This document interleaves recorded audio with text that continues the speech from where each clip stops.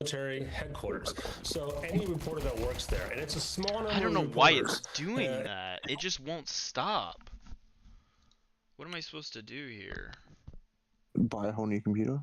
Why would I buy a whole new computer? That has absolutely nothing to do with it. It's a settings issue. My computer's fine. What are you yapping about? I'm playing CS. I have like 12 browsers open, Discord open, and I'm only using 18% of my GPU. I think I'm fine. Or 18% of my CPU, not my GPU. Jesus. I just need to get it figured out, the settings on OBS. That's the issue.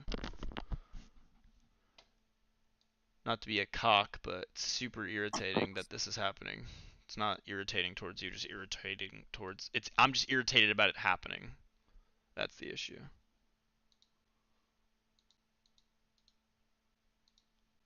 Super freaking annoying.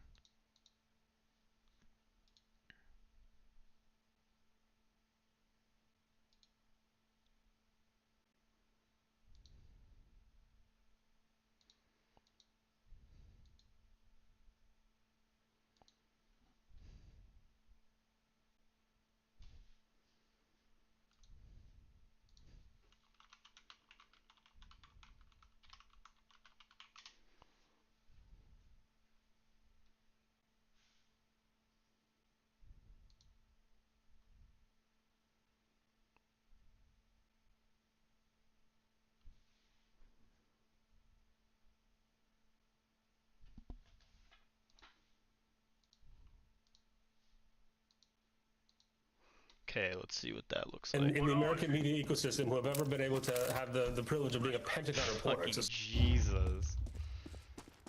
Alright.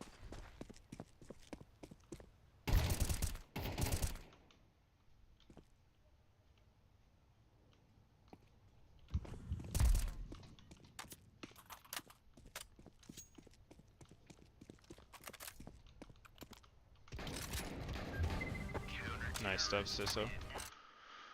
You're good though, appreciate it, Casper. Just trying to get this figured out so you guys don't have to watch, I'm laggy now? Fuck. It's because I'm playing CS, I think.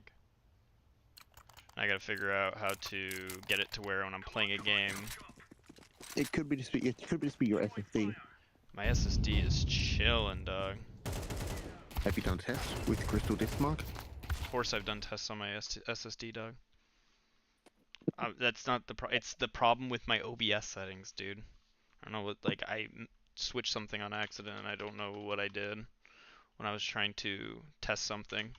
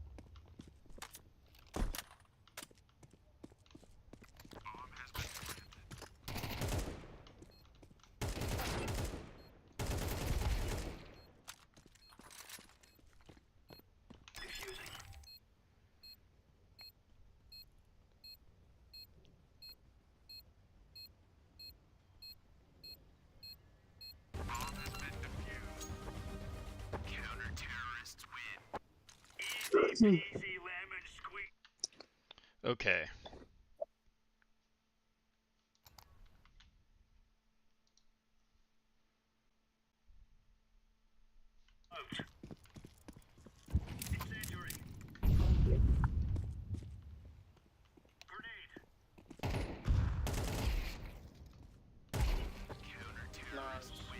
Got they asses.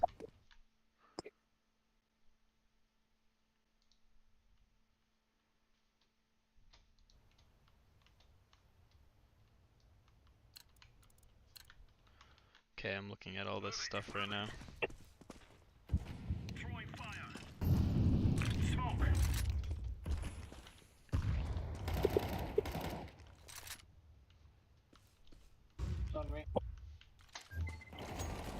Nice. Don't even need me.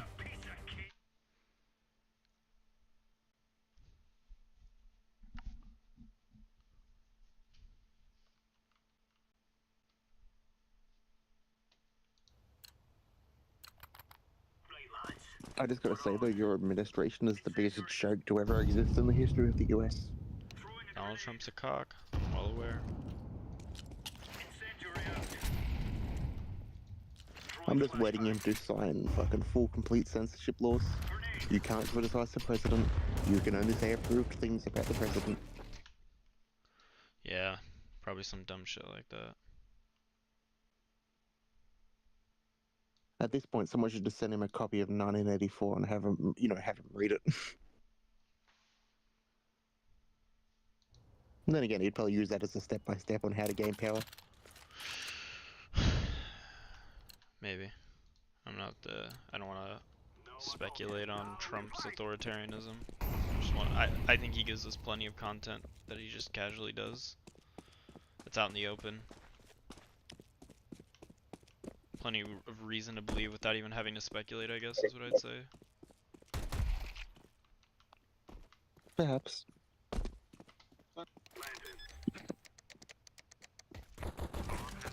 Oh, nice.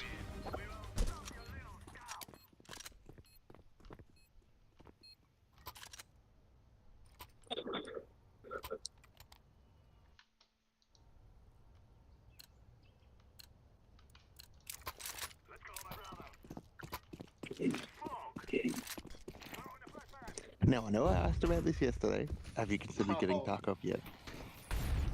No. Fuck me, god damn it, man.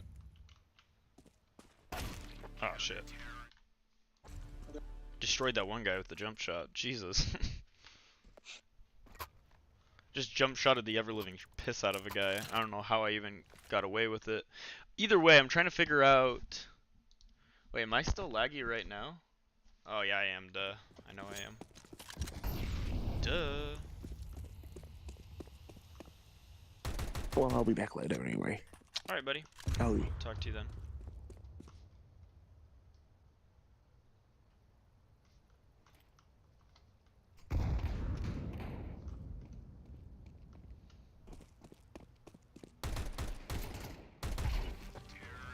Got his ass.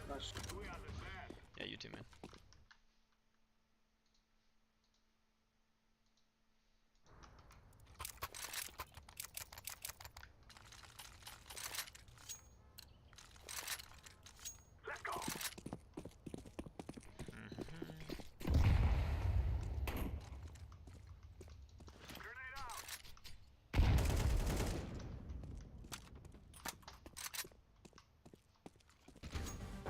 Nice.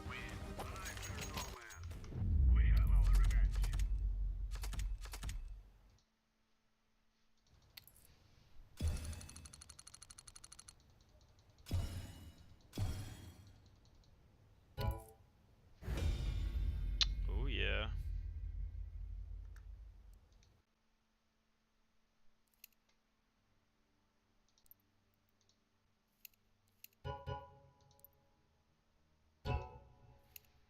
Another rank up. Bro, Let's go. what's wrong with my rank ups? Come on. I don't know. I just haven't played Wingman for a while, and I just started playing, and every win just ranks me up one. It's kind of awesome. Nice. So I'm here for it. Hopefully, I can just keep ranking up every win straight to Master Elite or Global Elite. Fuck. I want rank ups like you. Normally, I suffer. Like I'm at 166 wins, and I got hard stuck like last season at like I think it was Distinguished Master Guardian. I was stuck there for so long. No matter how many wins I get, I would not rank up.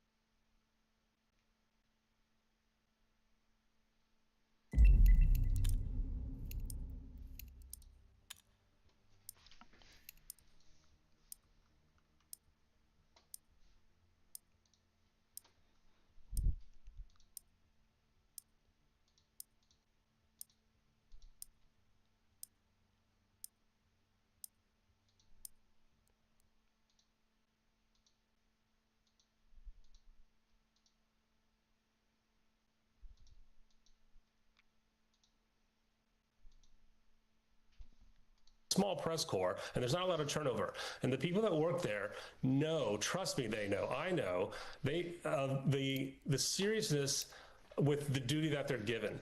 By reporting on the military, you're reporting on not just the leadership, the political leaders, but the senior military leaders themselves, and all the way down the chain of command through every level of troop you can think of. And it goes not just from that building, but around the world. When you're on the Pentagon press corps, you travel to military bases, and in our case, back in the day, it was war zones, combat outposts, forward operating bases. You go to foreign embassies, you go to NATO headquarters, you go onto ships, you travel in military aircraft, nuclear command aircraft, helicopters, so many places where your life is in their hands and vice versa. It's a very symbiotic relationship. There's a lot of trust that's built and required in it. All that to say, no president and no defense secretary have ever come close to having any kind of problem with the press corps that would require anything close to restricting the press corps' movements and actions like this. It's just beyond comprehension. Despite the outcry, Pete Hegseth has actually been boasting about this, doubling down on it. He posted on X saying, quote, "The press does not run the Pentagon, the people do." Is that true? So who represents the people in this equation? Is it Pete Hegseth, or is it reporters who come from all over the country who work hard to get the opportunity to get in there and ask questions on behalf of the communities they serve? For one of the few times I'll say this out loud, Pete Hegseth is right. The American people elected this president, and this president chose this defense secretary, and the Senate GOP confirmed him. So this is the policy you get. It shouldn't be a surprise. It would have been a surprise if they started with this back in February, but there have been a sequence of guidances that have come down from the defense secretary's office limiting press movements, targeting certain members of the press, certain organizations where they lost their seats, they lost their broadcast booths.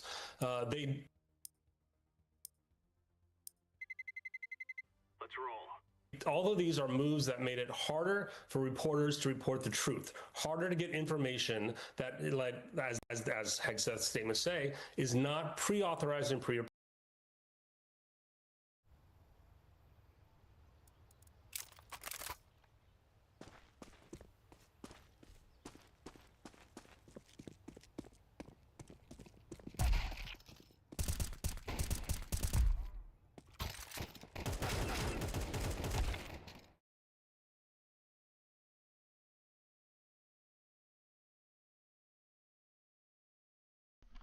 Okay. The reason why I'm laggy is when I'm in game, I lag. That's the issue I'm running into here. Let's move out.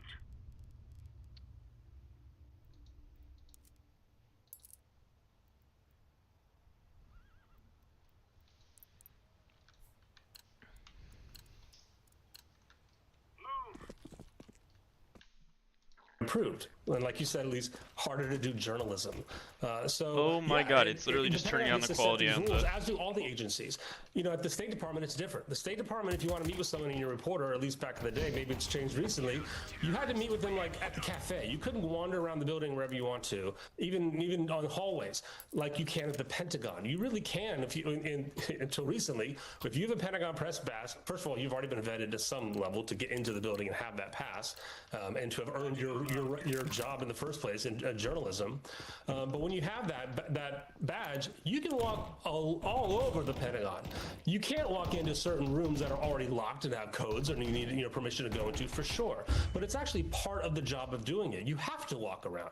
I started as a Star and Stripes reporter. You get there early in the morning, and you would make the rounds, meaning you go from your desk in the press room to the Army Public Affairs Office, the Navy Public Affairs, the Air Force. You go around the building, and that's just the basic of reporting, to go talk to people, to talk to public affairs officers, and anybody else you want to who's willing to talk to you.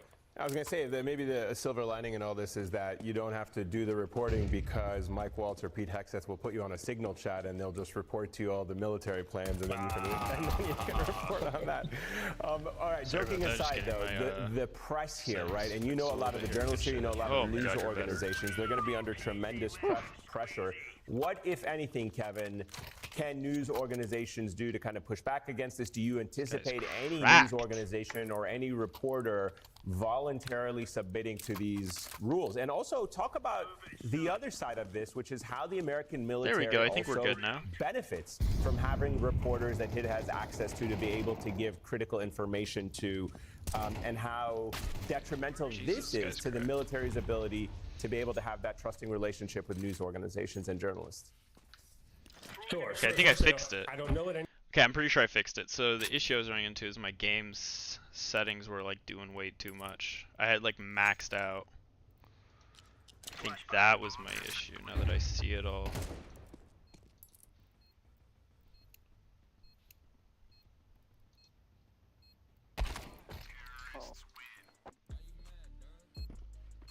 You're good, man. My bad. I'm good now. I'm back. I was not 100% there. Let's get you ranked up. Fuck. Anybody's going to do, but I was the executive editor of a newsroom for 10 years. I had, a dozen reporters working for me over different times. I would never in a million years sign that document. I would never in a million years, and neither would, I think, the publishers or the owners of my publication. I do expect there to be lawsuits pushing back on it, but in the meantime, what are you going to do? The Pentagon came out with this guidance, and it's saying, once they have a couple weeks of going through, of issuing new passes, if you want to go pick up your pass, you have to sign that document. And they're giving you 5 days to consult with your counsel and make the decision. And after 5 days, that's it. You don't get to come into the building, which means if they have a press conference, do you have to sign that document for pre-authorization to be a part of a press conference for live breaking news that's on TV? Or you got to go back and write your story without getting it approved? I mean, no one's gonna put up with this. And here's another question: what if there's a war?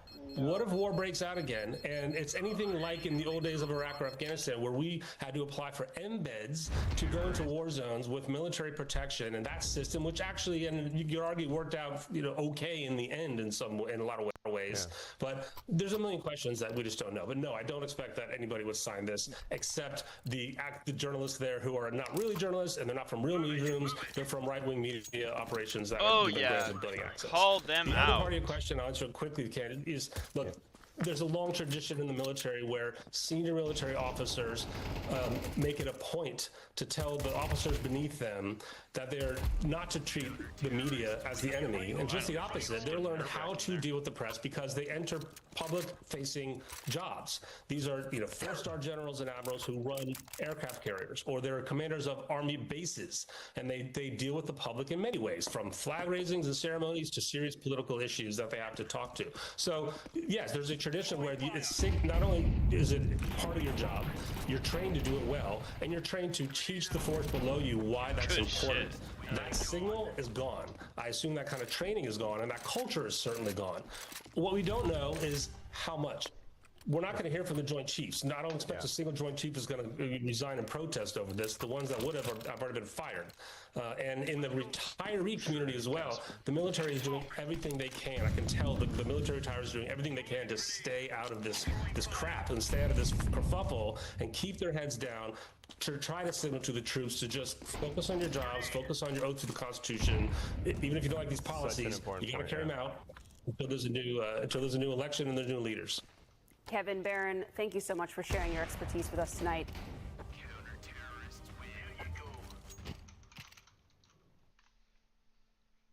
Yowza. Not bueno. Probably shouldn't have them trying to make journalists sign fucking.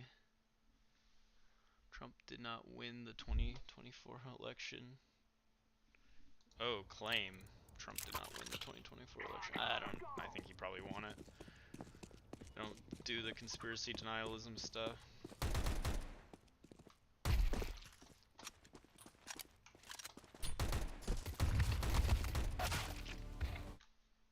Good stuff.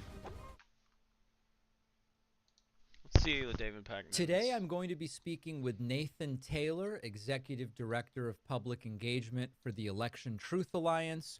This is quite honestly, Nathan, this is one of the most requested interviews over the last couple of months, with folks saying, you've got to hear Nathan out and hear what he has to say. So maybe what I'll do is I'll set up my understanding of some of the claims that have been made about the election, and then you'll explain to me what your claim is. Is that fair? Yeah, let's do it. Okay. So Greg Palast put out a piece some time ago. I looked at the piece. The piece made a number of claims that I found to be a little too circumstantial for me to make a definitive statement about 2024. They included extrapolations of prior, for example, black voter behavior in terms of the split between Democrats and Republicans, assumptions about changes to the number of registered voters, extrapolating from that in some cases with 8 or 10-year-old data to make claims about 2024. It didn't feel super solid to me. And so I came away from those claims sort of saying, listen, I'm open to hearing anything. This I don't find convincing. So let's now give, with that as the context, give us at the most basic level the claim you're making, and then we will talk about the evidence. Yeah, sure. And if I may, I'd love to throw a little bit of background at you, just for my work history in the ETA. So my personal background, I have a degree in cybersecurity and information systems. I was a 25 Bravo computer tech specialist in the Army, actually commissioned as a signal officer as well. So I do know a little bit about computers, computer systems, some data analysis. And on the civilian side, I worked with a company that provided real-time network monitoring for multiple entities like banks. So I've done a lot of data analysis. I've looked at network security. Yep. And what happened was right after the election, there were multiple red flags that brought the ETA together. So the ETA at this point, there's 3 executives, me, Lily, and Jive. Lily and Jive have different backgrounds in either statistics and finance or political science. So we all got together, and that's when we sat down and we said this. We said, there are some interesting things with the election. Let's do a little bit of investigation. Let's see what can we start looking at to determine if our elections are being run correctly, free, fair, safe, and secure. That was the concern, is we wanted to verify the vote, to validate. And so that is what we did. We started bringing in volunteers with various backgrounds in statistics. Some of them have PhDs in statistics. Some of them are Come on, give me that rank up. Auditors or computer scientists. And that's when we said,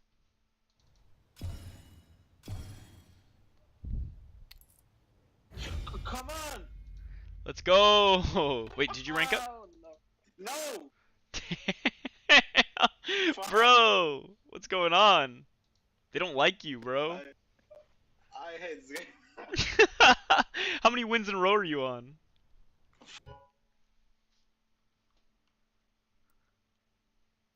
How many in a row are you on? Like wins. Oh, wait, hold on. Stop matchmaking, please. I have to leave. Oh, you're good, man. I Yeah. got you added, so if you want to add me back, we can definitely play Yeah. again. I have 6 wins in a row, but Not enough, man. I don't know. All right. Okay. Bye. Nice to meet you. Yep, nice to meet you too, man. You have a good one.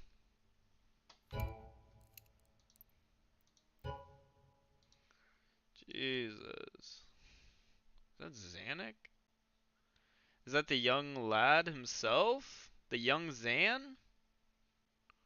Oh my god.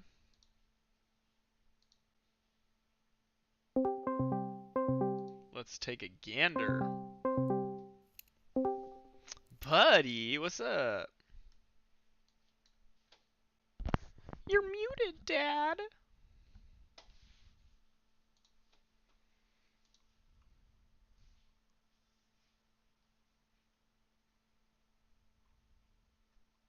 What up? On the morning Hey, of how's it September going? 10th. Be good. I am gonna play some Anno. Ah, you're good. I'll just run some wingmans. I just hit Legendary Eagle. Ooh. Yeah, streaming I don't right even now. remember what's after that. Oh shit, I have no clue. It's a guess. It's like fucking Falcon, GoldenEye, and then Elite, Something, yeah. Fuck. and then Wait, quick thing. Global You Elite suck dick. you Hey, did we play Wingmans together? Yeah. Did we get any wins when we did it? Yeah, I got ranked. Oh, okay.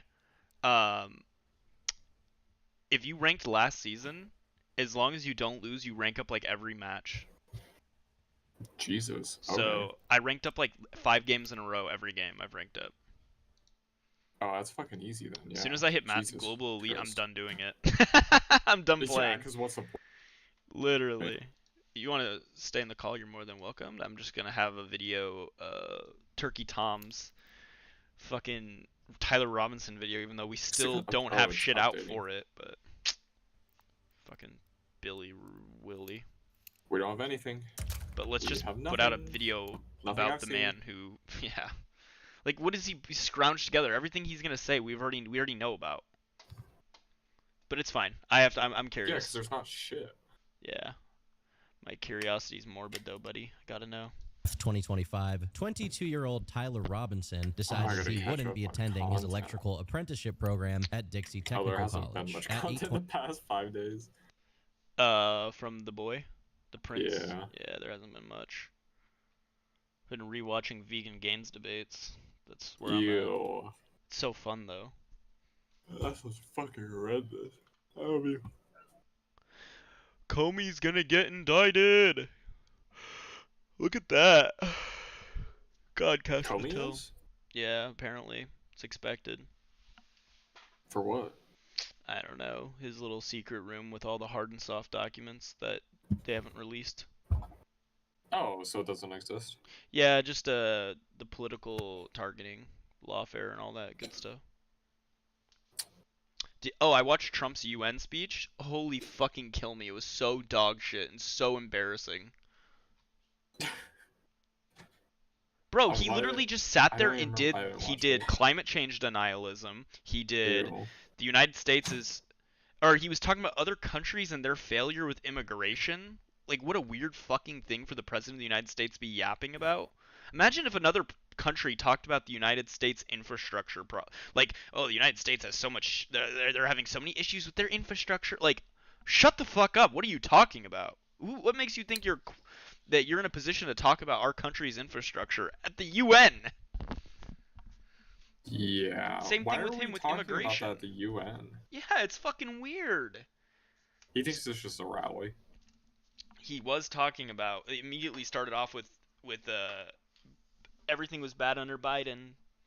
Everything was great when he left office. Like, unironically, he did the thing. I wanted to hit him with the good boy. You're such a good boy. We're a joke of a country now. Mm-hmm. No, I didn't think anyone would take us seriously after the first term. No one's gonna take us seriously after this one. It's gonna be tough, buddy.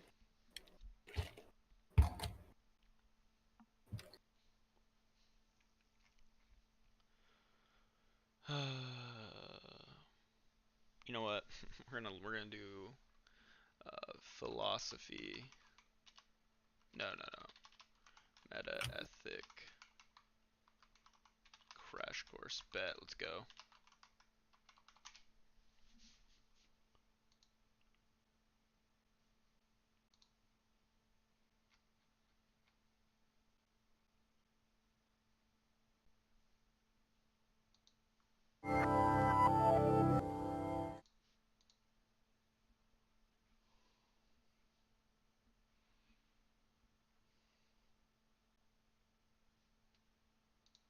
Hi, I'm Hank Green. Welcome to Crash Course.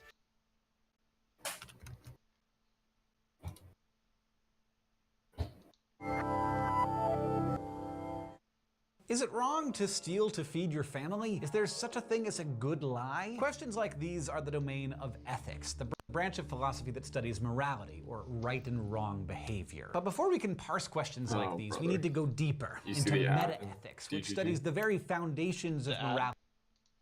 The app. No, I do not. The notification. Oh, no, I did not. What's up? There's a event going on. He's doing a bunch of appearances. Currently, right now, as we speak? No, October 2nd through 7th. Kill me.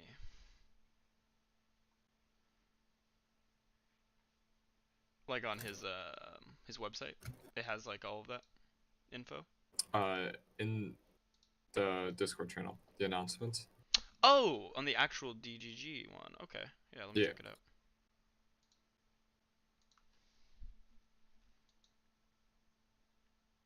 Yeah, I knew about these ones. It's kind of fortunate that he's continuing to do them so soon after, but hopefully everything works out. Yeah. Be very upset if it doesn't. Same here. Yeah.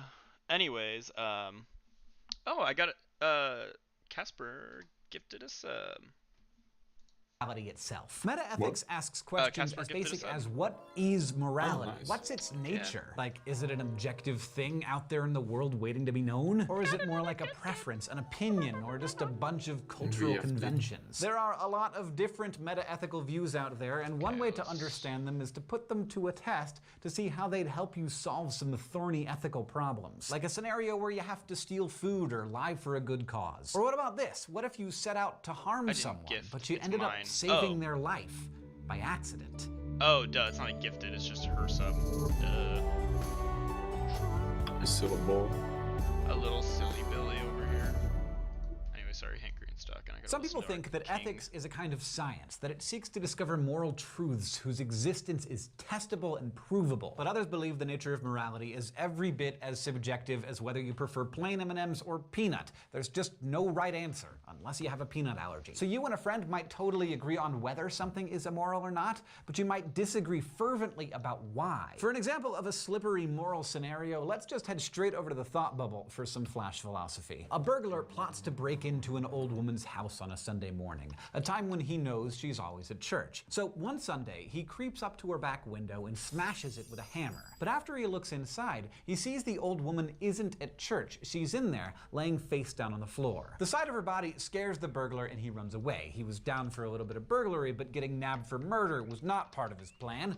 But what the burglar didn't know was that the woman wasn't dead. She was unconscious, having passed out because of a carbon monoxide leak that would have killed her. When the burglar broke the window, he let out some of the toxic gas and let in fresh air, which allowed her to regain consciousness. So the burglar broke into the house with the intention of stealing from the woman, but inadvertently, he saved her life. Did the burglar do a good thing? Does he deserve praise even though he didn't intend to help the woman? Likewise, does he still deserve blame even though he didn't actually get around to stealing anything and ended up saving the woman's life? Thanks, Thought Bubble. Your answers to these questions will help you suss out where your moral sensibilities lie. And why you answer the way you do will say a lot about what metaethical view you subscribe to. One of the most widely held metaethical views is known as moral realism, the belief that there are moral facts in the same way that there are scientific facts. In this view, any moral proposition can only be true or false. And for a lot of us, our gut intuition tells us that there are moral facts. Some things are just wrong and others are indisputably right. Like, a lot of people think that gratuitous violence is always wrong and nurturing children is always right, no matter what. But you don't have to dig very deep into moral realism before you run into trouble. Like, for one thing, if there are moral facts, where do they come from? How do we know what they are? Are they testable, like scientific facts are? Are they falsifiable? And if morality is based on facts, then why is there so much disagreement about what's moral and what's not, as opposed to science, where there's often more consensus? This is what's known as the grounding problem. The grounding problem of ethics is the search for a foundation for our moral beliefs,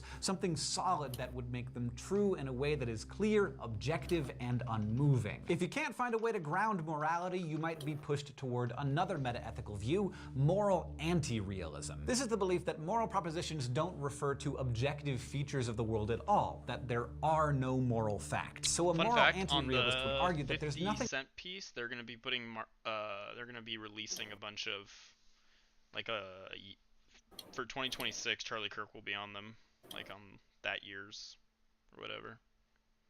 Just so you know. I'm so sorry. About gratuitous violence that's inherently. Charlie Kirk will be on the 50 cent piece, 2026. He's not a founding father or president. Or anything to do with. Or anything. Like he's not. Like, he wasn't a civil rights activist. He wasn't anyone of any notable importance. He was like a podcaster and a pundit.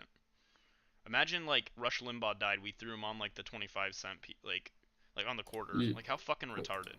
Yeah, they'd be fucking stupid. Wrong. Likewise, they'd say, if you look at the rest of the animal kingdom, sometimes nurturing your kids doesn't seem like it's that important. So the maybe thing is, like, chuds literally think that, like, them going to college campuses is like their civil rights moment. It's so cringe. That's fucking cringe. Reality isn't the same for Literally. everyone, but still, most people you know, including yourself probably, are committed to some form of moral realism, and there are many forms. So, let's familiarize ourselves with some of its most popular flavors. Some moral realists are moral absolutists. Not only do they believe in moral facts, they believe that there are some moral facts that don't change. So for them, if something is wrong, it's wrong regardless of culture or circumstance. Moral facts apply as universally and as constantly as gravity or the speed of light. If moral absolutism sounds too rigid, maybe moral relativism would appeal to you. This view says that more than one moral position on a given topic can be correct. And one of the most common forms of moral relativism is cultural relativism. But there are actually two different things a person might mean when they talk about cultural relativism. The more general kind is descriptive cultural relativism. This is simply the belief that people's moral beliefs differ from culture to culture. No one disputes that. It seems obviously true. Like, some cultures believe that capital punishment is morally right, and other cultures believe it is morally wrong, that killing another human is inherently unethical. But there's also normative cultural relativism, which says that it's not our beliefs, but moral facts themselves that differ Trump from jerks culture off to while culture. looking So in into a this mirror. view, capital that's punishment how he is gets it. morally I can see that. correct in some cultures and morally wrong feel in like that's others. possible. Here, it's the moral fact of the matter that differs based on culture. Now, normative cultural relativism might sound pretty good to you. It does at first to a lot of people, because it seems like it's all about inclusiveness and tolerance. Who am I to tell other cultures how they should live, right?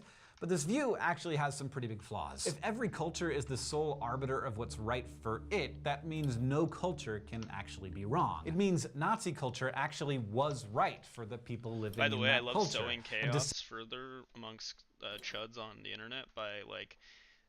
Oh yeah, I posted a thing where I was like, I'm pretty sure Pam Bondi will be fired by the end of this year. Like, I tweeted that out, but then I also like jump in on the bandwagon of like shitting on the infighting stuff. I love shitting on, like being a part of that. It's enjoyable. It's pretty fun.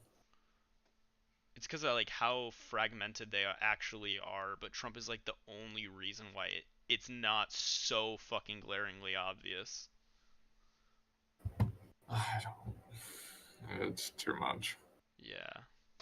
dissenting German voice in, say, 1940 would have just been wrong if it had claimed that Jewish people deserve to be treated the same as other Germans. And what makes things even weirder is that if normative cultural relativism is true, then the concept of moral progress doesn't make sense either. If what everyone is doing right now is right relative to their own culture, then there's never any reason to change anything. Problems like these make some people take a second look at the anti-realist stance, which, remember, is the view that there just aren't any moral facts. Just one flavor of moral anti-realism is moral subjectivism. This view says that moral statements can be true and false, right or wrong, but they refer only to people's attitudes rather than their actions. By this thinking, capital punishment is neither right nor wrong, but people definitely have preferences about it, and those preferences key into personal attitudes, but not into actual objective moral facts about the world. Like, some people favor capital punishment and think it's just, others oppose it and think it's unjust. But it doesn't go any deeper than that. There are no moral facts, only moral attitudes. There are other varieties of both moral realism and anti-realism, but this should give you an idea of the general meta-ethical lay of the land. And by now it probably seems like I've given you a lot more problems than solutions. So let's talk about the moral frameworks you'll use to navigate your way through all of these moral mazes. These frameworks are known as ethical theories. They're moral foundations that help you come up with consistent answers about right and wrong conduct. All ethical theories have some kind of starting assumptions, which shouldn't be surprising because really all of our beliefs rest on some basic assumed beliefs. For instance, natural law theory, which we'll study soon, relies on the starting assumption that God created the universe according to a well-ordered plan, while another ethical theory known as utilitarianism relies on the starting assumption that all beings share a common desire to seek pleasure and avoid pain. The starting assumptions of a theory can lead us to other beliefs, but if you reject those initial assumptions,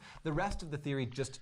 It's crazy that the neo-Nazi kid that killed the 2 kids in Colorado the same day Kirk died, like, just nobody gave one flying fuck about Nobody that. fucking even talks about. So unfortunate.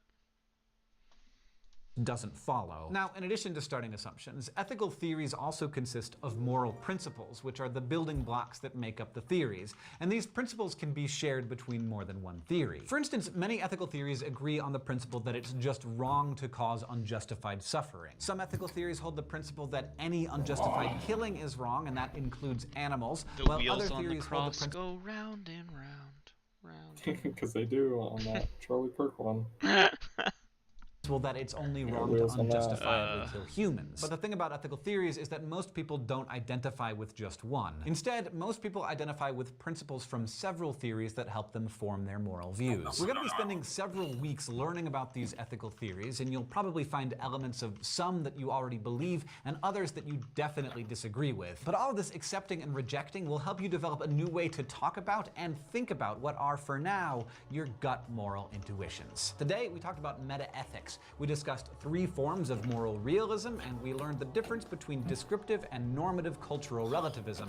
We also learned about moral subjectivism, which is a form of moral anti-realism, and we introduced the concept of an ethical theory. Next time, we're going to learn about the ethical theory. I'm a professor of philosophy at this university. I'm going to take my entire Introduction to Ethics course, which usually takes a whole semester, and condense it down into one video.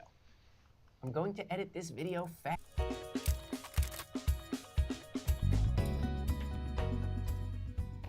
Jeremy Bentham looked like this. He was born in London in 1748, and he introduced a moral theory, an ethical theory called utilitarianism.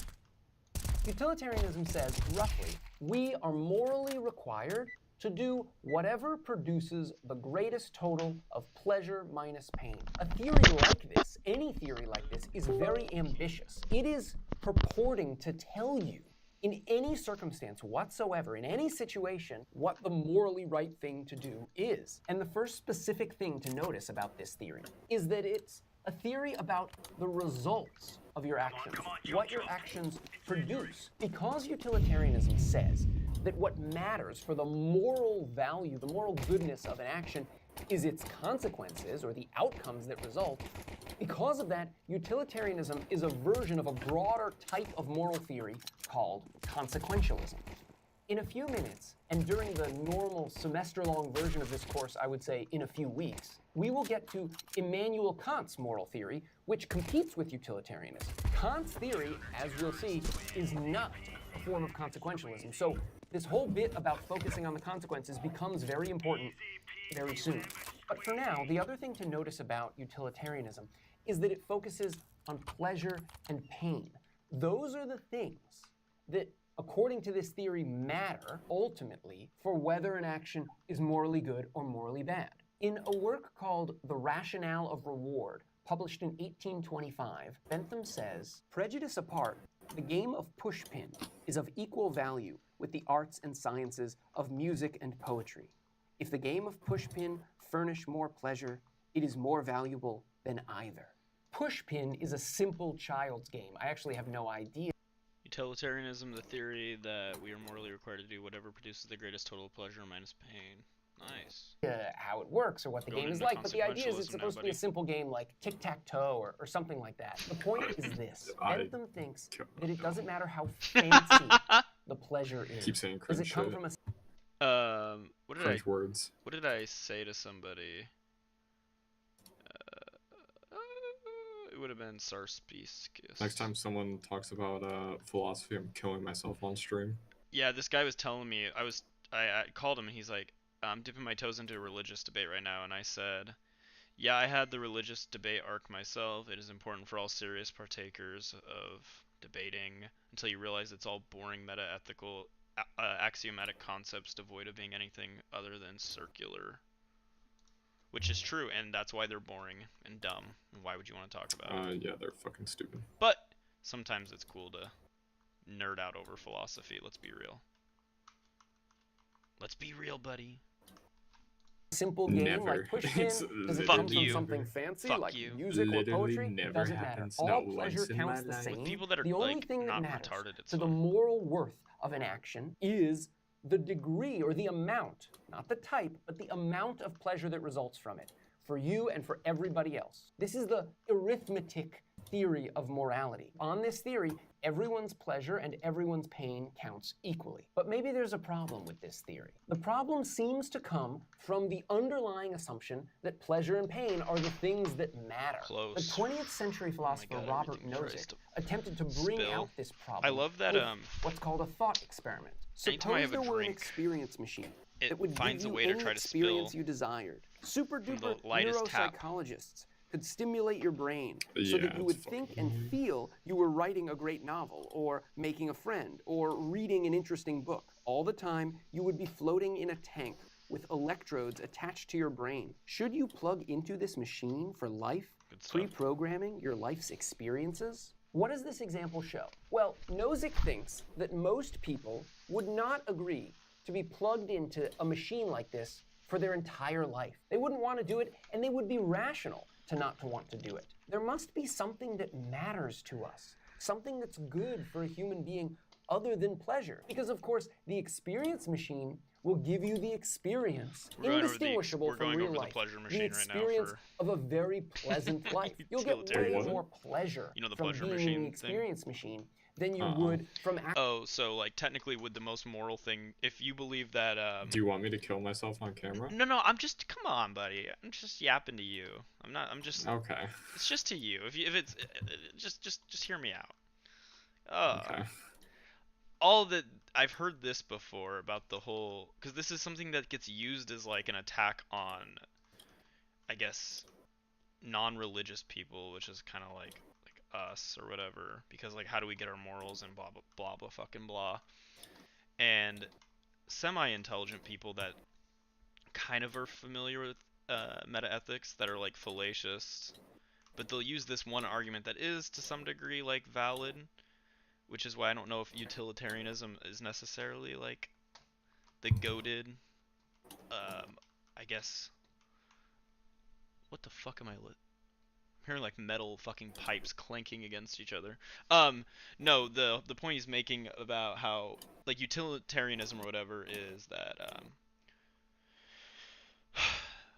whatever is the most moral thing is whatever produces the greatest total pleasure minus pain, right? So that would be like the most moral like outcome or whatever. And I guess one like challenge to that is like, well, if you could be inside of like a pleasure box that never has any pain and you're like hooked up, like, you know, like Matrix shit, should we strive to do that and like push for that? And I think that's obviously probably not what we would want. There's more to life than just simply pleasure, but I don't know. Anyways, besides the point, I'm just yapping. Here's a good response. Tell them to kill themselves, because who... Just say that. You win.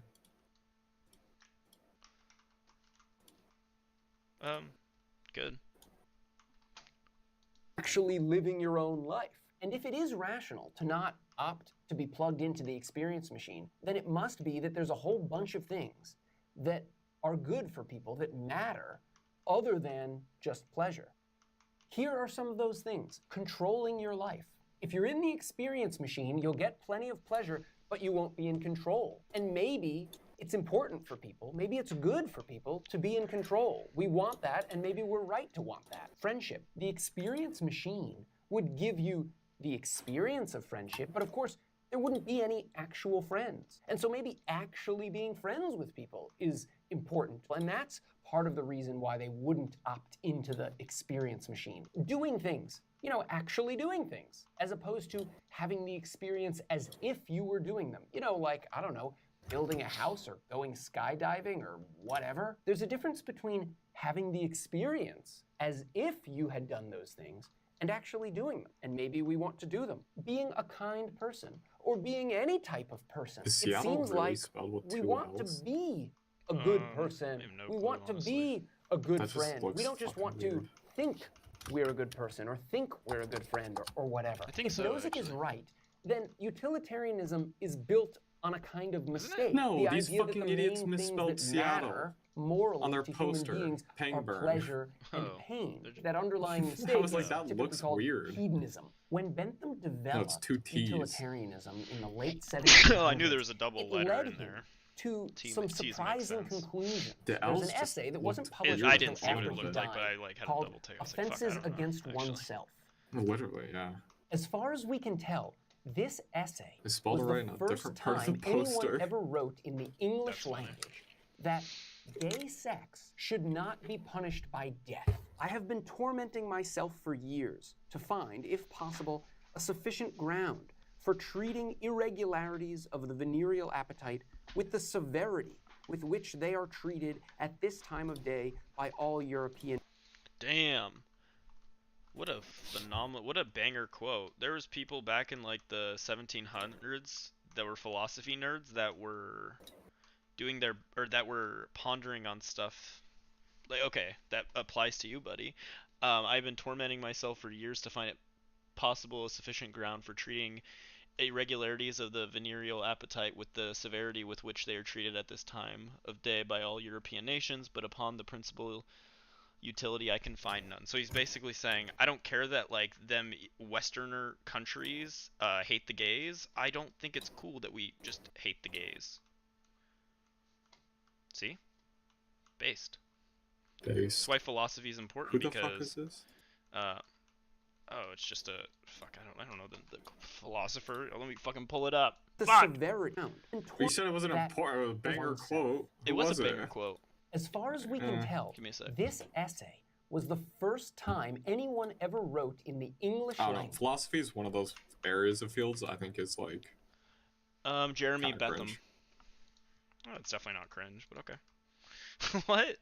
Cringe to talk about if you're not in the field. It's just like I hate philosophy with a burning passion. I hate talking about it because it's just whenever you talk to somebody about philosophy, they don't have a degree in it. They actually don't know what they're talking about. They're always lying. They're I don't always have a degree in like vaccines, buddy, or a degree in virology, but I know a little bit, enough to where the stuff that I'm willing to say without like.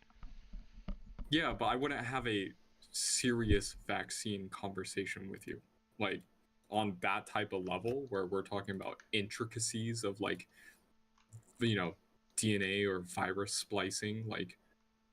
Yeah, but like what I guess what I'm engaging in right now isn't like a serious like philosophical. I know. What I didn't say you were. Oh, I said other just in people general. Are. Okay. Yes, it's always cringe to have conversations with people because they don't know what they're talking about. Philosophy is one of those fields where it's become terminally online. Anyone who talks about it terminally online. Okay, that's fair. Yeah. I mean, that's how I feel Especially in about the politics. Israel-Palestine stuff. Like, Exactly. It's not even worth talking about at this point. I don't even have Israel-Palestine conversations anymore because it's too cringe. Yeah, I mean, it can be cringe, and there's moments that it's But you're annoying. not changing anyone's mind. Of course, like not, but I guess I don't know. And I mean, what's I already know do we just wait until something like happens? I guess. yeah, I'm not in a position of power. Yeah. Me talking online ain't gonna do anything either. But I'm just saying that, like, especially in real life, like, these people aren't gonna change their mind, especially on these niche topics where it's like, I don't even know if they really care, to be honest. You know, like, do you really care about Palestine? Do you? I don't know if they do. Half the time it feels like a virtue signal that they care. Yeah, I guess that's fair. I just think the philosophy stuff with other highbrow people is fun to talk about, even if we're kind of just like pontificating. Even if we're just pontificating a little bit and like sucking our cocks to each other, it's enjoyable. That's fair. I like engaging in like 3 to 4 syllable words every once in a while. Jesus. It's fun, you know? I guess. Whatever you... it's fun for you. I can't knock your fucking... It's probably shit I like talking about. That Hey, it's either that or I just call conservatives retarded for thinking that, like, there's, like, weather machines that are intentionally being deployed to... True. like The fuck Jewish areas space up. lasers. Yeah, like that's why sometimes it's nice to have like cool like. Oh no, smart conversations are fun. It's fun to have. hate That's what I'm talking about, philosophy. bringing it up. I hate talking about it. Well, let me become a nerd on like vaccine shit, and then we can talk about that. Exactly true. God, I know. I don't want to talk about that either, because no one. That's the field I know. Now I know for a fact no one knows what they're talking about. I hate that conversation. That's fair. The Because you thing can just is, ask them a basic question, they don't know the answer, and it's like, why are we even talking about this if you don't even know how vaccinations work? I'm really bad on like things like that require a lot of like foundational knowledge. It's a lot, bro. There's so much foundational knowledge, but when I listen to that really long lab leak versus the wet market debate, like for the origination or whatever stuff, it's not origination. Well, I mean, it would be the origination, but there's an actual term for it where it what's the actual terminology? Spawn point. Yeah, the spawn point origination, but there's like a very specific term that gets used that's important for when it comes to. Anyways, besides the point, I can follow like a really long, in-depth debate like that as long as I'm pausing, rewinding, looking up certain things. But after it's all said and done, like I will take from that, I'll have like an understanding of like, oh yeah, the lab leak side, or not the lab leak side, the Wuhan, like the wet market like side makes more sense. It's more convincing to me, but I could never regurgitate to you the whole reason why with all the important pillars without like writing it down extensively, like reading more into it myself. I'm just not good at it's like, because there's so many like little things that you just don't know, like that I couldn't like it's the hard sciences fields. I think it's most of them where I even when I look at like chemistry sometimes I'm like, bro, I don't fucking get this shit. I don't. It's just like and that's like the adjacent field to me is like I can barely understand what they're talking about, and I'm like, I'm in biochem, bro. What the fuck? Yeah, literally. Oh, sorry, Cosmic. Yeah, little utilitarian. Did you know Bentha tried to construct a prison? Okay, zoonotic. Yes, a zoonotic spillover. That's what it was. Versus a lab leak. Sorry, that was the term I was looking for. Yeah, zoonotic. That just means from species to species. Yeah, but like as opposed to being like engineered in like a lab intentionally. Okay, this is one of those classes where like I took a genome tech class, right? So we went through genomics and we used different types of tech. A lot of it's online. There's like Galaxy. There's a couple other ones we used. There are RNA splicing and RNA sequencing databases that are free to use. They take knowledge of how to use them. I mean, you can go fuck up DNA chains, but it's just data. But dude, genetically engineering diseases in specific ways is like that's not a thing. It's kind of like the way the way from the original coronavirus to where COVID-19 was through speciation and stuff like that couldn't have been genomically edited at all. Like the DNA couldn't have like it's like quite literally impossible for us to do that right now with our current technology, with our current vaccine technology. Well, it would be it wouldn't be vaccine technology with our genome splicing technology that we currently have. Correct? Is that like it's just not possible. Yeah, that's the one thing that I like in. But listening to understanding the basics of that and then regurgitating information about that, and then you talk to the other person who makes the claim that like, oh, it was a genome, so they don't know what the fuck you're talking about. No, because they don't know what the fuck they're talking about. They're regurgitating specific points that they heard from someone else. Yes, yeah. Which is what I'm capable of doing. Like, but I feel as though the side that I'm on for like that is the correct side, but I'm never going to go into an in-depth conversation. I just have my stated stance on it. I don't claim to be an expert, but like when listening to people speak about it, easiest way to know you're right. Just follow the experts. Yeah, and that's what the vast majority of experts are currently saying. And if there's evidence to suggest otherwise, then sure, I'm willing to change my perspective or my. It's not going to like hurt me if that was the case. Changes. Yeah. That's Whereas what for those science people, does, there's changes. so many like constellations of beliefs that exist where like all of these things are necessary for the other to work. So Yeah, you'll deconstruct it all. well, it was like really hard when, like, for example, if you're listening, Rotund, this is not to shit on you. I'm bringing it It up is as an to shit on example you. because I've heard other people say this. And I heard Nazis say this, where like they'll bring up how much money we've sent to fucking Israel.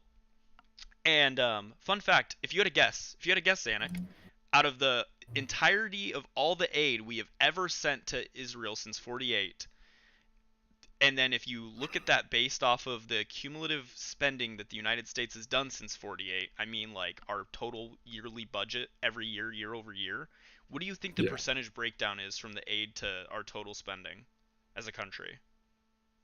Aid to total spending? Yes. So like our Probably cumulative, like yeah, probably less than 0.1%. it's literally 0.1%.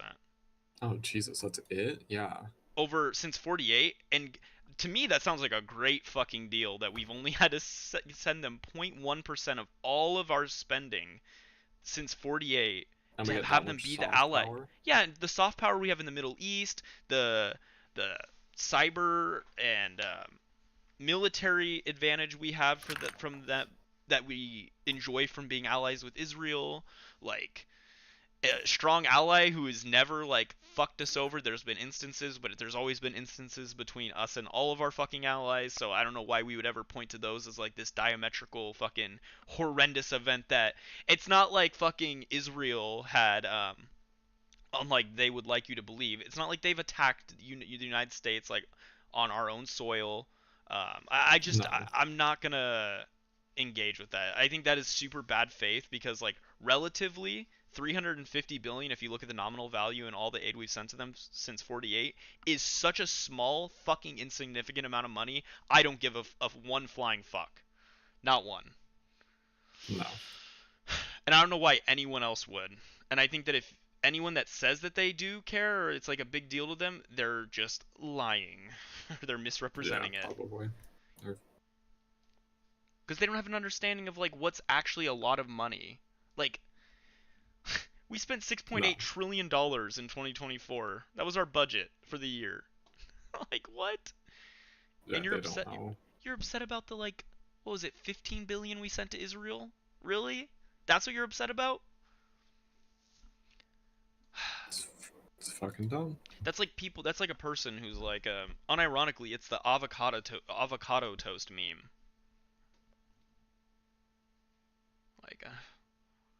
Like you're like in terrible like financial like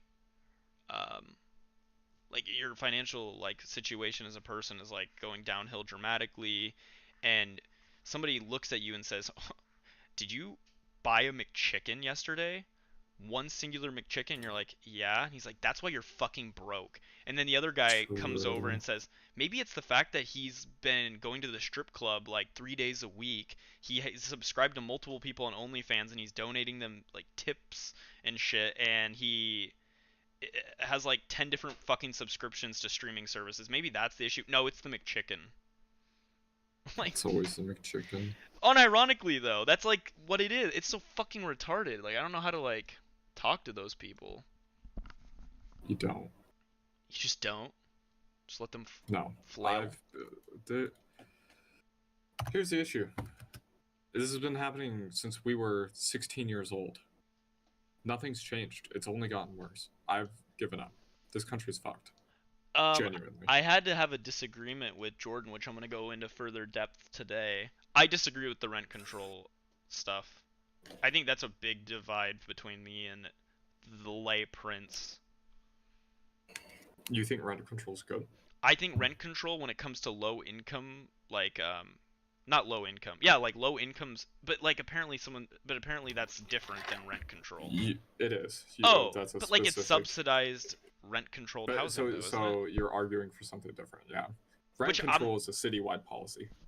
Yeah, I think that year over year. But it's not income based.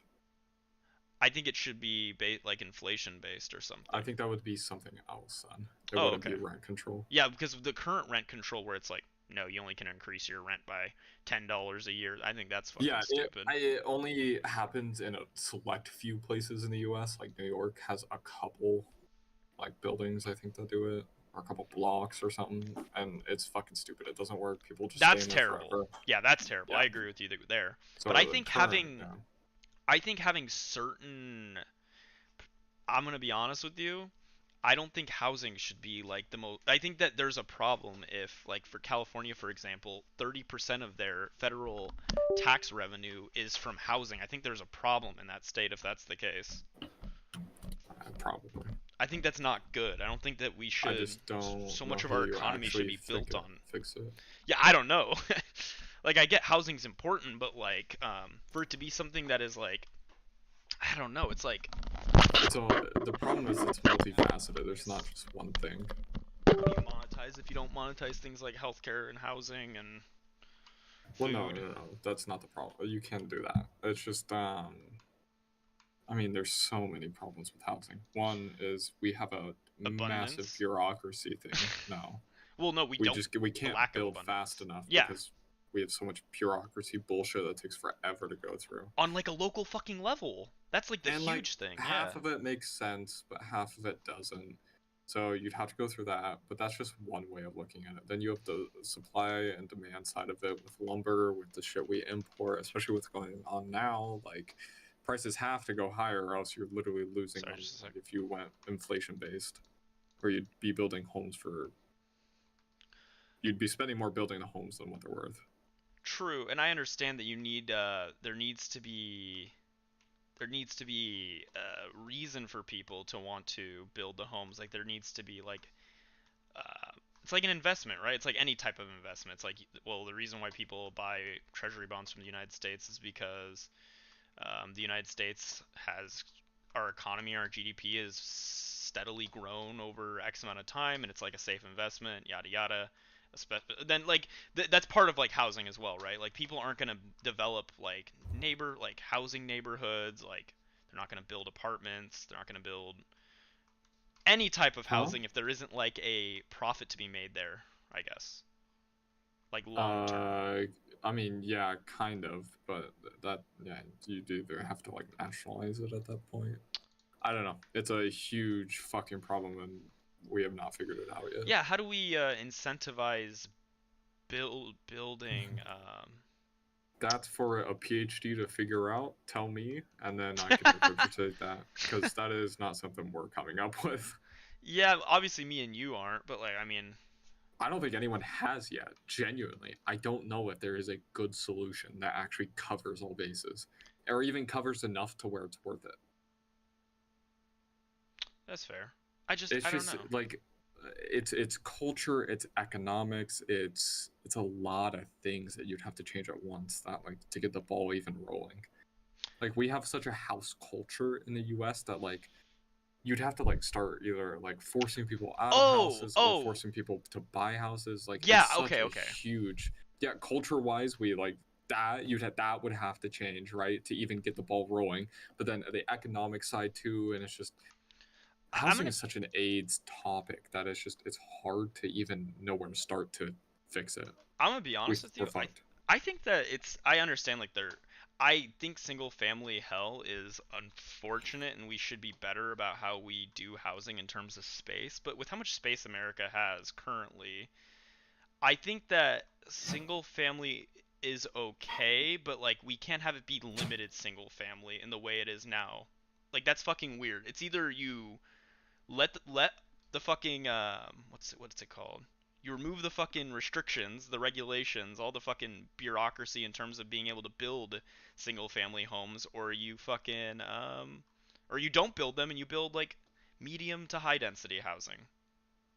Like, I don't think you can have it like this weird way where it's like, well, we want single family homes, but we're going to make it super fucking difficult for you to build more single family homes, and can't have medium to high density unless it is very expensive and worth a lot. I mean, yeah, but like, it's all artificial. There are 4 different problems, like, I know, but it's all artificial. All these issues are like artificially like exacerbated, like on like so many different like levels. It's different levels. Yeah, you just so fucking cringe. It would take literal probably decades to change. Genuinely. Yeah, because like I said, like I don't know if necessarily single family homes are bad. It's just you need more of them. You just need a lot more. And yeah, it's not sustainable either. Yeah, and then long term, the sustainability, correct, is also not even that great for them. Like per person, it's dog shit. Yeah, I don't know. It's a tough one. Like the per person cost to live in rural America compared to the city, it is diabolical how much a rural person fucking sucks off of the teat of society. And then bitches about society. God, I fucking hate rural people. I'm gonna be honest with you, buddy. I understand we come from rural people, but like they are like the most selfish, non-partakers in society people that exist in America. They don't care about society. Like it's just, God, it fucking pisses me off. They don't care.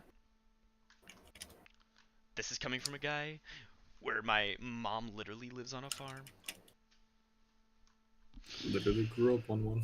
Yeah, like you it's just, you know what it's like. You've had the family gatherings. You know what I'm talking about. You know the vibe. Even though these aren't necessarily bad people, it's just a different, like, it's just more selfish. I don't know how to put it. It's a selfish way of living. Not everybody could live on a fucking acreage in America. It's just not feasible. And I don't even think that's the American dream. I don't think the fucking picket fence is just Love you. Kill me. Yeah, I'm done. I'm not talking about housing, actually. It actually just pisses me off. Yeah, it's just it's too complicated, and then I don't know. People have solutions, and the solutions are always retarded. Well, and their fifis are so fucking like involved in it too. Oh yeah, it's not even especially with someone who has a house. You're not talking out of that. Oh my god, of course. What, you think their house would devalue? They'd kill their neighbors before that happened. True. Holy shit, you're so right, King. Okay, I'm gonna... Fuck, now I'm gonna watch an economic video. Hey, what's up, Beer Flu? What's that? Nothing much, man. You trying to run some games? Yeah. How'd you get the LEM so fast? Hell yeah.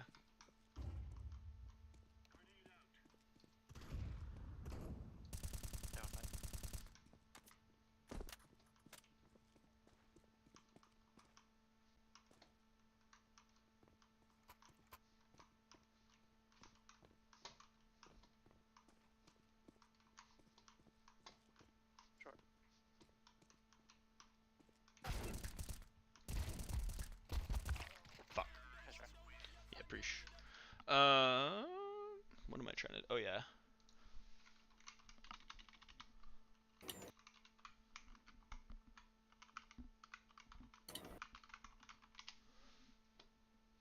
Based. Why would I ever watch Tom Bilyeu's opinions about housing in America? This rich Cliff Bar fuck. Cliff Bar have an ass. Sales of newly built houses are declining, especially in southern states, which are really starting to struggle, and where the majority of these newly constructed houses are located. Home buyers are disappearing, and so inventories are building up faster than builders can handle them. In fact, 2/3 of builders say they have to offer incentives just to try to clear the inventory, and more than 1/3 of them say they're... The reason why builders have to incentivize people to buy right now and there's a decline in people purchasing new homes is because of the inflated fucking value with the stagnation in wages since like the 70s. You think that people are gonna be able to buy houses more often when their wages haven't grown, their real wages haven't grown, and but the cost to buy a house is like inflated? What the fuck are you expecting, fucking retards? Sorry. Cutting prices. We're also seeing a record number of home buyers cancel their purchase contracts, which means the entire national housing market is really at a tipping point. It is. I New hope home it fucking sales are pops down. and the Existing boomers get home sales cooked, rebound and they all have to sell in July, but not meaningfully, and remain severely depressed. And in both segments, like new downsized. and existing homes, prices are teetering. The median for new builds was significantly lower last month, and now for resales, price gains completely evaporated in July, which is one of the peak months for the entire marketplace. There are more sellers in all categories than buyers. Hell yeah. According to the National Association of Realtors chief economist, this doesn't make any sense. He sounds kind of upset. Beer. He's not happy. Not a happy feller. Didn't rank up. There's a guy I met on Wingman, by the way, Zan, earlier. He is as cracked as I am, if that makes sense. Yep. And we've just been winning, no matter what. Better. Sense. Buying conditions in real estate are, according to Dr. Yun, the most favorable they've been since 2020. Buyers should be out in droves. Where is everybody? Quite simply, the stock market does not speak for the economy. Shares are soaring, yet consumers are depressed in far more ways than strictly sentiment. We keep seeing these signs of a macro-led housing bust. And it's not just one thing or another. It's basically everywhere from whatever angle you want to analyze. Whether it be developers, new home sales, existing home sales, buyers, contracts, prices, you name it. Starting with new home sales, the latest data that came out just today, according to the Census Bureau. New home sales totaled 652. I will be back, and we'll finish this housing market thing, and Jordan should be streaming. No, I'll be back way before he starts, but okay. Anyways, I'll be right back, everybody.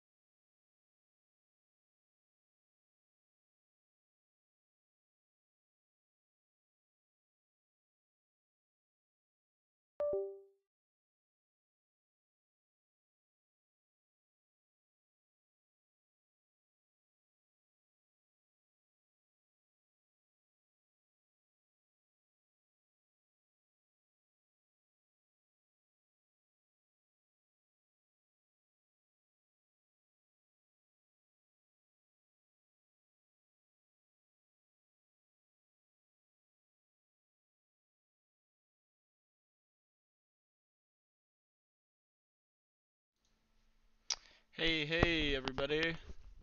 What is going on?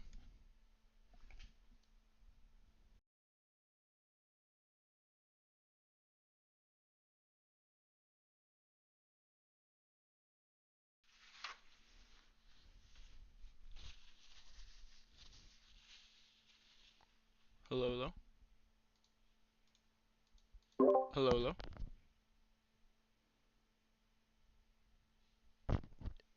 You're muted, buddy. Hey, what is going on, everybody? I know. Oh, gotcha. Got What's up? 7 viewers on the stream. 6. What is going on, everybody? Nothing much. Just got food. I'm about to remove my face cam, everybody, and mute myself so you don't have to hear me chomping on this spaghetti. Fucking slurping that shit down. I'm gonna be slurping it. There will be So lots of slurping. Oh, I bet, bud. Have fun. I'll make sure. Yeah, literally. 2000 Alright, seasonally you adjusted spaghetti. annual rate in So July, gay. which was You're down gay. slightly from an upward revised total in June. But that's 8.2% below the pace in July of 2024 and well below the 700,000 sold in July of 2023. And as I said in the introduction, sales dropped sharply in the South, down 3% to just 388,000 against seasonally adjusted annual rate. And southern states are by far the biggest region for new construction and building. Even though sales rose nearly 12% in the West, at least in this month, there are much less than half the number of builds out there. So it's really about the South and the southern home building market. Now, the number of unsold units across the entire country dipped very slightly, just by 0.6% to 499,000 units, which is still basically the highest since 2007. So with more sellers and more buddy, you homes wanna know available something and less unfortunate? buyers, We are at comparable numbers to empty houses as we were in 2007. That's rough. Not bueno. Yeah, The median- housing is gonna burst soon. We're waiting for a pop. Thank fucking God. It'll be a buyer's market. sales price slid to 403,800, down 2.1% from June and almost 6% below last July's median. So why is the housing market so drastically depressed? Why hasn't there been a sparking a turnaround? Because there was no recovery. This goes back to the original problem that we've been dealing with in the 2020s. The price illusion was all a lie. Everybody built homes and everybody built the economy and economic expectations on the idea that there would be a recovery. And now we keep seeing over and over again in all these places, there never was. So when you're making homes for a recovery that didn't happen, it's just another example of how the economy worldwide in the US still has to pay for the pandemic and the lockdowns and all of these various ways you don't normally think about. Jobs are being lost, and homes that look like easy money a few years ago, they're not getting sold. Instead, they're depressing prices and more economic activity at the margins along with it. This whole growing real estate bust is entirely about macroeconomics rather than credit creation like the last one. Everyone bought the recovery fantasy, and now there's no way to hide from reality as both home buyers, as workers, and home builders realize there isn't nearly enough income and income opportunities to even clear out the activity that's been done up to this point, let alone to support the market moving forward with new activity and new buying and new selling and new construction. There was no economy, and we're paying for it in all of these ways, including what looks to be more and more a macro-led housing bust. As we continue to talk about all of the downside possibilities that continue to pile up here in 2025, I mean, it makes perfect sense, therefore, to own gold. But gold, as a great store of value and error hedge, is still missing something. It's missing something big, and it's what we talk about all the time here at Eurodollar University. What it's missing is the ability to use it, to go back to where it was a long time ago as both a store of value as well as a medium of exchange. And that's where Glint comes in. They're actually working to solve this major problem, to make gold useful again. Not just a great error hedge, but something that you can actually spend. This is allocated physical gold stored in a secure Brinks vault. It's fully insured, it's fully yours. With Glint, you can buy gold, you can save it, and you can spend it almost anywhere MasterCard is accepted. At the grocery store, for airline tickets, at the steakhouse, online shopping, it doesn't matter. You swipe, and a fraction of your gold is sold in real time. You still own the gold until the moment it's used. No middleman, no IOUs, no derivatives. Oh my god, this gold fucking app that this guy's pushing is so fucking retarded. Holy shit. Okay, you want to know what it does, buddy? Oh my god. So Glint MasterCard, where you can buy coffee, your groceries, or your next flight using your gold. Like they virtualizing gold with this. Sorry, what's up, Curse? That's cringe. Also, every time I tab out, I almost crash this fucking PC. Oh, you're good. I'm done being unmuted. Or muted. Okay. I just can't believe that, that's a real thing. What the fuck? It's so retarded. Alright, I don't care about this guy's ideas or opinions about the housing market anymore. Fuck this retard. What the fuck?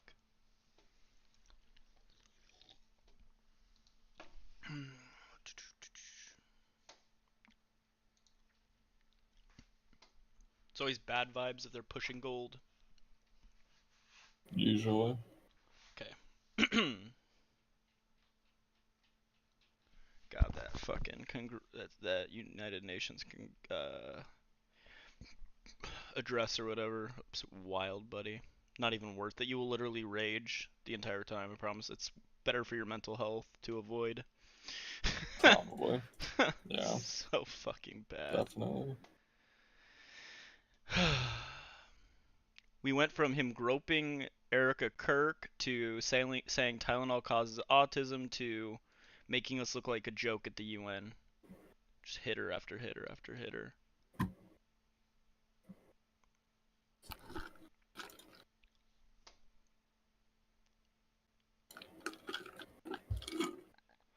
Oh, the shooting at the ICE facility. I had heard about that.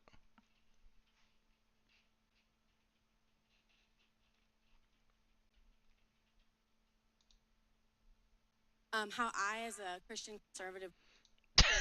I'm good. We're gonna get the fuck out of that right now. What the fuck am I listening to in the background? D-Man streaming right now. It's someone with a speech impediment talking about Tylenol. Oh, on YouTube. Or Kick, either one. Gotcha. I have to watch those after I get done streaming. Because otherwise I can't focus on anything else.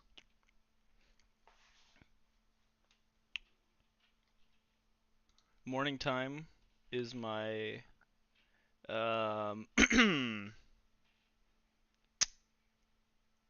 V-Man, and then Prince is nighttime. Facts. So much time. Not enough time, fuck. I watched Jimmy Kimmel's return thing, that was cool. Big hype. Oh yeah.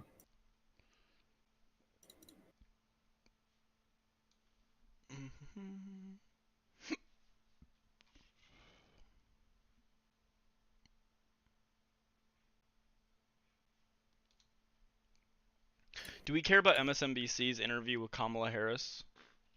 No. Has Kamala Harris endorsed Mamdani? I don't think so. You better be asking chat that. I fucking worked. I'm not keeping up with fucking Kamala Harris right now.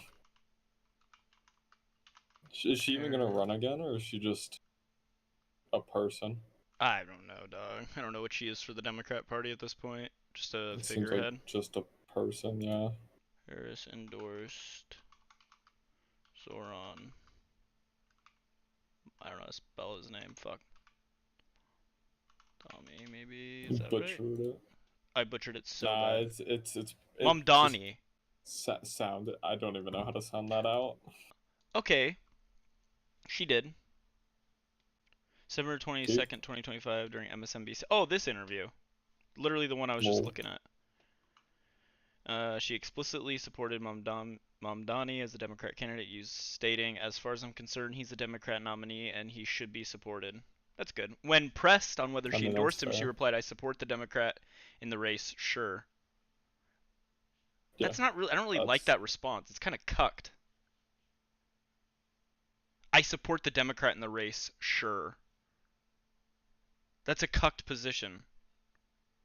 That's a. Well, I mean, it was probably said a lot more casually. Okay, let's watch it.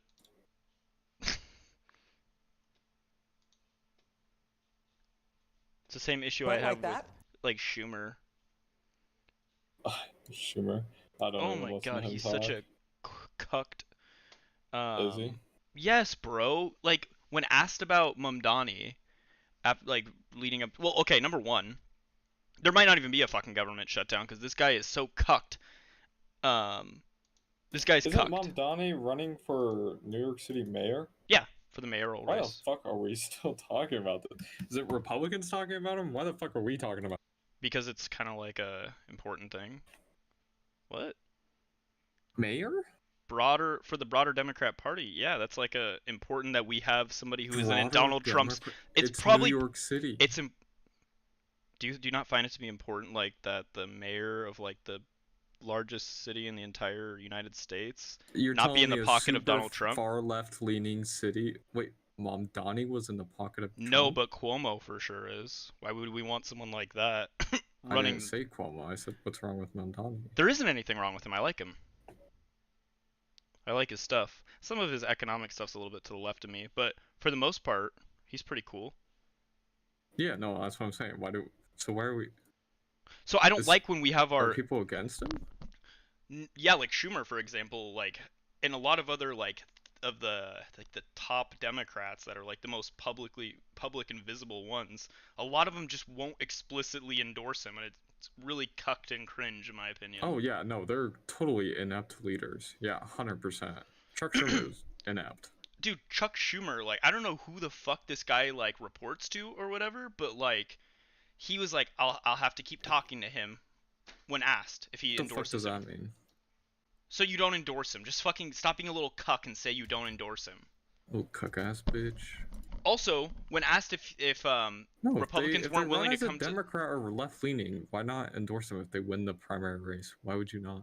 Yeah, it's crazy to not. And I understand like endorsements isn't like end all be all, but it's like a show of like solidarity, a show of like it's your fucking faith. party. Yeah, like support your fucking people. Like if you had something going on good for you in your life, I wouldn't say I'm not going to comment on that. I want to talk to him more before I'm willing to,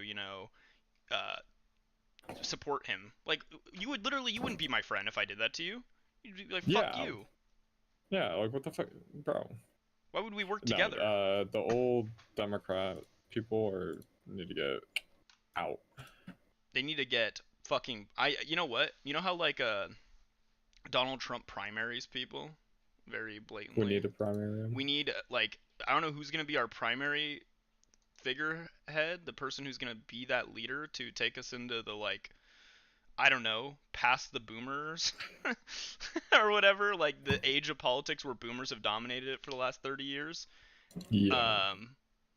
Maybe it's Bernie's too old. Let's be honest. He's too old to be that guy. Yeah. Oh, 100%. Yeah. Sorry, Bernie. I love you, bud.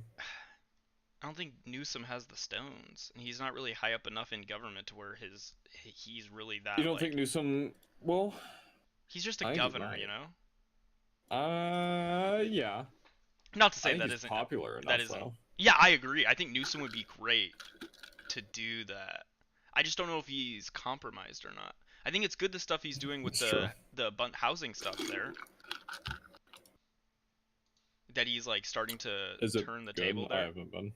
Oh yeah, he's been doing stuff to get into go towards the direction that they need to go to, like from a state mandated sense, as opposed to like, well, just leaving it up to the localities to figure it out. He's pushing for it at like at the state level, yeah. Which is usually what's needed, yeah, 100%. It's good. Heck yeah, buddy. 240. Is that good? Whatever. Fucking piece of shit camera. Fuck it. It's gay. It is gay. Call it gay. There we go. Looks good. Where the fuck is it? Where's my lighter, Zan? Why are you hiding it from me? It's under dick. I found it. Time to light this Alpine Forest candle. You sound gay. No, you. Sorry, bud. I can't be as gay as a gay. I mean. Fuck. But you are. Fuck. Sorry. Burn myself with a candle. Is this against Twitch TOS to light candles? What? I don't know, I'm just memeing, dog. I'm gonna eat your ass. Fuck does that even mean? Is it against Twitch TOS? Man, I don't know. Maybe it's like supporting like pyro Pyro rapists? Like what? Yes. Fair. Never know. Chuck Schumer. Oh my god, I spelled his name so fucking wrong. It looks like Schumacher, honestly. Chuck Schumer interview.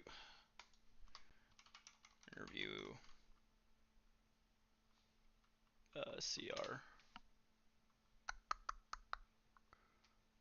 Fuck. Shorts. Why would I ever watch a short?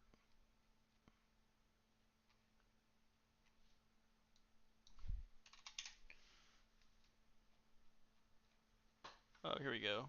Forbes. It's only a minute 20. Fuck. Okay. Before I let you go, speaking of candidates, you've been asked. Oh, this is not the whole thing. Okay. So Forbes did a. Oh, it's CNN. Okay. Right? CNN.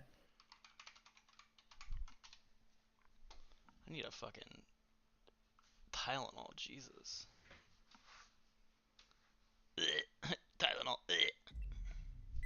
Fuck. It's the autism. True. Okay, it's just Forbes.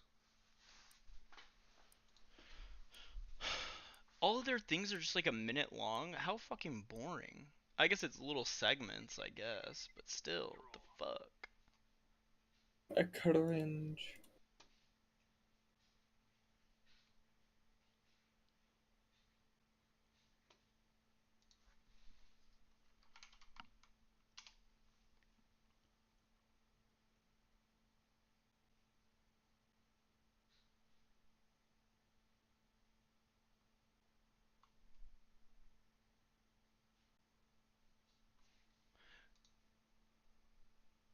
The last time Congress was up against a funding deadline, about 6 months ago, you voted with Republicans to keep the government open. I want to play what you said on the Senate floor at that time, calling it a Hobson's choice. Either proceed with the bill before us or risk Donald Trump throwing America into the chaos of a shutdown. This, in my view, is no choice at all. While the CR bill is very bad, the potential for a shutdown has consequences for America that are much, much worse. Mr. Leader, do you no longer believe what you said 6 months ago there? Things have changed, Dana, in 3 ways. First, since March when that happened, the American people have seen how terrible the Trump administration policies are. Their costs are going up because of tariffs, because of electric bills, and most of all, because of the decimation of health care. Second, we have seen what they're doing. They're illegally violating any appropriations bills, any spending bills we've done by their rescissions, their pocket rescissions, and things like that. And so they're doing it illegally anyway, whether we had an agreement or not. And third, Democrats are united. We all agree that we cannot allow the present situation, the status quo, to continue when the American people are demanding change. So for the last 6 months, we've been united on the so-called big, beautiful bill. Every single Democrat voted against it. So the situation is a lot different now than it was then. Yowza.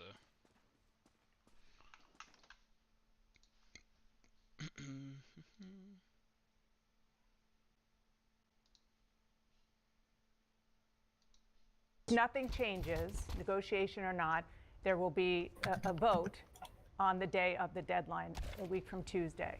If nothing changes, are you going to vote no and urge your Democratic colleagues to vote no, which will end with the shutdown? Look, we hope it doesn't come to that. But what if it does? Because everyone knows the American people are on our side, Dana. By almost 2 to 1, they believe if there's a shutdown, it's going to be caused by Trump, because they know how much they want relief in the health care issue, and they know he's not negotiating. So it's up to them, and I hope and pray that Trump will sit down with us and negotiate a bipartisan bill. That's how it's always been done in the past. That's how shutdowns have been avoided in the past. And if he doesn't, I'm just confirming here, you will vote no. Is that correct? We are hoping, Dana. Oh my God, he literally has asked him 3 times in a row, like, okay, so to be clear, if Donald Trump isn't willing to come to the table, will that mean that you will vote no to the CR and which will cause a government shutdown? And you know, it would be the Republicans' fault, we understand that, but like, would you be willing to make that happen if they're not willing to come to the table or whatever? And then he just continues to do the like conservative thing where he, what is that, like filibustering, or just yapping about something that has nothing to do with, like, or well, it's not answering the question. Like, she said, will you vote no? This is his response. Hoping that he will negotiate. We were hoping he will negotiate. Will you vote no? We're hoping that they'll come to the table with us. Well, what if he doesn't come to the table with us? Well, we are hoping that he will talk to us. Like, that's what he's saying, unironically, every time she asks him. Oh, nice. So I don't think he's gonna try to shut the government. I don't think he'll shut the. I don't think that's what's gonna happen. Even if Republicans don't come to the table, I think he's gonna cuck out. Oh, it probably is, yeah. I don't think it's politically expedient for Chuck Schumer and like his interests to shut down the government. To be fair, to be honest with you, that's my thought process on it. That makes sense. I mean, like, not to do the cringe Republican thing of like, You're oh, a look at their donors, the donor class, or well, I guess that's kind of the lefty side too. Have you ever met the donor class? Kill me. They're the evil. donor class. The donor class. But like, unironically, I think Chuck Schumer is beholden them to some extent. Otherwise, there's no other explanation for why the fuck he's doing the things he's doing. Like, in regards to like right now. Yeah, I don't know.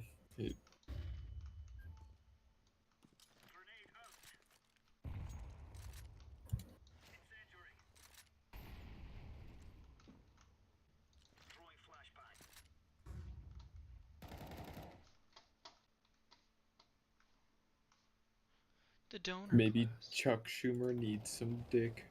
True. So right, King.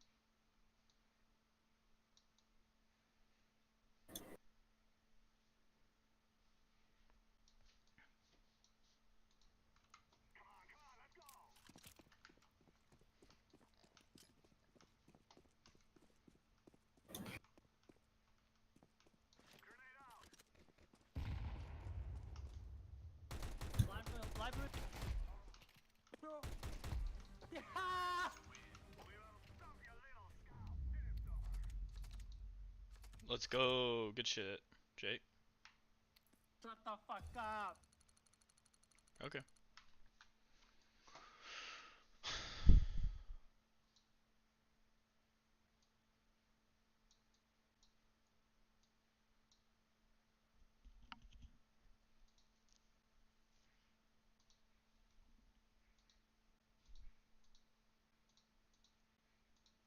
What are you playing right now? Oh, just some CS.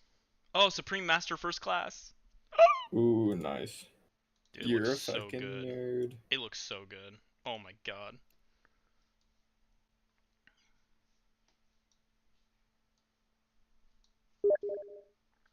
Is that who I thought it was?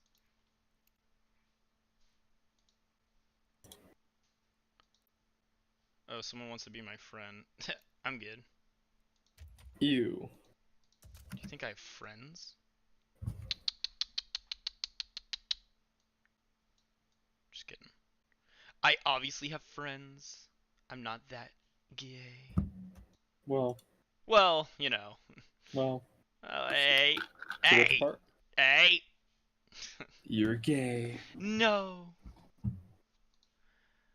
Okay, event list. Ooh, event list is a cool little widget.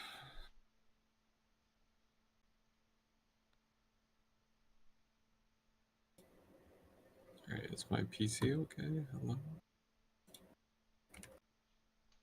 I think I'm gonna hop on, play a few, and then watch some anime. I am Hell fucking yeah, buddy. tired. I moved in the past 3 days. I've done pretty much. Truck and inventory all day, every day. Ugh. That's I so did fucking tiring. $12,000 of merchandise Mhm. and 4,000 pounds of dog food.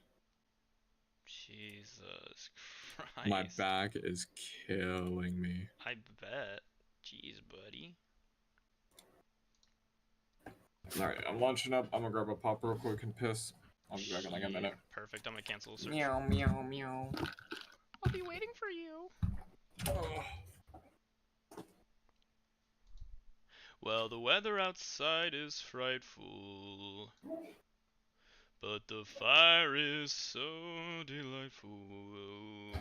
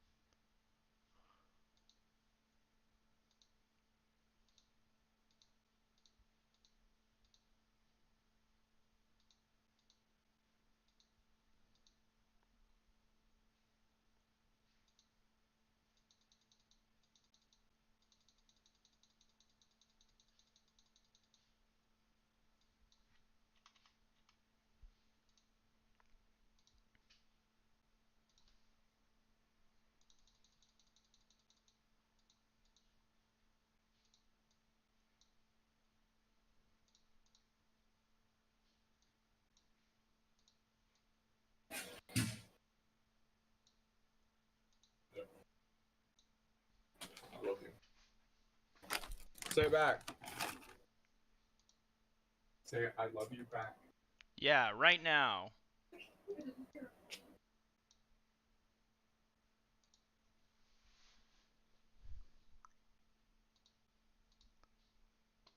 Oh, I can switch what my webcam is surrounded by? That's cool. Ow.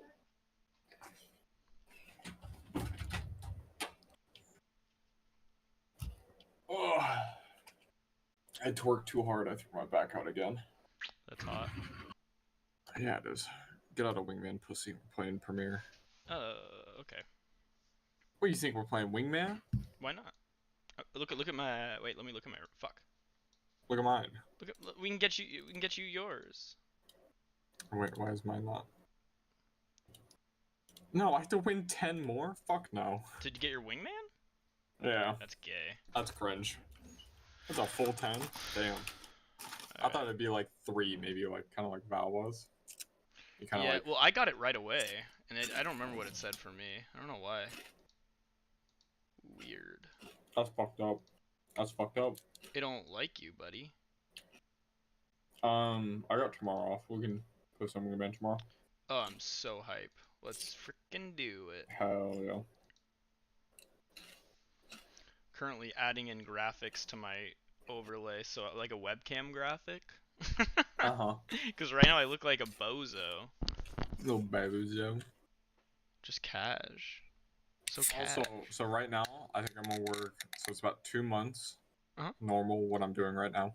Normal schedule. Uh-huh. Yep. And then switch over to training. And that's gonna be Monday, Tuesday, Thursday, Saturday. 10-hour days. Jesus. Let's fucking go. So those be Saturdays are walk-in days. A lot of tippers. Hell yeah. I'm excited for you, buddy. Okay, sure. Just a couple minutes. Why is your trust factor low, huh? I don't know, buddy. Fuck. I don't know. Do you think it's all the toxic things you say? Honestly, I think that is part of it. I think that factors pretty into far. it. Because I say some important stuff I can't say on stream. Factual. Not good stuff. I type not okay things in the chat.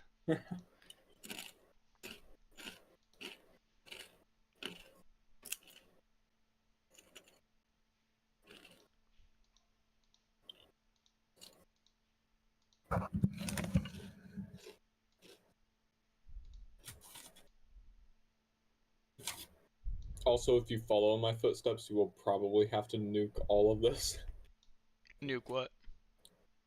The stream and shit. Which footsteps? Because all of it, if anything goes viral,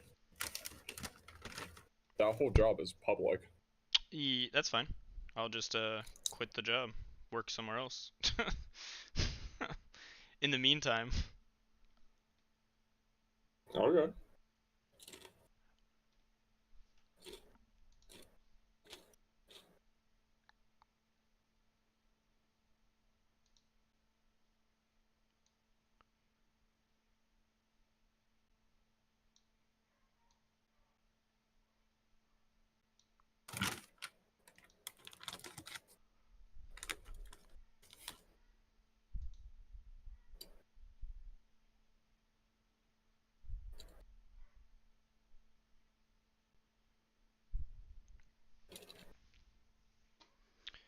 I'm also pretty hopeful for the direction that things will go.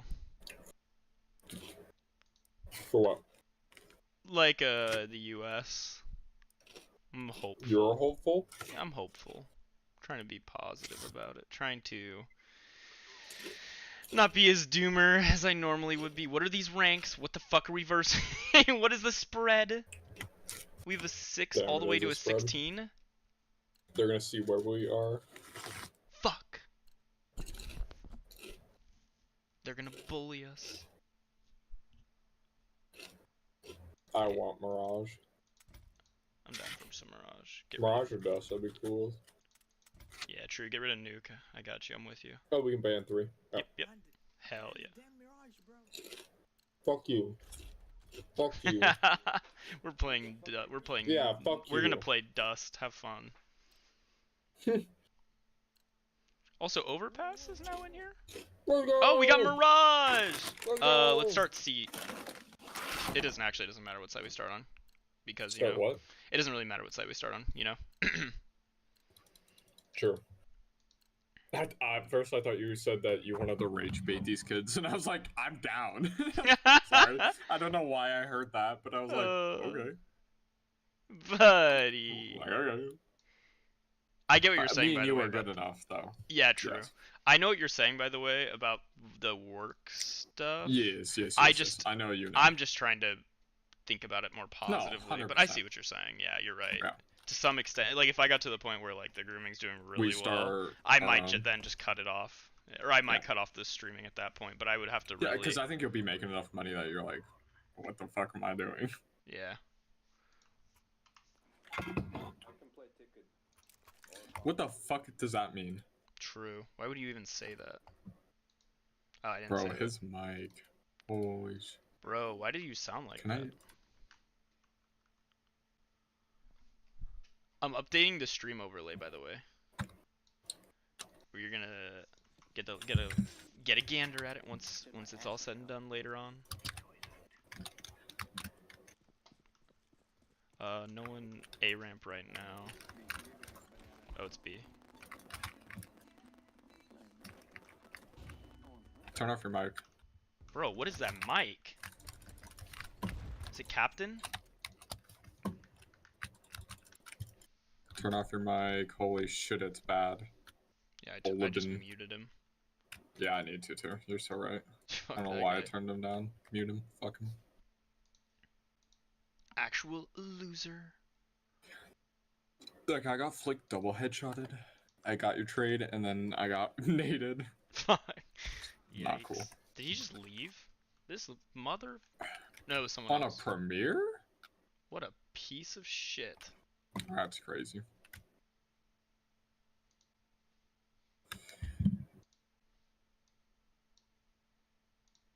Yeah, on a premiere is crazy. That's wild. You're all the levels a bitch to do that. Yeah.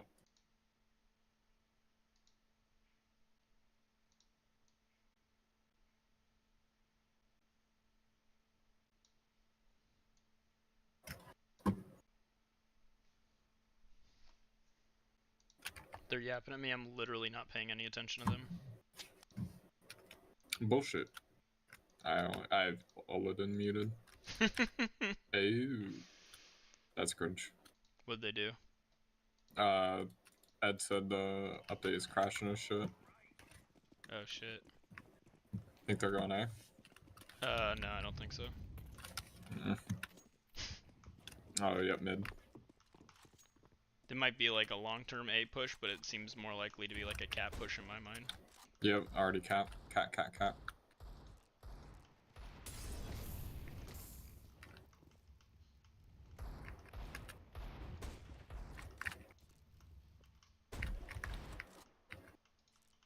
One ladder, I think.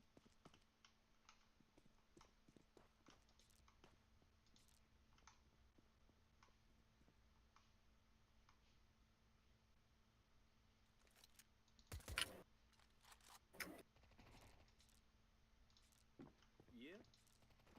Confirmed.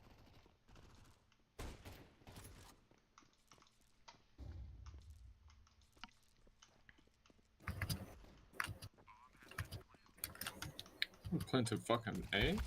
Yep. My bad. I was like super concentrated Giga mode. What's 88 plus 34? Fuck. Oh my god. Ramp.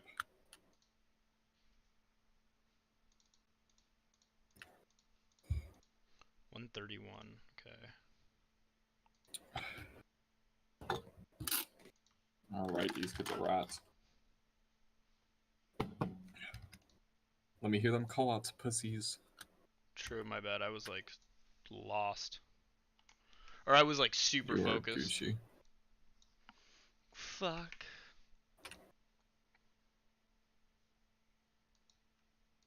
I'm gambling.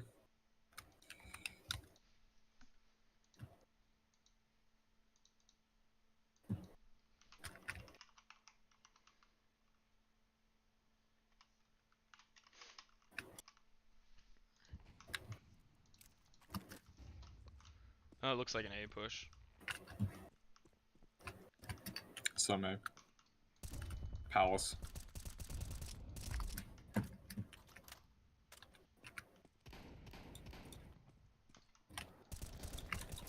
Be low up top.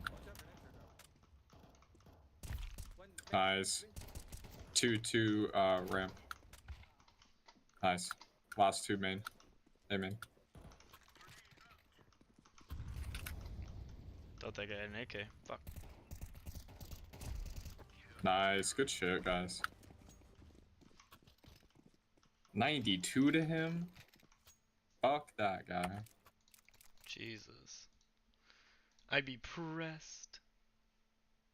Can someone throw me a deagle? True.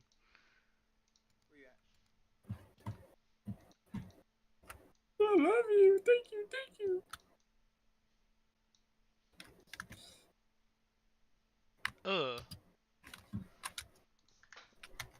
No. Why does it look like that? Give me a second, buddy. I'm so sorry. Are they going A? Fuck. No, be mid. Fuck me.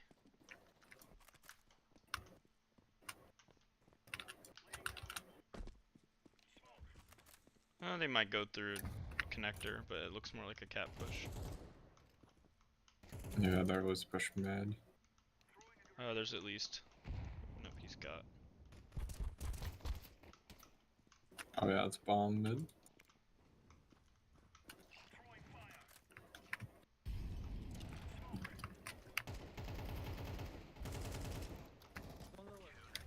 Jesus, go team.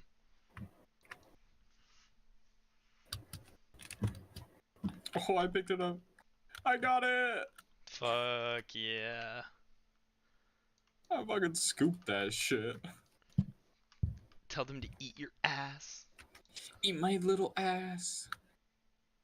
I feel like that was gay. That was kind of gay, yeah. I had a. Sorry. It's okay, buddy.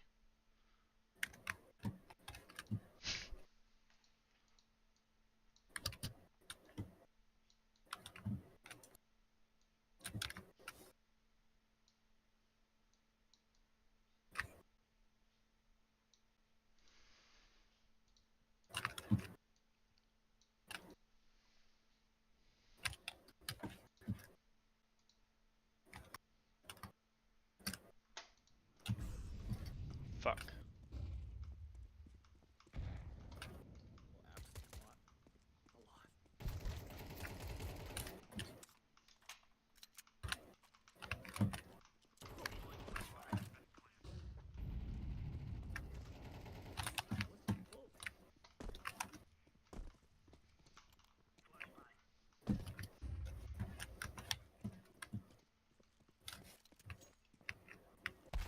Fuck. Window and cat. But diffused. The other one was window. Window.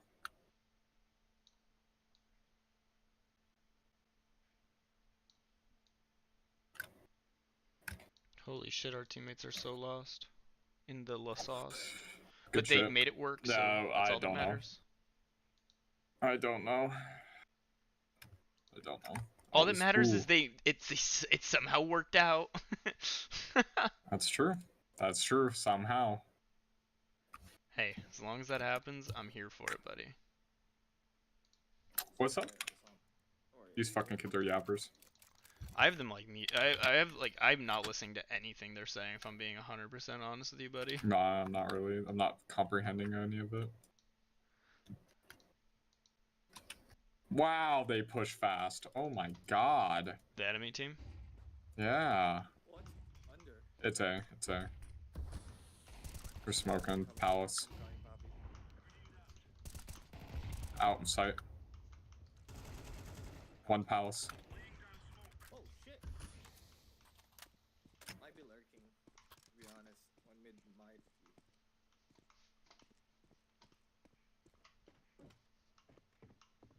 No, two of us got killed. He was a main.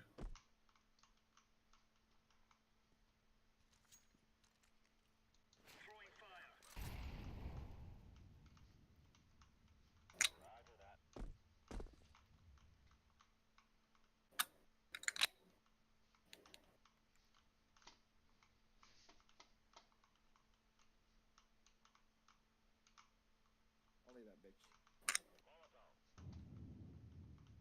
You do have another Molly too. Oh, he's not there. He's unknown.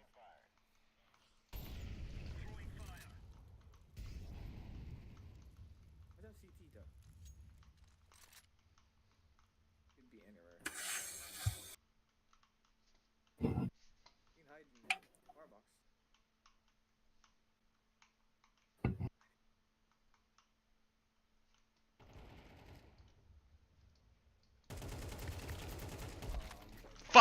Good try.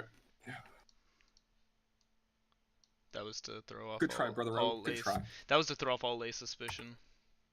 No. Are you streaming? I'm streaming the Chuck Schumer debate thing, or his thing. I'm kind of trying to get the overlay fixed though, so that's kind of the primary focus right now for me. Okay, there's that.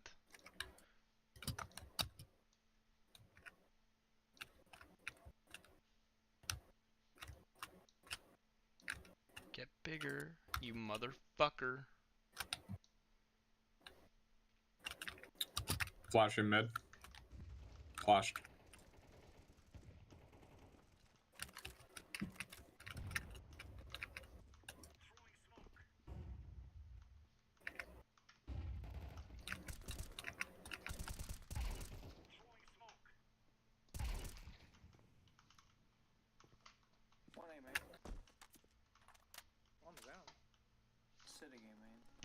Where?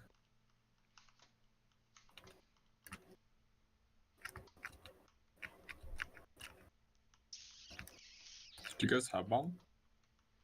I have no clue where bomb is. I'm just rapping. Oh, he was ladder. He's going B. Fuck. Our teammates die fast as fuck.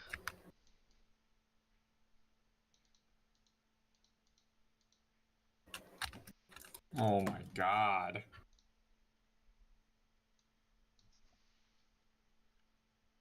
He went A. The guy with the bomb did? Yeah. So gay. He needs to be bullied. Oh my god. Kill me.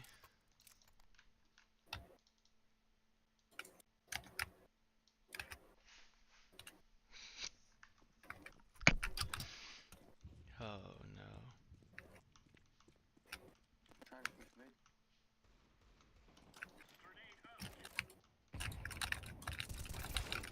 Holy shit. Pushed up cat, going in the ladder. Bomb.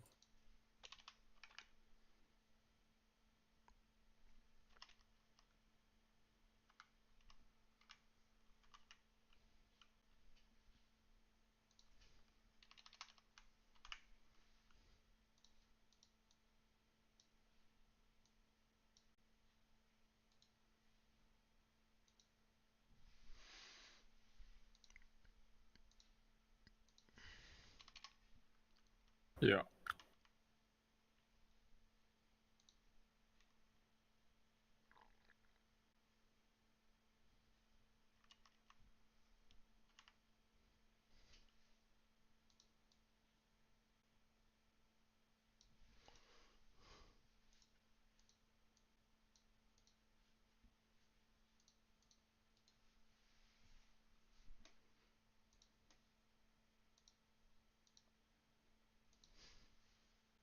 Nice.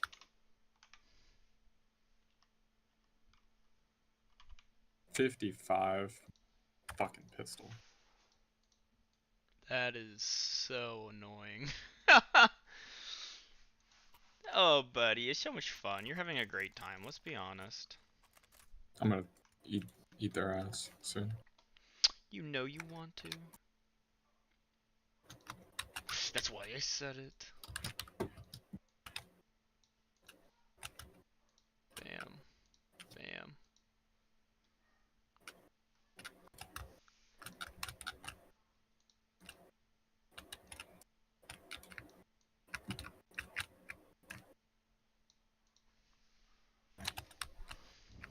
Hey. Palace.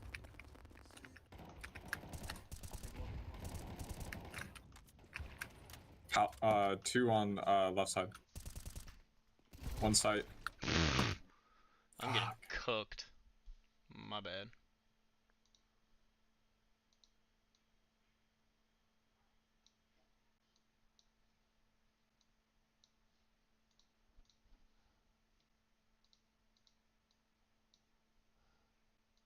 What?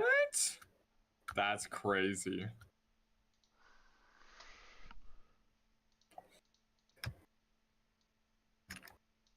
It's crazy and necessary.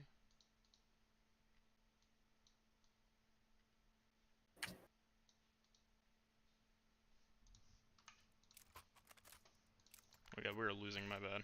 Time to lock in now that I have my stream overlay done. Yes, sir. Time to lock the fuck in. All I gotta do is add like a little couple cute little text boxes and we're good. Let me turn up the volume Flashed. so I can hear these fools. House. How's low? Oh, I'm just getting shot through smoke. That's cool. They're going cat to B. They're all staring at it? This is so fucking cringe. They're Oh, B. dude. Oh, dude. This is Little sus. yeah. It is just that I shift walked into smoke and immediately got shot at mid. Yeah. So I ran away and I was like, all right, all right.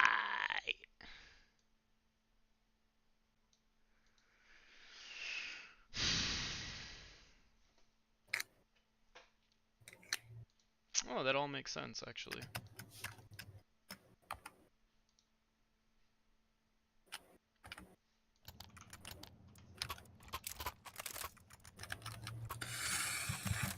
I think I'm gonna go immediately to cat and op. Hell yeah. So I think it's the only thing they don't smoke. God, Olin, I'm is that going cat with Olin? op. God, his fucking mic is so bad. I'm coming with you. Yeah, they're cat's a really good, I think, a really good move this round, anyways. Very aggressive cat stuff going on. Are you? What? Our teammate, by the way, baited the ever-living fuck out of you. This is so fucking sus. Yeah, it's sus because Alright, my bad. We don't even peek mid anymore. nope. It's shameless. This might be the cringest shit I've ever witnessed. It's so shameless. So shameless. I'm gonna find my phone real quick. Alright, buddy.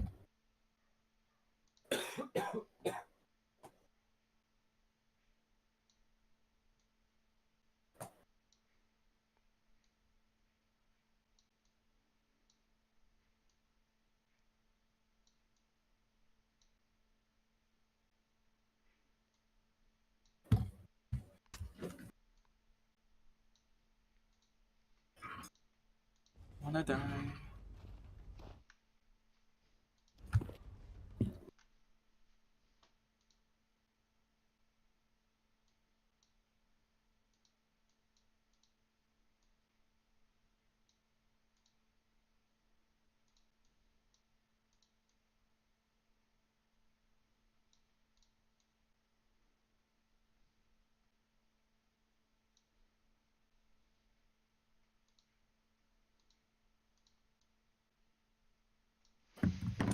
We can come back, right? I don't know. I'll try. I'll try my hardest, buddy. You better. I'm just so you know, I'm grossly trying as hard as I can, and it's not mattering. Ooh. Yeah. Uh-huh. Ooh. Very obviously trying my hardest right now. And they're obviously trying way harder.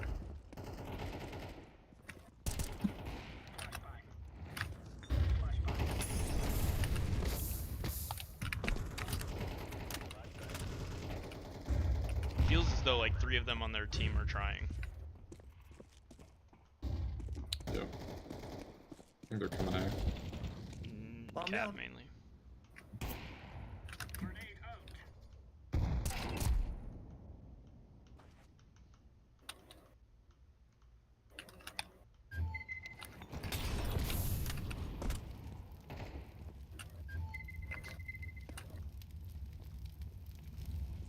Play numbers. Oh shit, it's still cat. Yeah, I marked it, retard. Kill him! What the fuck? Thank God. Oh, it was you. My bad. I'm sorry, buddy. I didn't see it was you. I was just pissed that our teammates were being so retarded. I pinged where he was. Yeah. Oh, he's cut?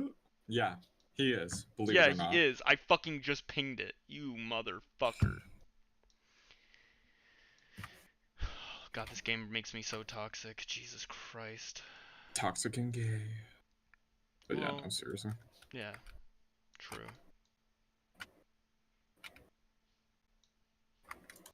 I just can't help but be toxic when I'm playing it. It's just, it brings it out, you know? It does.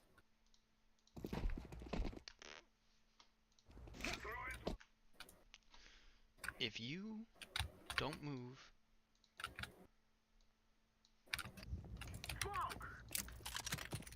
Oh my god.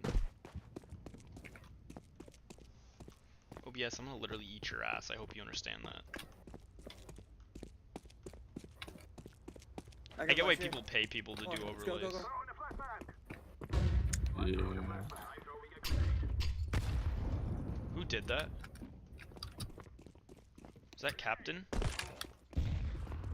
Oh no, it was Oladin. This guy just threw a grenade at us. Could be. There's a guy straight down. You've got him.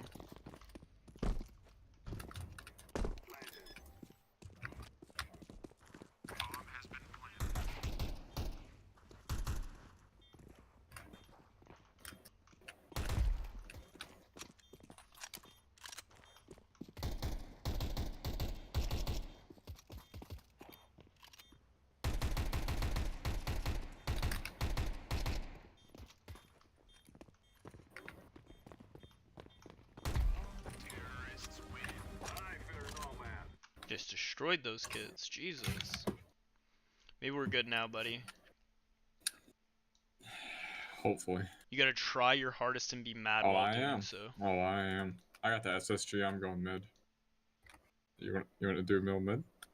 I got SSG, Thanks, baby. Casper. I'm gonna set. Yeah, agreed, buddy. Oh, sorry. Just fucking chats. Casper, I'm going to 100%. I smoked mid, right? There's more to do for it, but that's just kind of generally what I'm like wanting to do for it. But yeah. Anyways, yep, I'm with you, buddy. Let's go. Let's kill them. I'm gonna do a under tons push. Okay.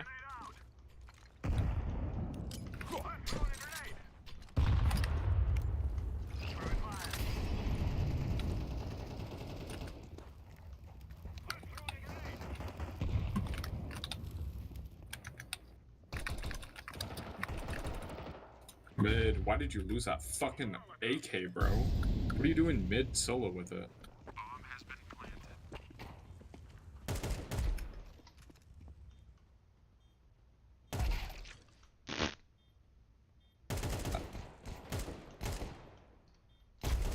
You're so much better, good shit. Thank you.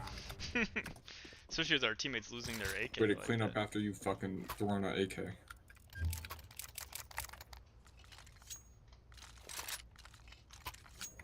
Just phenomenal positioning. Damn right. All it is, baby.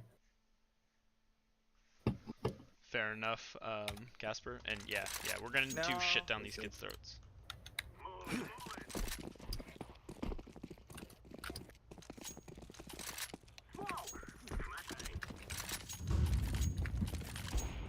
You wanna try to hit 30k this season? Help mid. Why did you take so long, Ed? You fucked up, bro. Your smoke. I don't have a smoke. I didn't say I was gonna smoke. Wait, it's literally just me. That's cute. I should just smoked it. 1v5 easiest. Fuck. Immediately dies.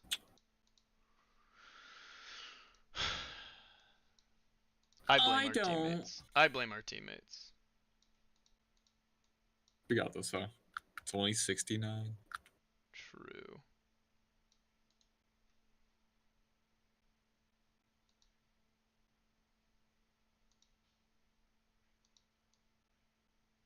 Alrighty, Captain Spro.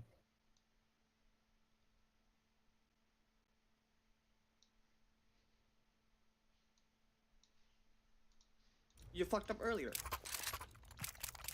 Wait, who's the one yapping at you right now? Wait, Ed, are you the one yapping right now? I don't think he's yapping at me. Oh, are you yapping at one of the muted people? I have people muted that are annoying. Oh, here. Oh, no. I'm not. Oh. They're throwing shit at A hard. Okay, let's go B. Let's I'm go B, gonna B, fake B, it. rotate. Nice kill, Ed. Thank you. I'm gonna Yep, guard clear cat ourselves here. from me. Yep, I got sight. I'm gonna hold cat. Alright, I'm going to smoke or plant. Yep. We shouldn't have anyone to worry about right now for a bit. Planted for cat.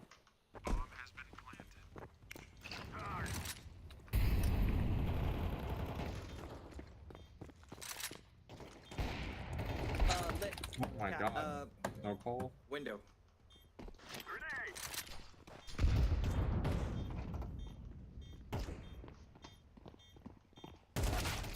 What is the double jump out like? What? The double swing is crazy. Did you see him over there? Yeah, I did see them, and then I rotated back out, and then all of our teammates died, so it was Yeah, kind of. call him out. Yeah. Wait, no. The ones right that killed you at cat? No. In their spawn. Oh, they weren't in that. Wait, they killed you in their spawn? Oh, at that point I wasn't even. Wait, what? You had just rotated out. Shit, I don't even know when you died. I'm gonna be honest with you, buddy. Was it right after you planted? You jumped into like to go push for their spawn a little bit. Right behind you, yeah. Oh, I am so sorry. Let's just play. At that point, I was just trying to molly him off for a little bit and like. My bad. I should have called that.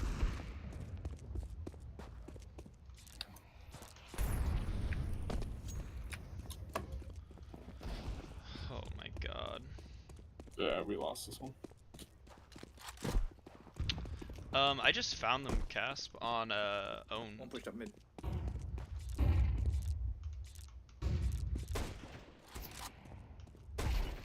Nice. Fuck. That's a devious flash. That is insane. I didn't even think a flash could happen right there. Oh, that's bullshit. That is kind He's of hacking. fucked up. He's hacking. He's fucking hacking. Why did we take a timeout again? I have no clue. I never voted for it. Yeah, Casper, I just found him on owned. On owned, a lay owned pro. The owned.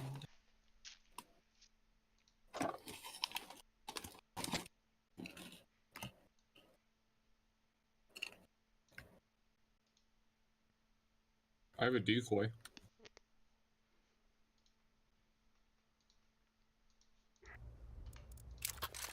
Sparrow.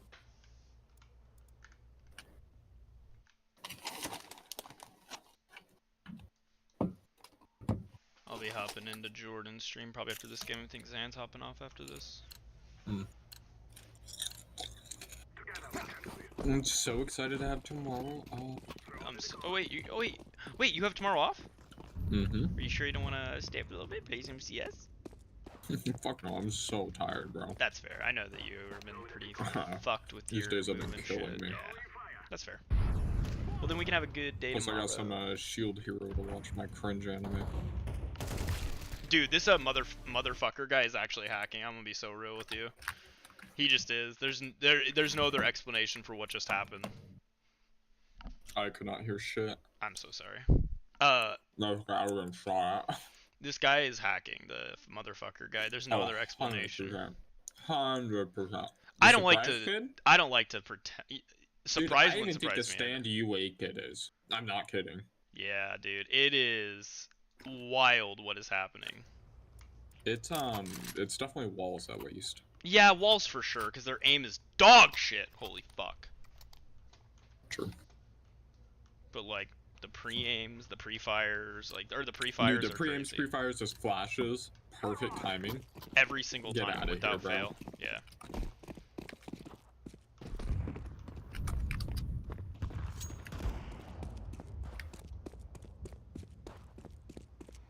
One under.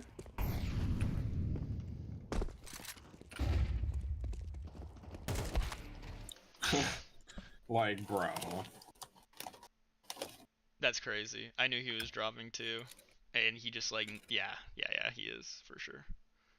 So unfortunate. Jesus. I guess it doesn't really matter. These are the placement games. Yeah.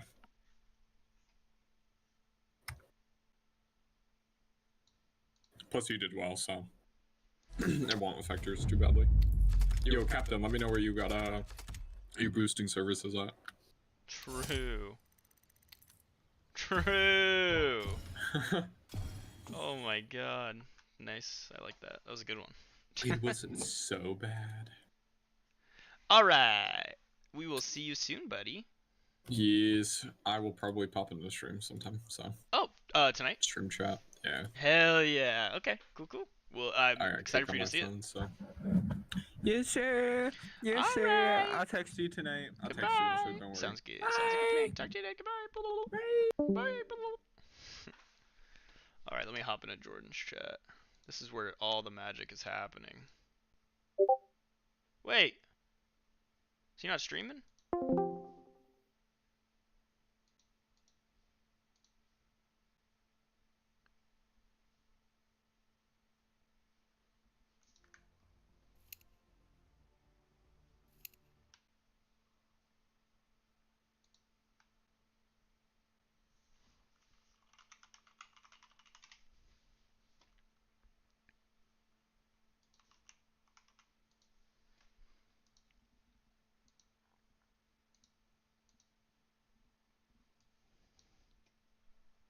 Wait, is today Wednesday? Am I crazy?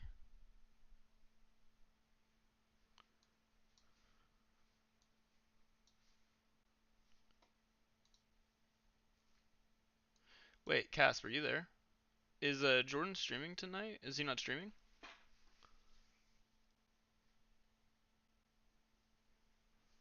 Oh.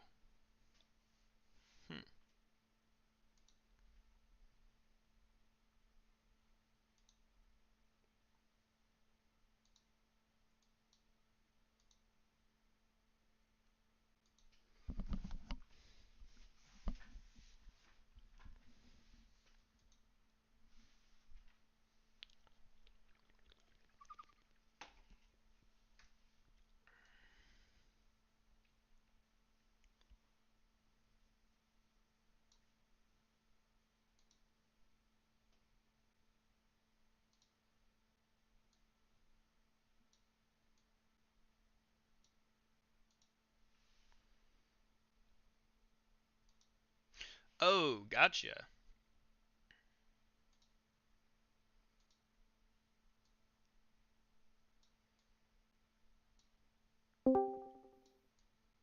Wow, I did not expect to see you here. I was just messaging Jordan. Oh, gotcha. What's up? Nothing. We're just talking about recent events. Nice.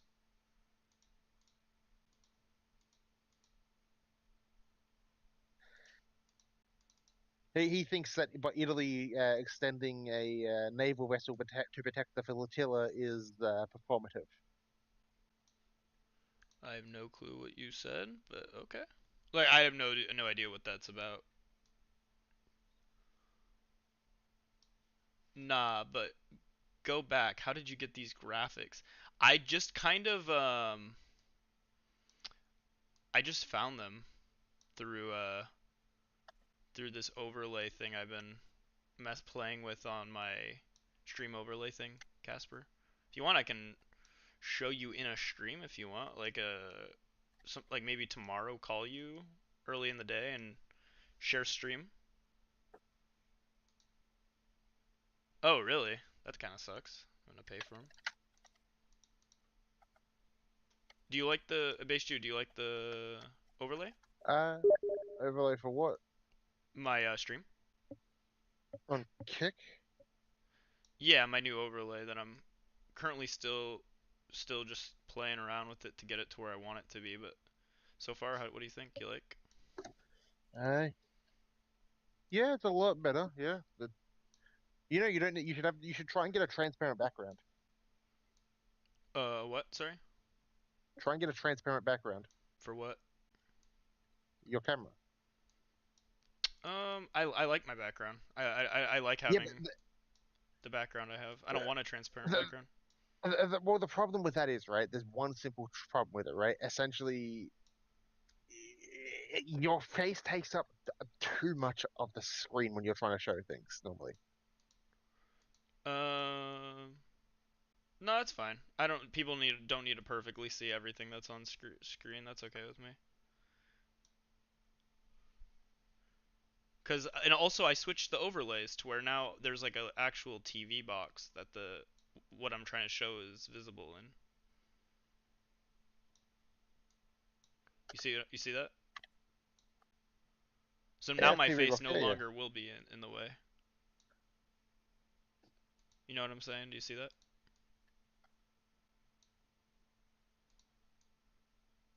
Yeah, I do. So I think it'll be okay now that I have it like that, you know? Should be chillin'.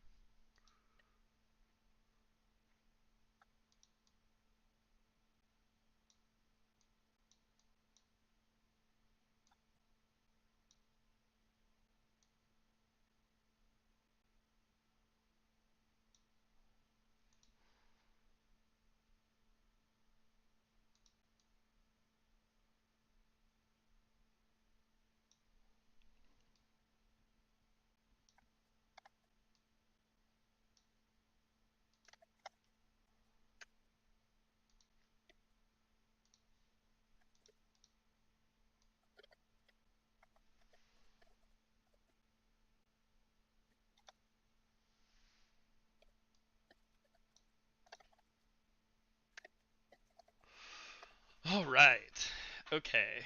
Now I just need to figure out how to get the top bar and the bottom bar done. Or not the top. I need to figure out what I want to put above maybe just my name? Or what about the title? Or donations or follow goal, whatever. Donation I have goal, the follow follow goal. I have an alert box that'll pop up. Maybe just the stream title. Yeah, that could be a good one to do. I'll just have to That go in and you don't change have to it. continuously. You can just have one standard title as your an actual kick, a quick kick in Twitch, and you can have the actual title what you have it, discussion topic at the time. You can just edit it through that rather than having to go through Twitch and all that and kick. Maybe, but it's important to have like that update. Yeah, I'm trying to figure out maybe what I want to do for a background Casp. What about Ooh, two black men kissing? Two black men kissing. That's fine. I'm good. I think I know what I'm gonna do. I think I'm gonna put like a really cool. I know exactly what I'm gonna do now. I know what I'm gonna do.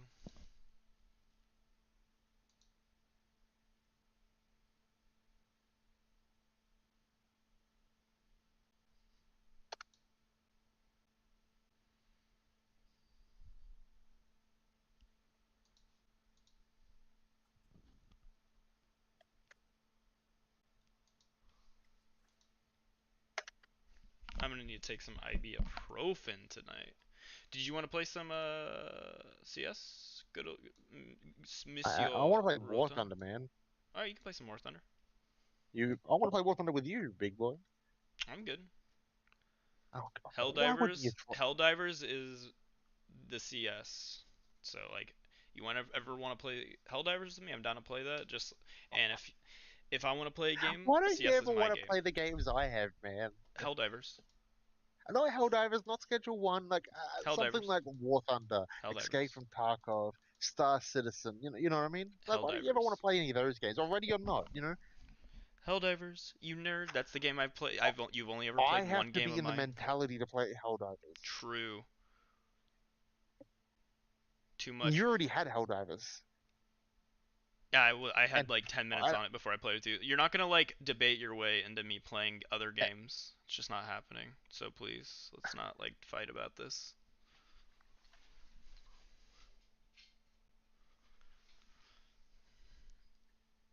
Yeah, I think all I'm gonna do with this Casper now is just throw a background in that black space that isn't just black, and then like just a wallpaper, and then I think we'll be good.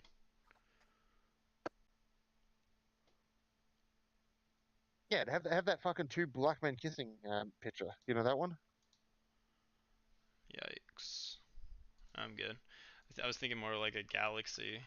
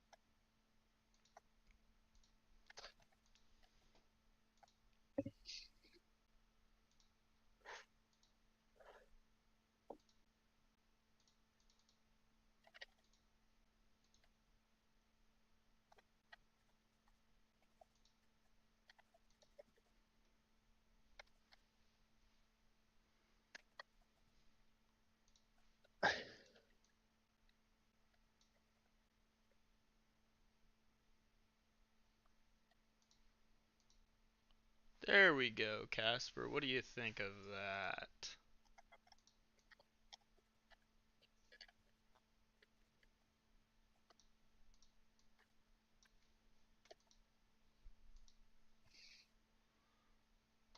I don't like how squished it is.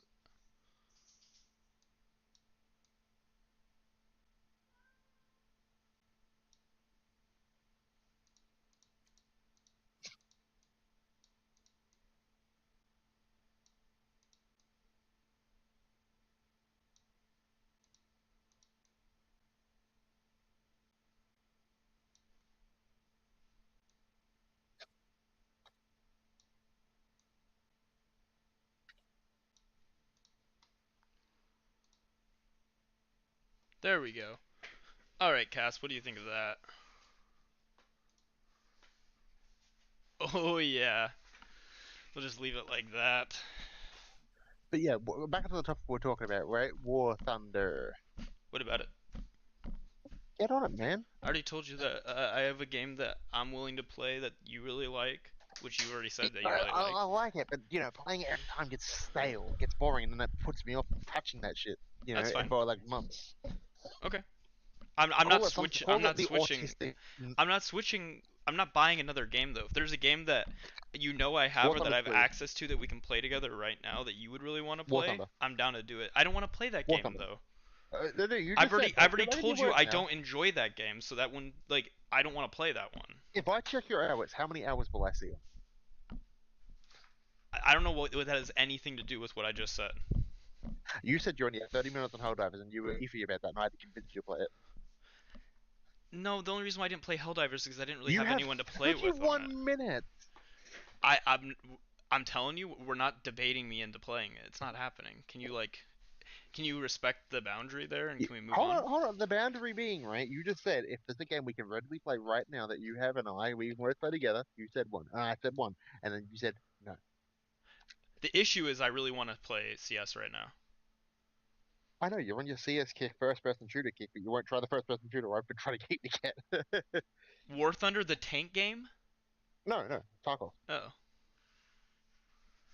Hell yeah, that's what I'm talking about. It'll probably get me to shut up. Huh? It would definitely get me to shut up, though. That's for real.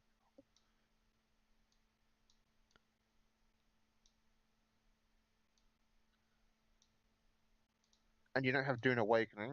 Okay, boom. Fuck, I accidentally clear the chat every time I do that, but okay. I'll be right back. Sorry for the chair stream. I'm going to go get some ibuprofen before I debate politics with Jordan and everybody. Be right back. Take a Tylenol.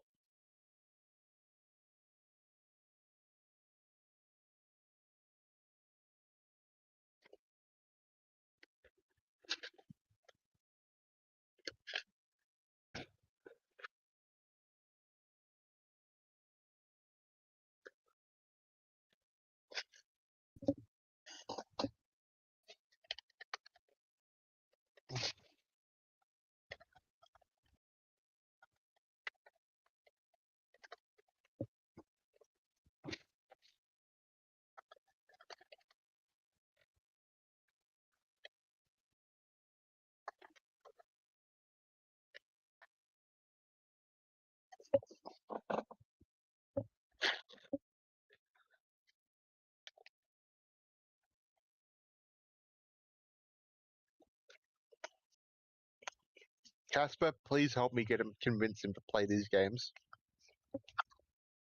If you told him that you wanted to see him play these games, he would probably jump on it almost instantly.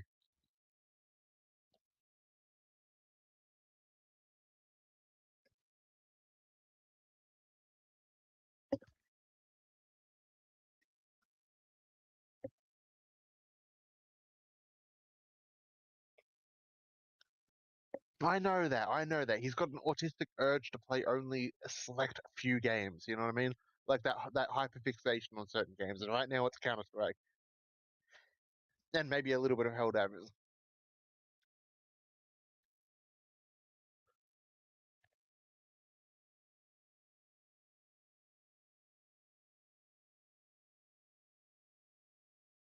And I just feel like if I keep the pressure up, eventually he will relent and say, you know what, I will play one of the games.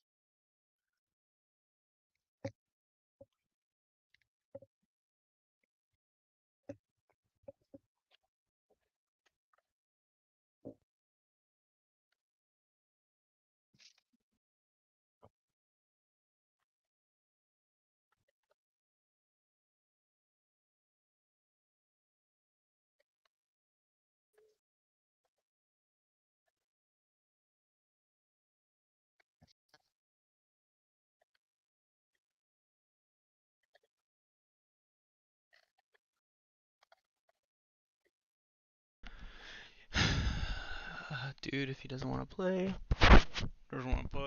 just stream, bro. He wants to play CS. Half the time he doesn't even stream CS. Of course not. Hold on, that's not Casper. Who the hell is CS Avenue? I thought that was Casper. Hold on, who is that llama? CS Avenue? Yeah. That's Casper. They changed their name. Damn. Yeah, but it's Casper. It still just isn't showing up yet fully on my overlay as CS Avenue, but it will. But it will probably update here in a bit. I'm not sure on how all the overlay stuff updates usernames being switched.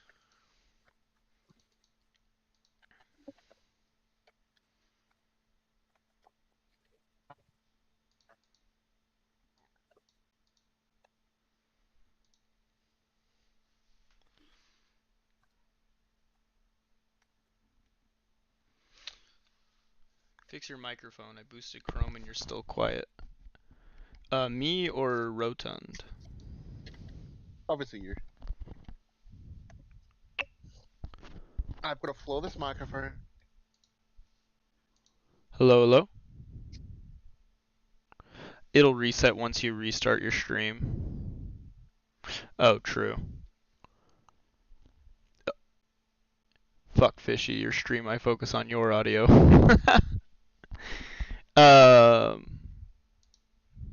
Pretty sure it's...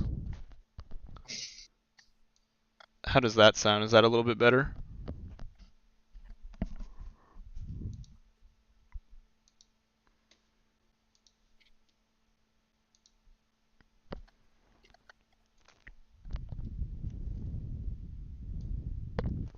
Yeah, you were good when you fixed it the first time. Okay, sweet. Awesome sauce. Okay. So, Chuck Schumer is a bitch, by the way. That's what the conclusion I've come to after watching a lot of his stuff. He seems like a shill to me who doesn't seem to care about the Democrat Party. You're literally doing exactly the same thing. You're doing exactly the same thing. What? You realize What am I doing? Right? You will What am I not doing, put Jordan? any blame. You will not put a single shred of blame Llama, that's not true. on Hamas for going in and killing civilians. You said Llama, Israel I has no, all Llama. the power to end things. If Hamas they do. disbanded and let go of the hostages, it would end tomorrow. Tomorrow. Would it? Or would the killings... Yes, it would. No, it would. This idea that somehow they're just going to keep going is not even held up by historical evidence. You sure about that? Coming in. Yeah, I'm fucking sure about that. Yeah, I'm really fucking sure about that. Time and time again, Israel has negotiated long-term peace with other countries. Then also, put unrealistic standards, such as one of their more famous peace agreements where they tried offering was, hey, we'll pull out, we'll give you your statehood, but, we get the right to come and invade you anytime we want. We get control of the resources, the waterways, the airways, and you also can't have a military...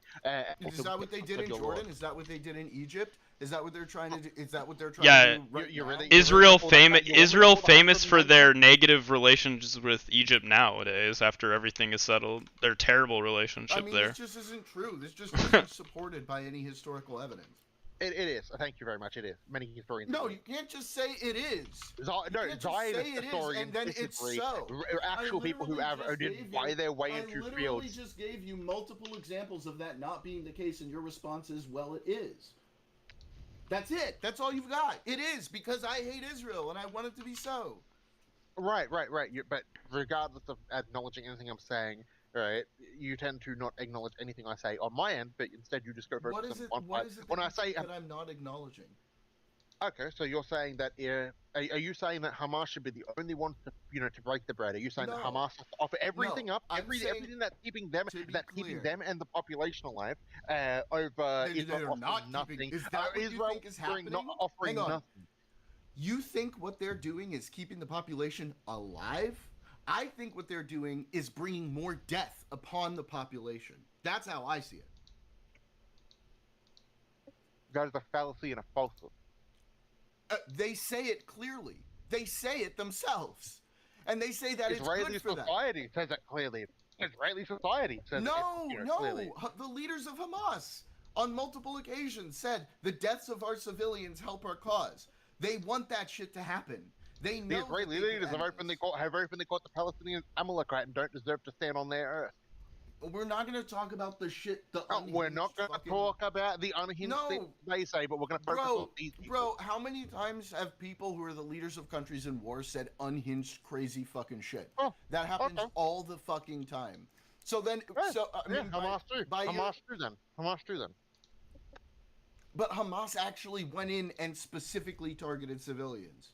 There's a difference here. Yeah, you can't disagree with that, buddy.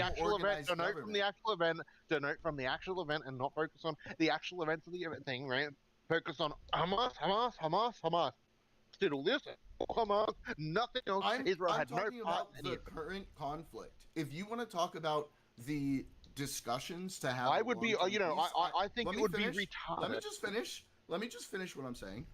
If you want to talk about discussions for a long-term peace, then I'm going to agree with you. Israel is absolutely going to need to compromise. But I'm unaware of any wars where a side is losing this badly, where they get to sit there and just be like, oh, we're not going to finish it no matter if our people keep dying. This is unprecedented. You don't see the ultimate end goal for Hamas, do you? It's biding their time. As people will die, yes, unfortunately, but it's not a war. Don't call it a war. It's a genocide, right? The UN has said it's genocide.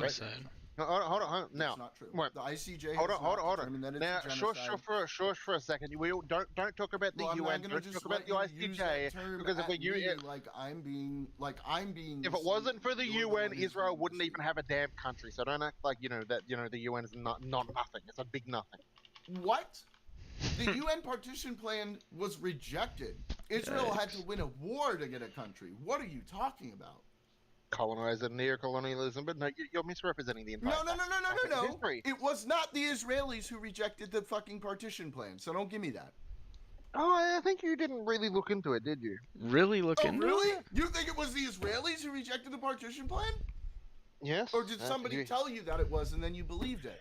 Because you have the English, specifically from the men at the time, where they said that it didn't matter if Israel was to accept this plan or deny this plan, they were going to take as much land as possible. They animals, that they would continuously take land, and they did. Animals.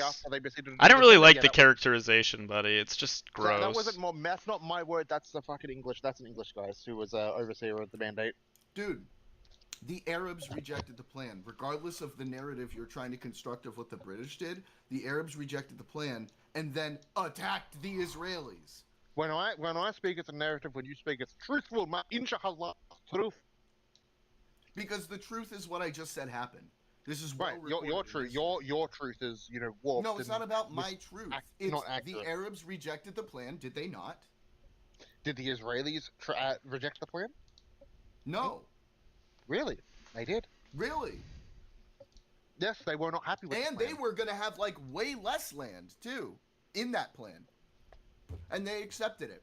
And what happened was the Arabs rejected it, and then they attacked well, not Israelis yet, the Jews at that time still. I'm not trying to make, a statement about them being Jews. That's just because it wasn't, a country of Israel yet. Don't use inaccurate language to describe them. They weren't Jews. They were Hebrews. They were Hebrew and proud. That's what they called themselves, Hebrew. Fine, Hebrews, whatever. I don't give a shit. The point is, they attacked them in the Civil War. They won, and by winning, they established their country.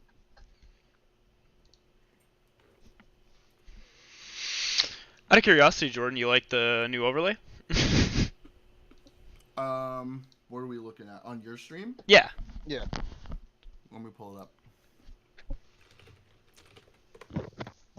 Heck yeah. Anyway, my overall point was, if you're talking about a two-state solution, absolutely, Israel is going to have to make major compromises. I'm not even gonna pretend like that's not the case. And you damn well know that they really don't want to make any I compromise. do like that. Yeah, well, that's too fucking bad. Like, if you want peace, if you want a long-term peace, and you want an actual sustainable solution, yeah, everybody's gonna have to make a compromise.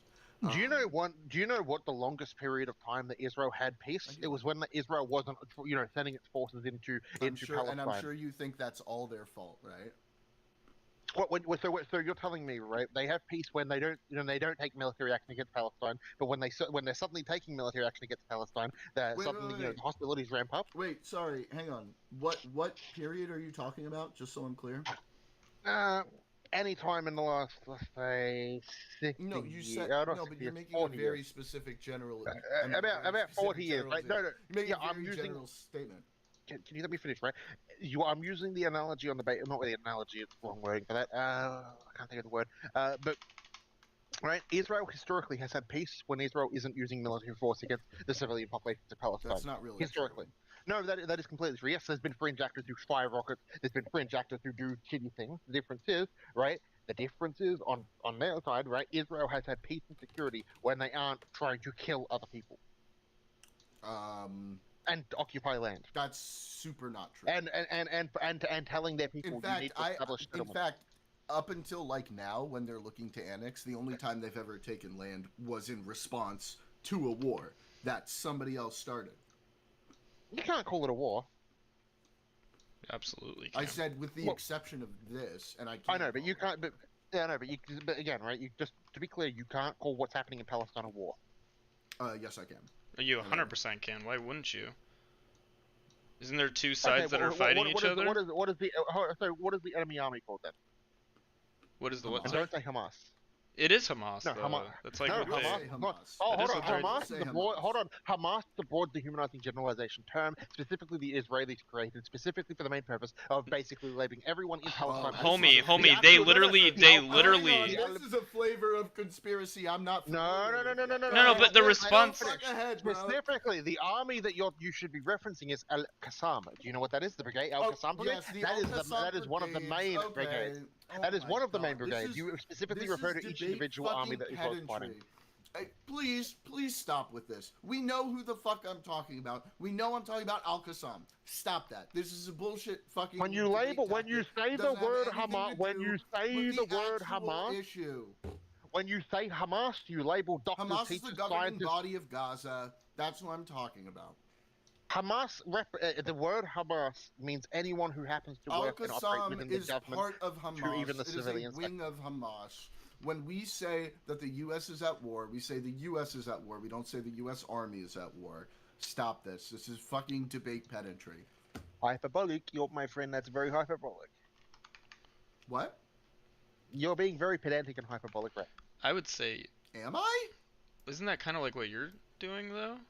By definition, you're upset about the militia. You're upset about the term we're using to describe the militant force there. Considering Jordan doesn't like giving ground to any of arguments or freedoms, as I'm saying, I might as well use probably part of debate tactics. Why would you do you feel like we're arguing in bad faith? I feel like Jordan argues in bad faith, as in Israel is a victim, they're the only victim, and that Israel has continued to be a victim, and no one else is, and Israel is not in the wrong. Statement. See, this is the way you discuss because like I've never made that statement. I've never insinuated that at all. All I've done is talk about historical facts. Hang on. Jordan? All I've talked about is historical facts, and instead of actually directly addressing those facts and those points I made, it's well, you just won't give any ground. I've given ground on certain things because I know what's going on. You say you talk about the facts, but the facts you're talking about are contrived, controversial, heavily fucking debated, not 100% accurate. But you haven't actually provided any evidence. Hold on. Either have you, Jordan. So don't sit there and say, he has though. He definitely has though. What are you talking about? No, he hasn't. He's used his own words the entire time throughout this. A great example would be the Hannibal Directive. What we literally talked about yesterday. When Again, Jordan right? told you he Hannibal was under the Directive was used for impression that was not what was used, that it's been refuted, he asked for a source to show that it wasn't refuted, not just like a puff piece from a suspicious news source. We're talking like, was there any leaked documents? Was there any whistleblowers? Is there any like official statements that could show that the Hannibal Directive actually was in order, was in place? Like, I think that's what you would actually look towards, not the whatever you're saying right and then, now. like, you know, I'm also at the same time I'm dealing with the fact, like, I bring up October 7th and we can't even like live in the same reality about that because suddenly, oh, October 7th, it was actually done by the Israelis, and like, where are we even supposed to go? Right, you know, on the most hostile border in the world, the most surveilled border in the world, where tensions are the most highest. Yeah, I'm totally gonna have a music I just festival realized and that not he. have I realized he security did say on that site. too. And I'm not gonna have security on site. I'm not gonna have medics on standby on the eventuality that this is probably gonna happen. Doesn't that kind of but doesn't that kind of like hurt your own wanna have a argument about this? discussion- If you want to like have a discussion about the realities of the situation, we're gonna have to live in that reality. We're not if we're gonna sit here and argue like all of these crazy conspiracies. Of course, you're not gonna see me giving ground because we're living in a totally different reality about what's going on. I have not seen a shred of evidence that convinces me that Israel was actually trying to make October 7th happen. So you have to understand that when Benjamin. Okay, so. Okay, I'll put it simply, right? I'll put it simply. The Soviets. You just started talking, dude. Let me finish. Let me finish. When this is the position that we're starting from, yeah, you're damn right. It's going to be difficult to get me to give up ground because, again, we are starting from completely opposite ends of the spectrum, and you're going to have to give me a lot more than just speculation about, ooh, this is circumstantially. As well as you, because I'm the one who so far has provided a bunch of evidence and a bunch of different sources from my claims. For the record, for the Hannibal Directive, you haven't. No. For the record, Base Jew, for the record, for the Hannibal Directive, you've provided no credible source on I've looked that. at everything you've sent me too. I've sent for the record. all 5 are posted in the side channel. All of these are puff pieces from Al Jazeera, the Electronic Intifada, and what is this one? The Times. Like I said, like a good standard of sources for me is going to be like Reuters or AP. If you're giving me sources that like not only are like not well accredited or have shown obvious bias in a lot of different occasions, yeah, I'm not very likely to take that seriously. So where are your sources, Jordan? Where are your sources, Jordan? Where are your sources that aren't? Wait, pause. Pause. Let him finish. Let him. Just stop. Just for a second. No. If you ask me a question, I'm going to answer the fucking question. So where are your sources, Earlier, Jordan? we were just talking about the flotilla. I gave you a source from AP describing what they had about the information of the situation, right? Now, you don't like that because it doesn't give you a full accounting of the picture at this point. I, on the other hand, like to wait for things to show up. Let me guess. Actually, you didn't. Wait, you guys are supposed to go back and forth. Jesus. To be clear, the bombing of what was the name of that hospital in the beginning of the war? I'm assuming that in the beginning, when that bombing happened, you jumped right on the idea that it was an Israeli bomb that hit that hospital, and that 500 people were dead. Oh, you mean the evidence has come out that it actually was an Israeli? So he still believes that? It's crazy. Hey, every accusation is a confession, Bucko. Every accusation is a damn confession. It has not a single shred of evidence, and I've seen the argument. And then there's military. There's tunnels underneath Tel Aviv. If you keep interrupting me, I'll have to mute you until I finish, and I don't want to do that. Jawohl, mein Führer. Jawohl. No, it's called having a conversation. If you're looking at the evidence that people have claimed now refutes that, I have seen that evidence, and that is not even close to the case. And none of the investigations that they even cite even try to say that. So I don't know where you're getting this idea that that's the case. Provide sources to your claims. Go ahead. Aren't you the fact that every major news organization ended up retracting it? So present one. Okay. Don't give me your word. I want to present one. Just present one. I presented you 5 for the Hannibal Directive. No. For the record, none of those were any proof that was the case. These were puff piece opinion pieces. No, they were. Times of Israel was they were. The Times of Israel was. I read it. It was also a puff piece. Or no, No, it was Ali, I think. All of them were puff pieces. Are you familiar? Times of Israel has literal fucking people who were there on the fucking events, right, openly fucking being interviewed. You are aware of that, right? I read the. You want me to read it to where we can like understand like where you're confused on this? Oh, where I'm confused. Okay, so yes. I'm confused, but you're not. Yes. No sources presented to me, but I'm wrong. For the you're record, right. if you're Everything making, I say is I do have invalid. a source. I do have a source to prove my point. In 2016, when Israel did away with the Hannibal Directive, yeah, No, I can. I want to read it myself. Go ahead and post it. Are you? I'm gonna post it, but like the bad faith that you're engaging in is real cringe. I'm copying your level of debate strategy when it comes to these. Show me source. Come on, I don't want to hear you read it. I want to read it myself. Here you go. Human Rights Watch. I'm sure you love that as a source. Here's one. Then we'll do. Oh, forensic architecture. That was the big one everybody kept trying to cite because that's a pro-Palestinian source. And they were like, oh, forensic architecture found all of this shit. And your own source there from Human Rights Watch. There are no known images of any munition remnants publicly available. Human Rights Watch was unable to visit the scene. Go ahead and read the whole fucking thing. Hold on. Preventing No. Before you start parading it around like that helped your case, I want you to read the whole fucking thing because you sound like an asshole right now, okay? Evidence available to Human Rights Watch makes the possibility of a large air-dumped bomb such as those that Israel has used extensively in Gaza highly unlikely. The Israeli military has dropped thousands of such bombs across Gaza Strip on October 7th. That doesn't mean they haven't dropped any bombs on there. You know that, right? Again, your source is very inconclusive. Right? No one's been able to verify. Listen to the first part, right? No one was able to verify the munition type. No one was able. No one had any images. Do you know how often that happens? That there's no pieces of ammunition left from something like that. Do you understand that? You should understand that. Fragmentations How often does that happen? My friend. Fragmentations will How exist. often does that? Yeah. So where is it? Well, you told me there's also no known images of fragments. Yeah, and who would have had access to clear up all of those fragments? Who? Oh, the state of Israel. This is early in the war. This is early in the war. The state of Israel would have. Who? No.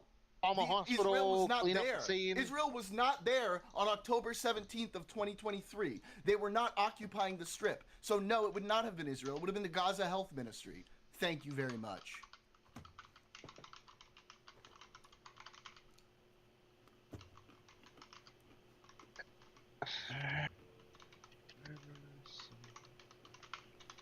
And this is what I'm talking about.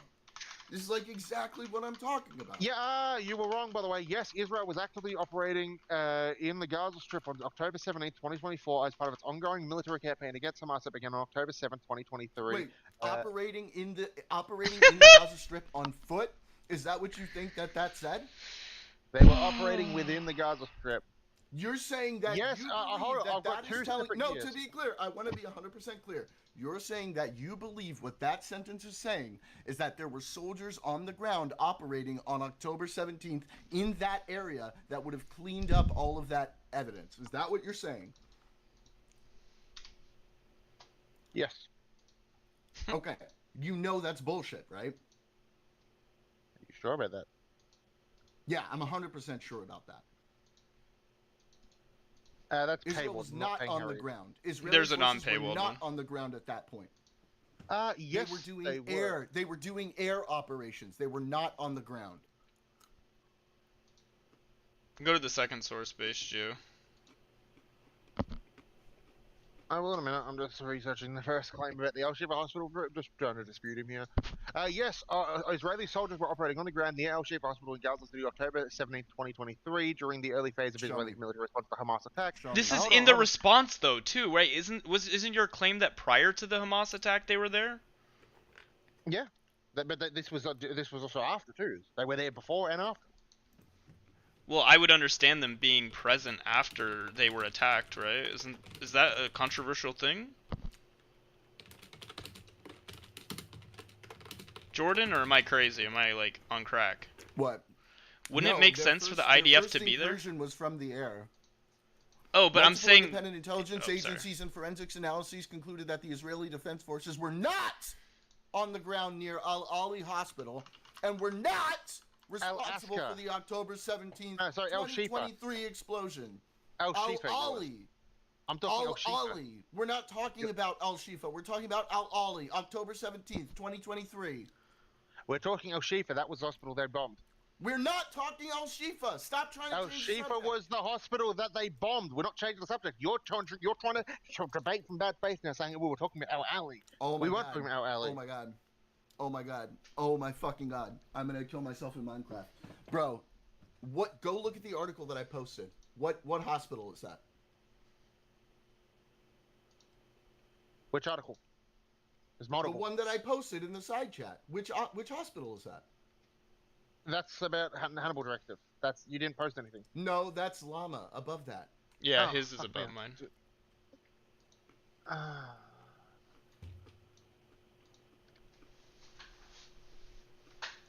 You're fine, Van Kirk. I got that. I posted about Al Ali, not Al Shifa. I initially said Al Shifa, and then I corrected myself. Yeah, I didn't hear you correct yourself, damn it. Yeah, but it's the title of the article. That's fine. That's a miscommunication. Fine. I'm talking about Al Ali. Do you remember, right in the very beginning of the war, it came out one morning, everyone was like, Israel bombs a hospital and 500 people die. That's what they said. And then it turned out that was not the case, and that it was a rocket, either from Islamic Jihad or from Hamas, probably from Islamic Jihad, that malfunctioned and fell in the parking lot of the hospital. And that the count of the dead, which I don't think we've ever actually gotten a real number, was nowhere even close to that. And if you look at the damage in the hospital parking lot, there's no fucking shot they were even close to telling the truth about that.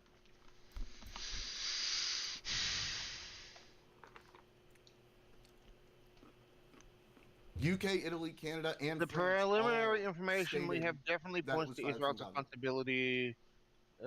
He said the Israeli authorities warned the hospital to evacuate hours before the explosion and claimed that no Palestinian resistance faction, to our knowledge, has among its weapons a projectile or rocket that of the destructive power capable of killing a large number of people, as the bomb used in this incident at the hospital, which was a thermite-based explosive, which was made to completely fragment and destroy itself. I don't know what you're looking at exactly, but the source you posted. If you look at the actual picture of the hospital, you would know that saying that this was a large munition is not the case and not true.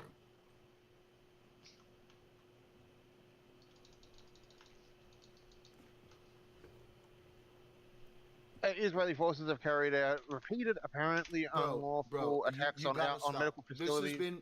This has been super understood that it was not an Israeli rocket for like a long time now.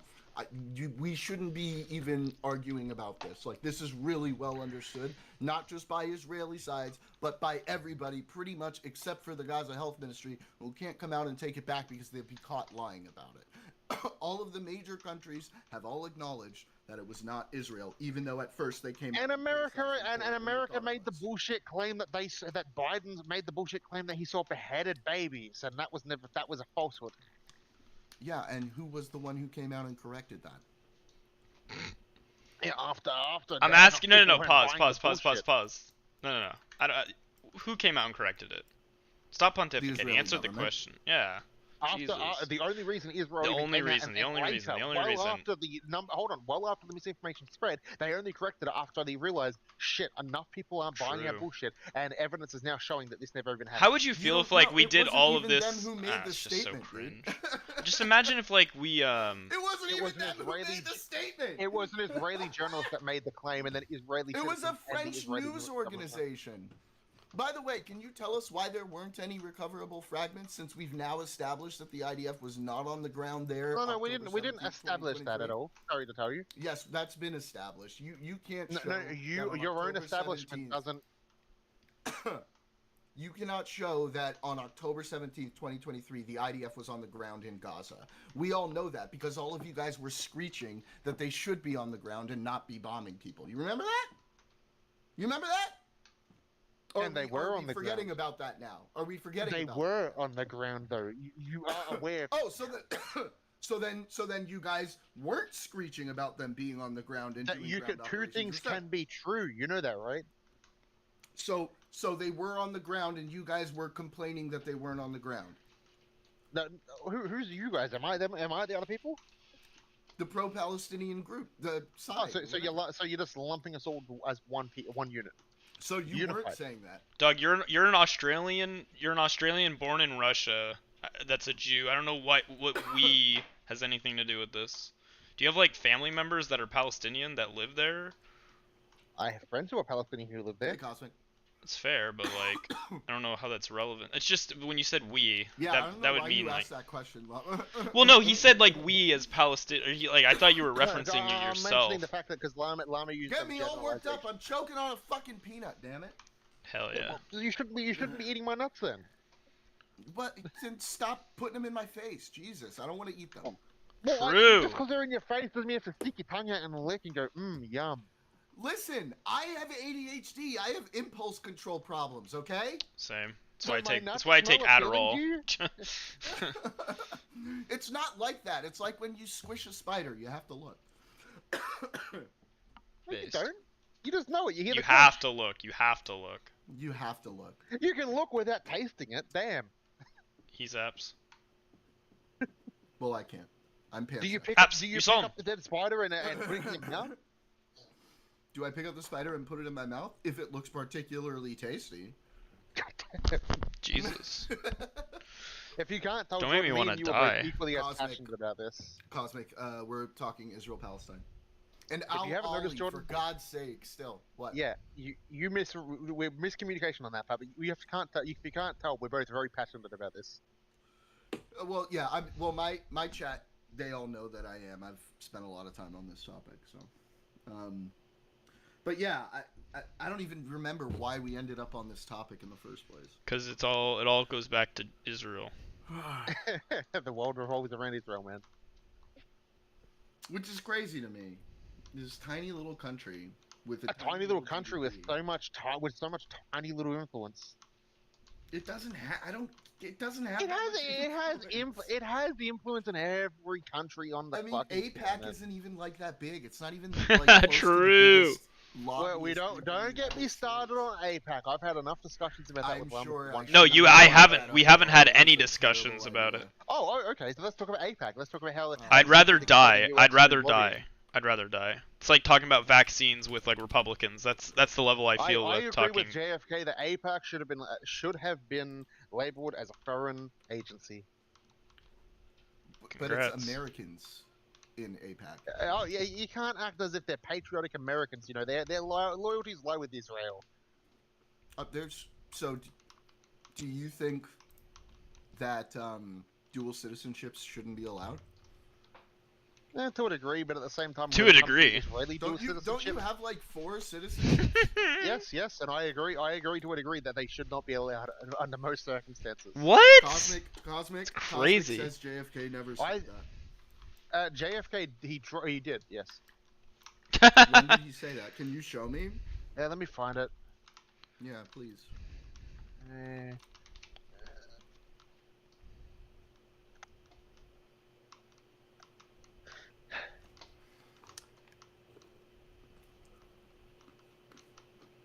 Also, like, everybody goes after lobbyists, but lobbying doesn't change people's mind. Lobbying money goes to people who already agree with you. I was about to say. I'm pretty sure the ROI on lobbying is shit. I'm just gonna read this. Right. In May of 1963, the U.S. Senate Committee on Foreign Relations opened an investigation into covert activities of foreign agents on U.S. soil, focusing in particular on the American Zionist Council and the Jewish Agency for Israel. The investigation was prompted by a report from the chairman of that standing committee, Senator J. William Fulbright, So that's written the in May. American Zionist hold on. Council. That's not APAC. Hold on. Written in let me finish. Right. Written in March 1961, declassified. In recent years, hold on. Where's the JFK part? Hold on. Let me find it. Cosmic in chat says he said the American Zionist Council should register as a foreign lobby if it advocates for Israel. Cosmic, Yeah, and that I That appreciate would be very for much APAC. your help, but there was a typo there. You know what that means. Sorry. But yeah, that actually a miracle. A miracle? What the? Where is a miracle? Just so you guys know, this is how we treat typos in chat. You're about to see it. Oh god. Do we ban him? No, of course not. we mock clown him. a little bit. Just so you all know, I'm advocating to get you all banned. I'm just kidding. I think we use the death penalty as a controller against and grammar. let me just warn you, Jesus. Rotund. One of the things that stings the most is getting hit with a facepalm from Cosmic. So just be ready. Damn. I have a feeling he's gonna hit you with a facepalm or two. But yeah, so the original name for APAC was that committee that specifically was mentioned. The American Zionist Council before they became the the other one. Yeah, before they've rebranded. I can't be fucking remembering the American Zionist Council what APAC used Oh, it was. Oh, no, wait, no, actually, the American Zionist Council was not what AIPAC used to be called. Rather, AIPAC's direct precursor was the American Zionist Committee for Public Affairs, which was funded as a lobbying division within the American Zionist Council. Before. Yeah, so it's not inaccurate completely. Not completely inaccurate. Just not the but strong that is claim. a larger organization than AIPAC itself.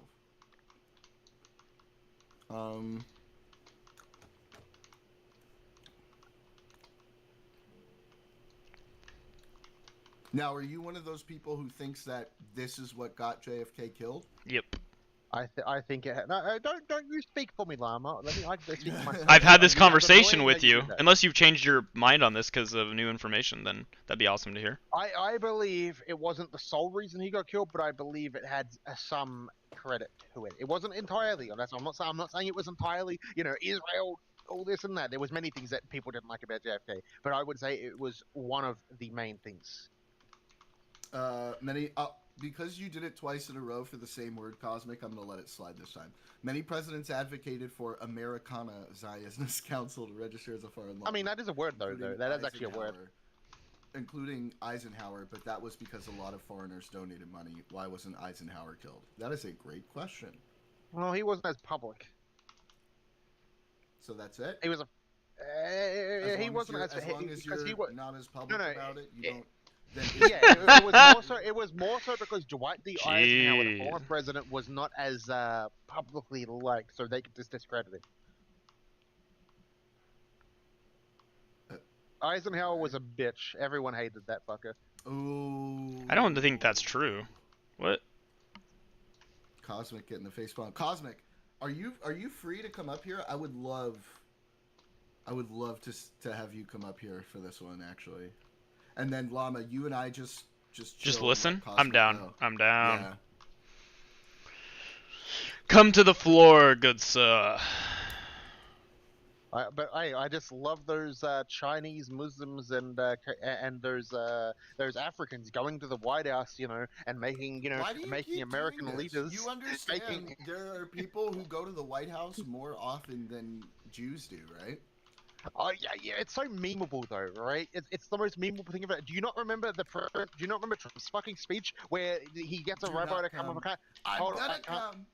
I can't remember when it was. Right, I can't remember the exact Cosmic. But do you remember? I've been doing it for hours the last couple days. I would love to hand it off to somebody who I know will have a fun time and do well with it. Hold on, but do you remember that speech? That there was a speech that basically Trump, passed the torch after the priest spoke. I can't remember when it was. What event specifically you might remember?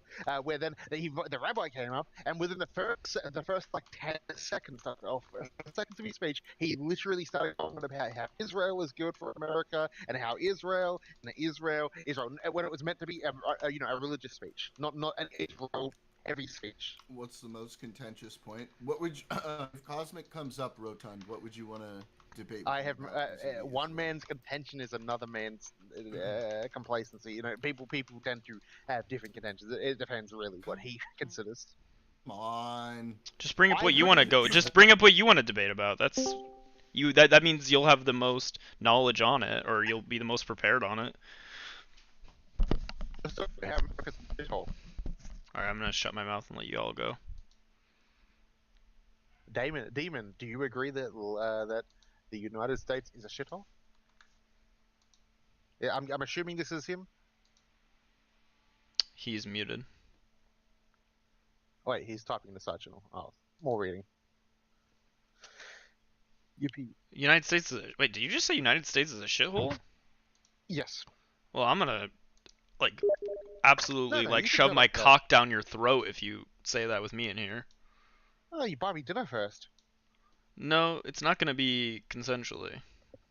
Whoa! I think we have to mute this guy for threatening to rape me. That is illegal, good sir. I do not consent You in any can't. way, shape, Well, or form. you can't rape the willing. Grape. Fuck. Is this one of those? Is Twitch not happy with that word? Yeah, Twitch doesn't like Twitch Okay, doesn't my like bad. anything advocating for rape. Grape. My bad. I mean, you also can't say anything in favor of rape because they will terminate you faster than you can say terminate. Oh, Jordan froze. It's like making pro pedophilia comments. You know, you can't make any pro pedophilia comments. You're not Vosh. Of course. What? You're not Vosh. You haven't got the. No, I'm not a libertarian. It's not that I'm not Vosh. I'm not a libertarian. And also, you haven't got the fancy checkmark, verification checkmark to hide behind, and partnership to hide behind. I think Jordan's thing is struggling.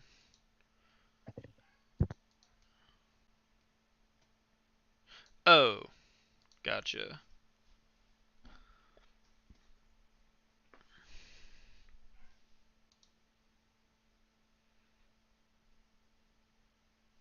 His computer's shitting itself. Gotcha. I'm just trying to figure out how to get my controller working on No Man's Sky.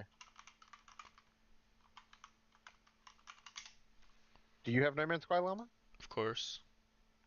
You want to play with us? No. Not today. Once I hit Global Elite on CS2 for Wingman.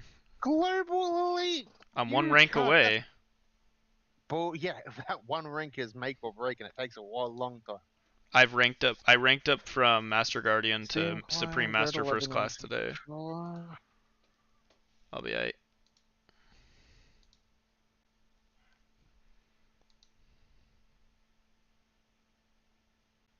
No Man's Sky works with controller, doesn't it? I have no clue. I don't. Yo, yeah, it does. Yeah, he can't even debate with us because they can't hear us. Yikes. Not bueno. Well, you can probably hear us speaking, the guy that's in here. Cosmic? He can't speak. He can't mic right now. Yeah, but he can probably hear what's being said. If I had to guess. I think it's Daniel.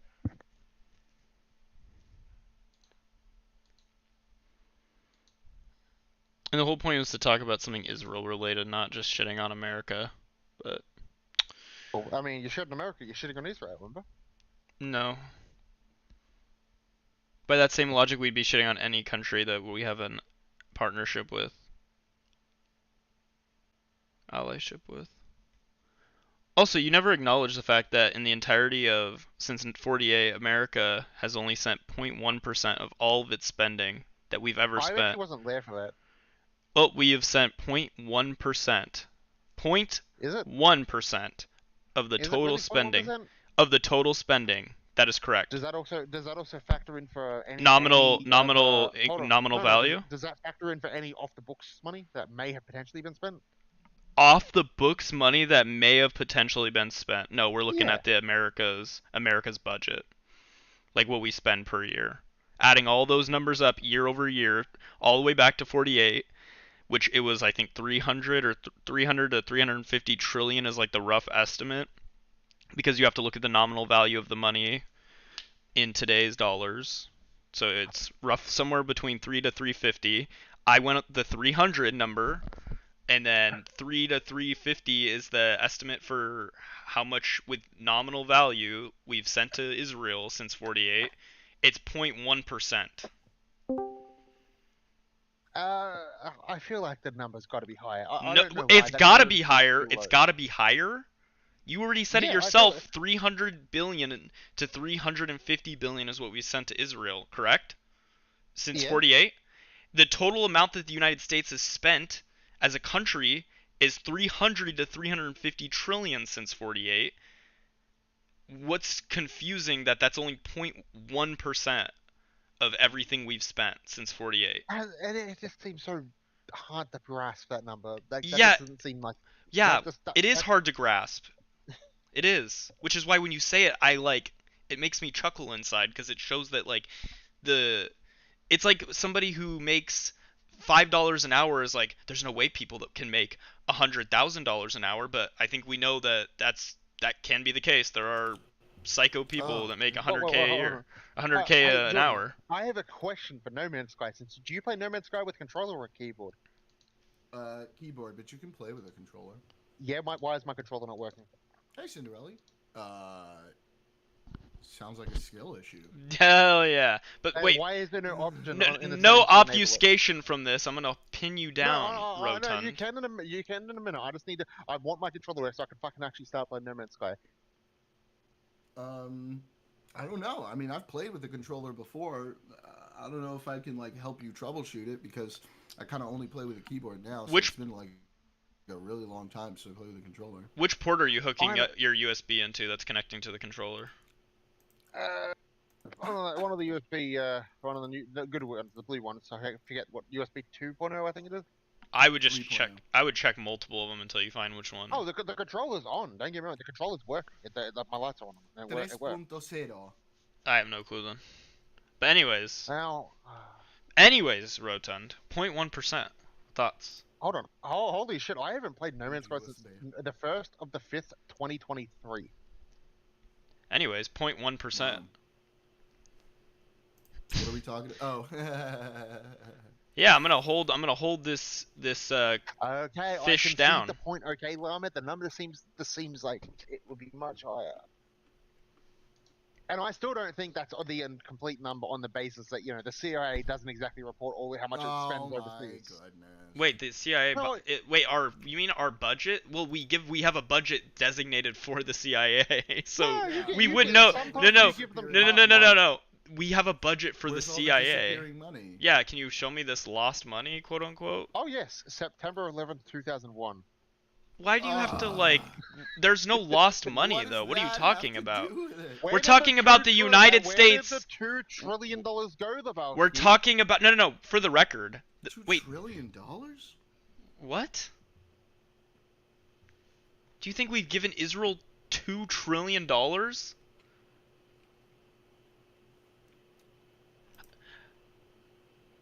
don't understand. Wait, Rotund, how much money do you think the United States has given? How much money do you think the United States has given to Israel? Unironically, give me your honest feeling on that. To Israel, a lot. No, give me the number. We looked it up looking at nominal value. 6 trillion. You think we've given Israel 2.6 trillion? Where is all that money? Even if it was for the record, even if it was 2.6 trillion, that would still be less than. It would still be an insignificant number. But still, compared to the whole history since 1948.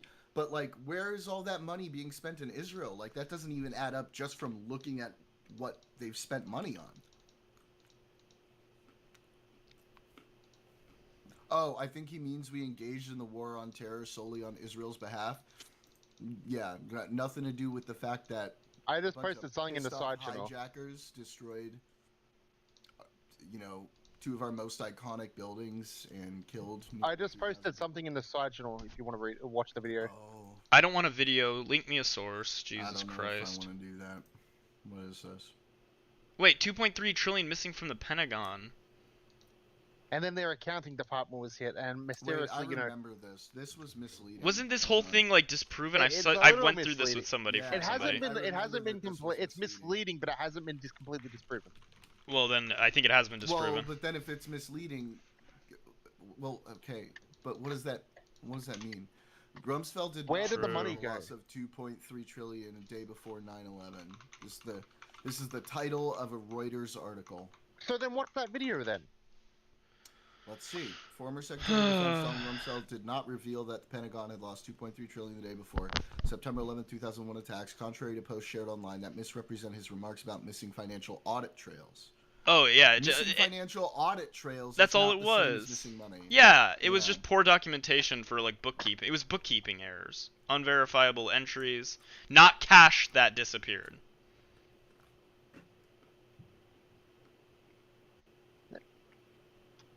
Hold on, let me send a picture of. Rumsfeld says our financial systems are decades old. According to some estimates, we cannot track $2.3 trillion in transactions. We cannot share information from floor to floor in this building because it's stored on dozens of different technological systems that are inaccessible or incompatible. And then then coincidentally enough, the Pentagon was hit directly in the accounting department. Wait, coincidentally enough, what does that have anything to do with? Regardless of the department being hit, they would have probably. Hold on. If you look in the side channel, this is exactly what happened, right? Wait, there was inundated. They had bad auditing at the time. They had bad record keeping. They had outdated equipment or outdated accounting equipment. What's the and conveniently? Where does that come in? Occam's razor this for a second. True? But even then, just Occam's. Is that even true that any of that stuff was lost? No, none of it was lost. It was literally just all it had to do was accounting issues, or accounting errors. DOD fails their audit every year. All it is there was no evidence of theft though. 5 to 7 years. As terms of fraud, waste, and abuse, that's debatable. Some of it's attributable to things like special access programs or other things. This is just part of the accounting cycle. Yeah.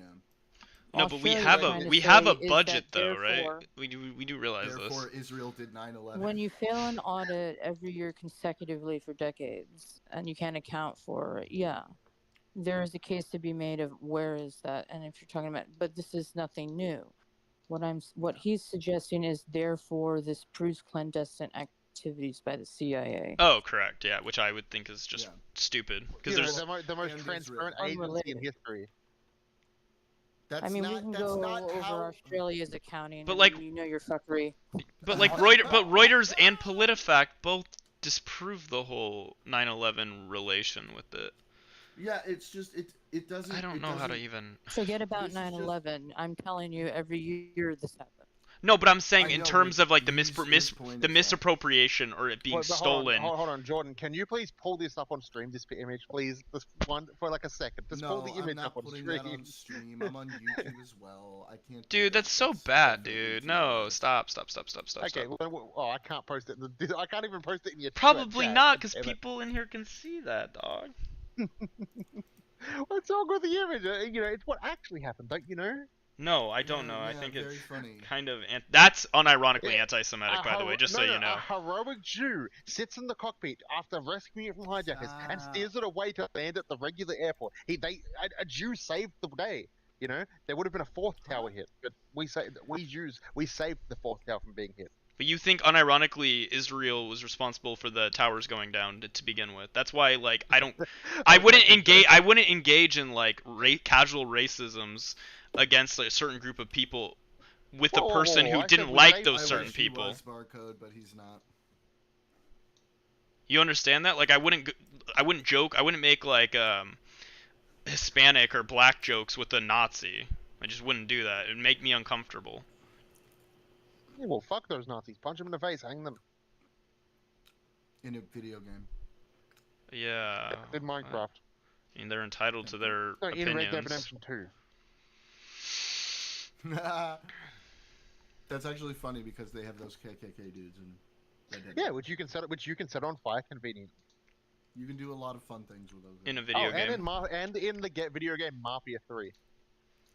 Oh, I haven't played that. I think the best Wolfenstein's probably the best if we're talking about doing shit to people. You get to kill the shit out of the KKK in America. And help the Black Panthers. In a video game. Based. In the video game, hit video game Mafia 3. I'm just being extra careful because of all of the fucking Israel did 9/11 talk. I honestly, Cosmic, I couldn't even begin. Question. Cosmic wants to know who you think killed Diana. I honestly have no idea. There is so many different factors involved, and honestly, for this one thing, right? The information is genuinely muddied. Some sources say it was paparazzi. Some sources say it was the CIA. Some sources say yes, it was the Mossad. But at the end of the day, I have a question. Wait, didn't she just die in a car crash? Yeah. Do you ever think somebody dies by accident or because they just got killed by an assassin? Is that ever the case? Or is I that mean, never? Wait, we're talking about highly Princess political Diana, figures. right? Like back in like the Yeah, 90s. Diana. She died in a Yeah, car she died- accident, right? Yeah, because it was apparently But paparazzi it was chasing a them, and they were trying to get spooky away car from them. accident. But They were apparently trying to get away from her paparazzi, driver was and- like drunk, wasn't he? Paul McCartney killed Wasn't her driver though also drunk or something? Like there was a lot to I it. don't know. I thought they got T-boned. Oh. Yeah, they got T-boned trying to get away from, and that resulted in them hitting the wall and dying. It was because of paparazzi ultimately. Yeah. But either way, it was a car Paparazzi were really accident. trying to get pictures of her. Wait, let me go to the actual recording It on was it. a car accident. Yeah, hey, Llama, you're thinking of the Mandela effect. Was her driver drunk? That was driving away toxicology. Hey, Jordan, do you know? I just remember my grandma saying that. Maybe I'm on like crack right now. What's your question, Rotan? Do you know when Nelson Mandela died? Don't Llama, right? Do you know when Nelson Mandela died? Yeah, like 10-ish years ago or something. Not that long. Yeah, 2014. 2014, but millions of people around the world have vivid memories of him dying by being shot in 1983. Yeah, I don't know where that came from. I never had that thought, because how the fuck would he have been president of South Africa if he died in prison? True. Also, her driver, Henry Paul, was in fact twice the legal limit per his toxicology report. Yeah, but he was a skilled driver. Skilled driver, he was twice the legal limit. What do you mean? Just be skilled. You can be as skilled driver as you want to be, but Jesus. Did they ever Did they ever release the autopsy of her? Did they release the autopsy? Do they have to do that? Was there like a criminal investigation that involved this? I don't think they had to do that. Yeah, if there's no criminal investigation, well, they should. Why? You think that her medical, you think that her whatever it would be called, the next of kin, is required and should have to present like the medical stuff involving their person that died? That should be forced. Also, by the way, one more thing, by the way. Also, October 6th, Tyler Robinson, the second court appearance. Nice. Wait, what? Yeah, October 6th. Yeah. Interesting. Why couldn't it have been on October 7th? That way people can just blame Israel. I don't know. Because I don't know. Because that's not how they choose court dates. Well, I understand that there was an investigation or inquest into her death, Cosmic, but like there wasn't anyone that was actually prosecuted for it, right? Specifically. Also, what difficulty are you playing on, by the way? In trouble. Oh well, no, they all died in the car. Right? I was about to say, so in that case, there would be no who would have the standing, I guess. Like, I mean, who would you even bring the suit up against at that point? And then there would never be a need for her. There would never be a need for her autopsy to be in any discovery. Wait, Jordan, are you playing on normal? Yeah, I think so. Not like permadeath. Fuck permadeath. Time for me to. I'm trying to enjoy this game, not hate myself.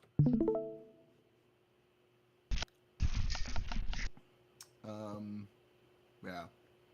Anyway, that was fun. All right, what's going on in the news, chat? Catch me up on shit. What should we talk about? What's going on? Oh, did you watch that video I sent about the French president? Did I? Which one was that? Hold on, I'll post it in the side channel.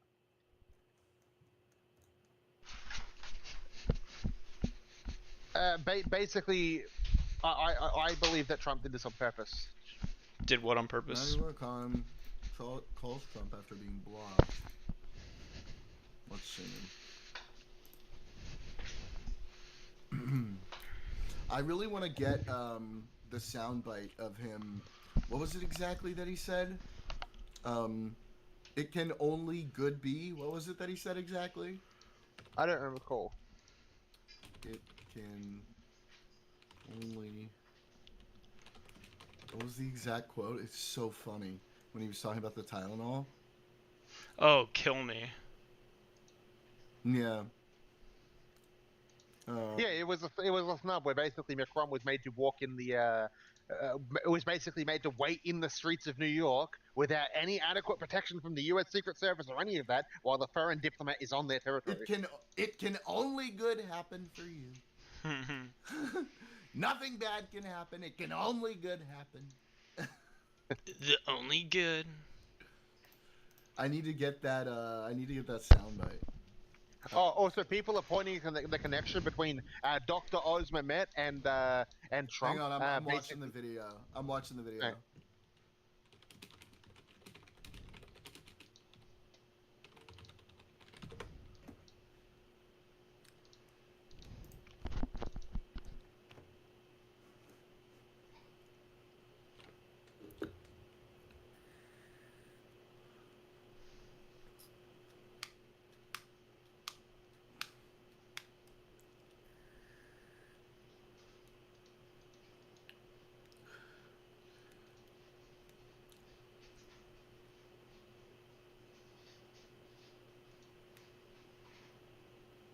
Did Jordan just shit himself?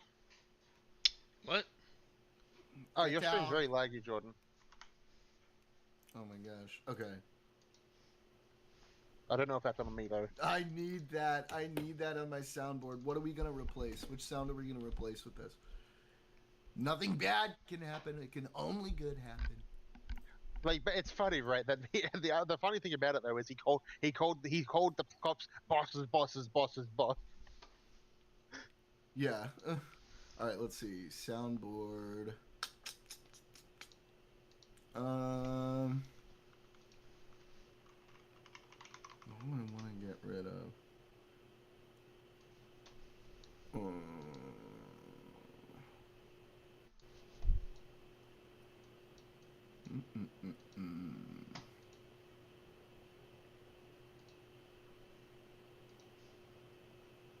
Do we need the keep yapping, man? I feel Keep like yapping, man. That's a good one. I need to get some emotes made myself, and soundboard would be cool. Sound do bodu. Server settings. Soundboard. I'm gonna get rid of the cock-a-doodle-doo. I'm Donald Trump. We don't. It's a good one, but we don't ever use it. All right. No, I'm gonna add. Then nothing bad can happen. It can only good happen.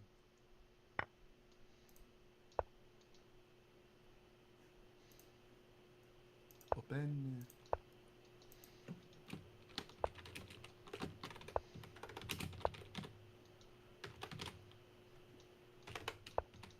Okay.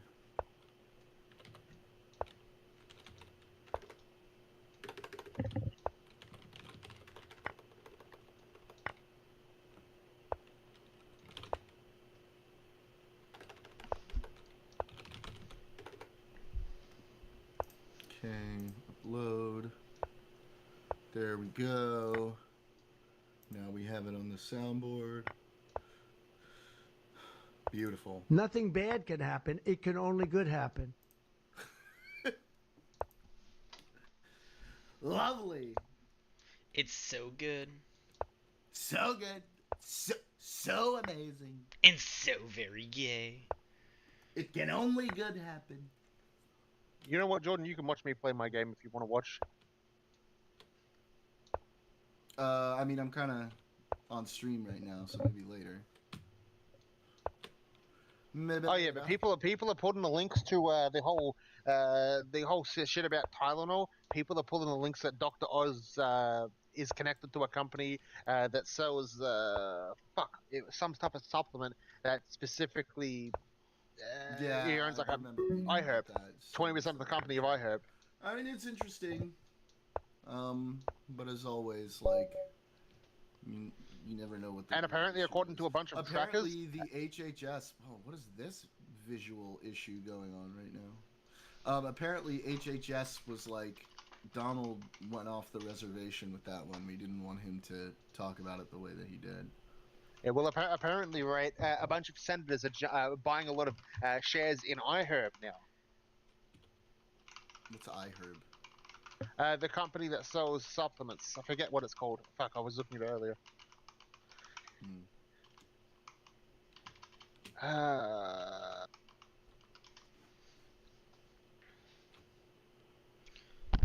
I can't actually remember what it's called. Well, you know, like, oh shit, never mind. Nothing. I was just gonna go on a real bad faith tirade. You know what, Llama? You should play some No Man's Sky with us. I forgot. I mean, I apologize. All right, chat. Tell me shit to look at. What's going on? What did I miss? Pornhub.com. True. Based. What's going on with the Online Safety Act? I don't know. Go look into what's going on with the Online Safety Act. I haven't actually heard much about it lately. Like here or Australia? Yes, what earned? I reside in Australia. Yes. Oh fuck. Well, I couldn't fucking see. That was bullshit. Oh, I think you're gonna get a kick out of Star Citizen. Yeah, I mean, like I've played it a little bit. And, like I know what the deal is. I get. You know what to do, motherfucker? I'm still struggling to figure out what to do. Well, like I haven't played it enough where like aquatic landing technology. Oh fuck! This planet is really annoying. I can't see a goddamn thing here. Oh, it's so hazy. Yeah. What's hazy? That planet. Is that really a haze? It's something. My one. Oh wait. Fuck. Trump's UN thing. How'd you feel about his UN speech address or whatever? Pretty embarrassing. Yeah. Do you like that he's pushing climate denialism, climate change denialism? No. I thought that was awesome. That was my favorite part of it. Yeah. You were pleased. So very pleased. So good. What the fuck is an Really Atlas Pass, by the way? What's a what? The Atlas Pass. I don't know what Atlas Pass. It's like a little thing you can use to unlock. So it's not something pay to win? No. You craft it. It sounds like a microtransaction, honestly. It is not a microtransaction. There's exosuits now? Hold on, there's exosuits now? Yeah. What the There's fuck have lots I of missed? There's quite a few exocraft actually in general. What the fuck have I missed, man? A lot. Fuck me. There's ship interiors now. You build these corvettes. Storm clearing. Alright.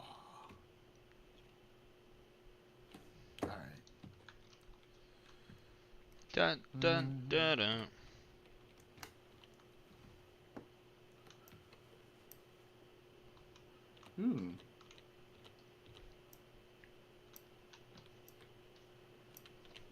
There's 9 protective casings? Jesus. I honestly might go make my room and go yell at people.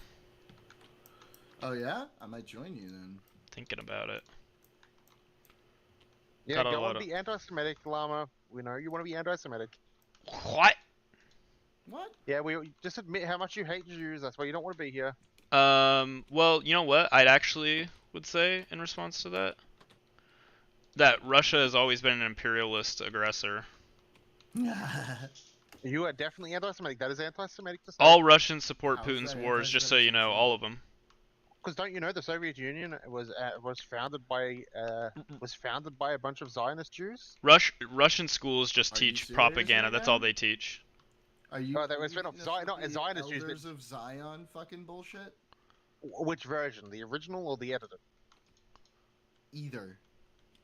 No, they're not the same. One was an original piece. The other one was basically edited and re-released and made to look like it was worse than what the original was. And I'm sure you probably read this on some very reputable websites. Why do you know what? Why do you instantly think of that book? That the Soviet Union wasn't founded by a bunch of Jews. It was.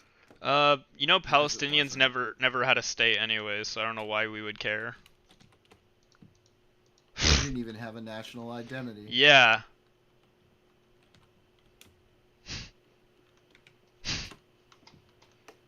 Every time that you do a bad faith, I'm gonna do one right back. Got like 20 you're more in the one the who's tank. always doing bad faiths. When you said that I'm gonna be anti-Semitic when I want to go debate conservatives. Yeah, that's anti-Semitic. Don't you know conservatives? That's everyone. Israel. There's like famously a huge, I don't know how big the group is, but there's a good amount of people on the right that don't like Israel. There was actually a pretty famous example of this just happening, like recently with Candace Owens and like the Daily Wire.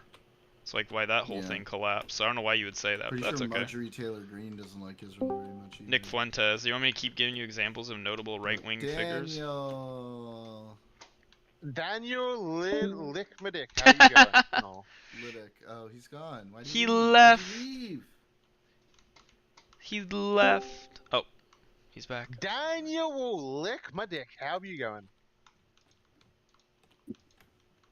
Well, I smelled the foul stench of Soviet Russian propaganda. It's coming. There we go. Oh, Daniel's a communist. God damn. Is he? Daniel is the opposite. Oh no. What was I gonna say? I Better didn't dead think he... than friends. Oh, over there. So, do you agree with me, Daniel, that the Soviet Union was founded by a bunch of Jews? No, that is absolutely not true at all. So fake. Yowza. Not even close to true. Stalin was a Jew, Marx was a Jew, Lenin was a Jew, many of the top high command were Jews. Yeah, also not. Did you just say two provable separate at all. leaders from like different time periods? This is absolutely not proven at all. You're not proven. What? Well, I mean, I'm sure you've got a really banging meme though about this. Not on me right now, no. I'm too busy distracted by No Man's Sky and how different it is from when I last played it. It is very different. All right, get into the Daniel. Drop the knowledge. Drop the soap. Let's go. No, yeah, I'm waiting for you to drop the soap, baby. Well, the Bolshevik myth, the Bolshevik Jew myth is absolutely a myth. Stalin was among many in the Soviet Union who actually perpetuated the myth using basically an epithet that Jewish people. He used the term rootless cosmopolitans as a way to discriminate against them. They're absolutely was not. Now, Trotsky, he was, but even Trotsky was he tried as much to hide his history that he was Jewish as possible. But as for Lenin and Stalin, that's, all this stuff gets into the murky territory. A lot of history does. As the old saying goes, he who wins the war will write the history books in their favor. Yeah, that's true. Not really that correct if you look at the fact that in America, though, we pretty extensively teach the history of how we shit on the Native Americans here when we first came. Your people used pretty to extensively. teach the history, and then it's we kind still of changed up where you're no longer teaching teach the that. accurate history, We still and you're teach the actually- Trail you're of actually Tears. removing We still teach the Trail of Tears. We still teach like the pivotal moments in our history. Give it 6 months. What? You just said rewritten by the winners. Hold on. Give it 6 months, and Trump's going to have it All right. mandated that you have to basically teach how the Native Americans, they attacked the Americans, and the Americans fought back to defend themselves, and it was justified in every way, and just like how slavery was good, and how they were openly removing, Are you gonna just keep anti-slavery arguments? I don't know how to even respond to this. It's just like you're not even responding to like the point I made. Also, remod me on Kick, Llama. Wait, I just want a response to what I said. Continue your point. You said history is written by the winners. I don't like when people say that, especially in reference to America, for example, because if that were the case, we would have absolutely crushed any teaching of like the history of what we did to the Native Americans, and we have not done that. It's actually a pretty well-known thing what we do, and we make it very clear to teach that.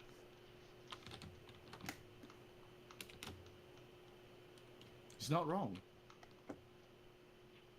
Oh shit, I need sodium, fuck.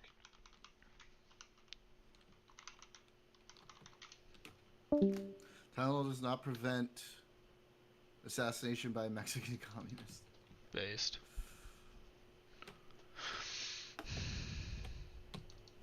I am dying by toxic damage, shit. Oh. You gotta get your toxic protection working. You gotta Yeah, I know. That's why I'm running to get sodium because I just started to get my new save, man. So scan with C and it'll tell you nearby. I know how to. I know, man. I know. I used to play this game. Remember? You're saying you're dying, so you know. Yeah, I'm dying because I'm so because I'm I'm dying because of road stupidity. You know, there was only one or two things that I think that Trump actually had a point on in his UN speech, besides the rest being hogwash. What is that?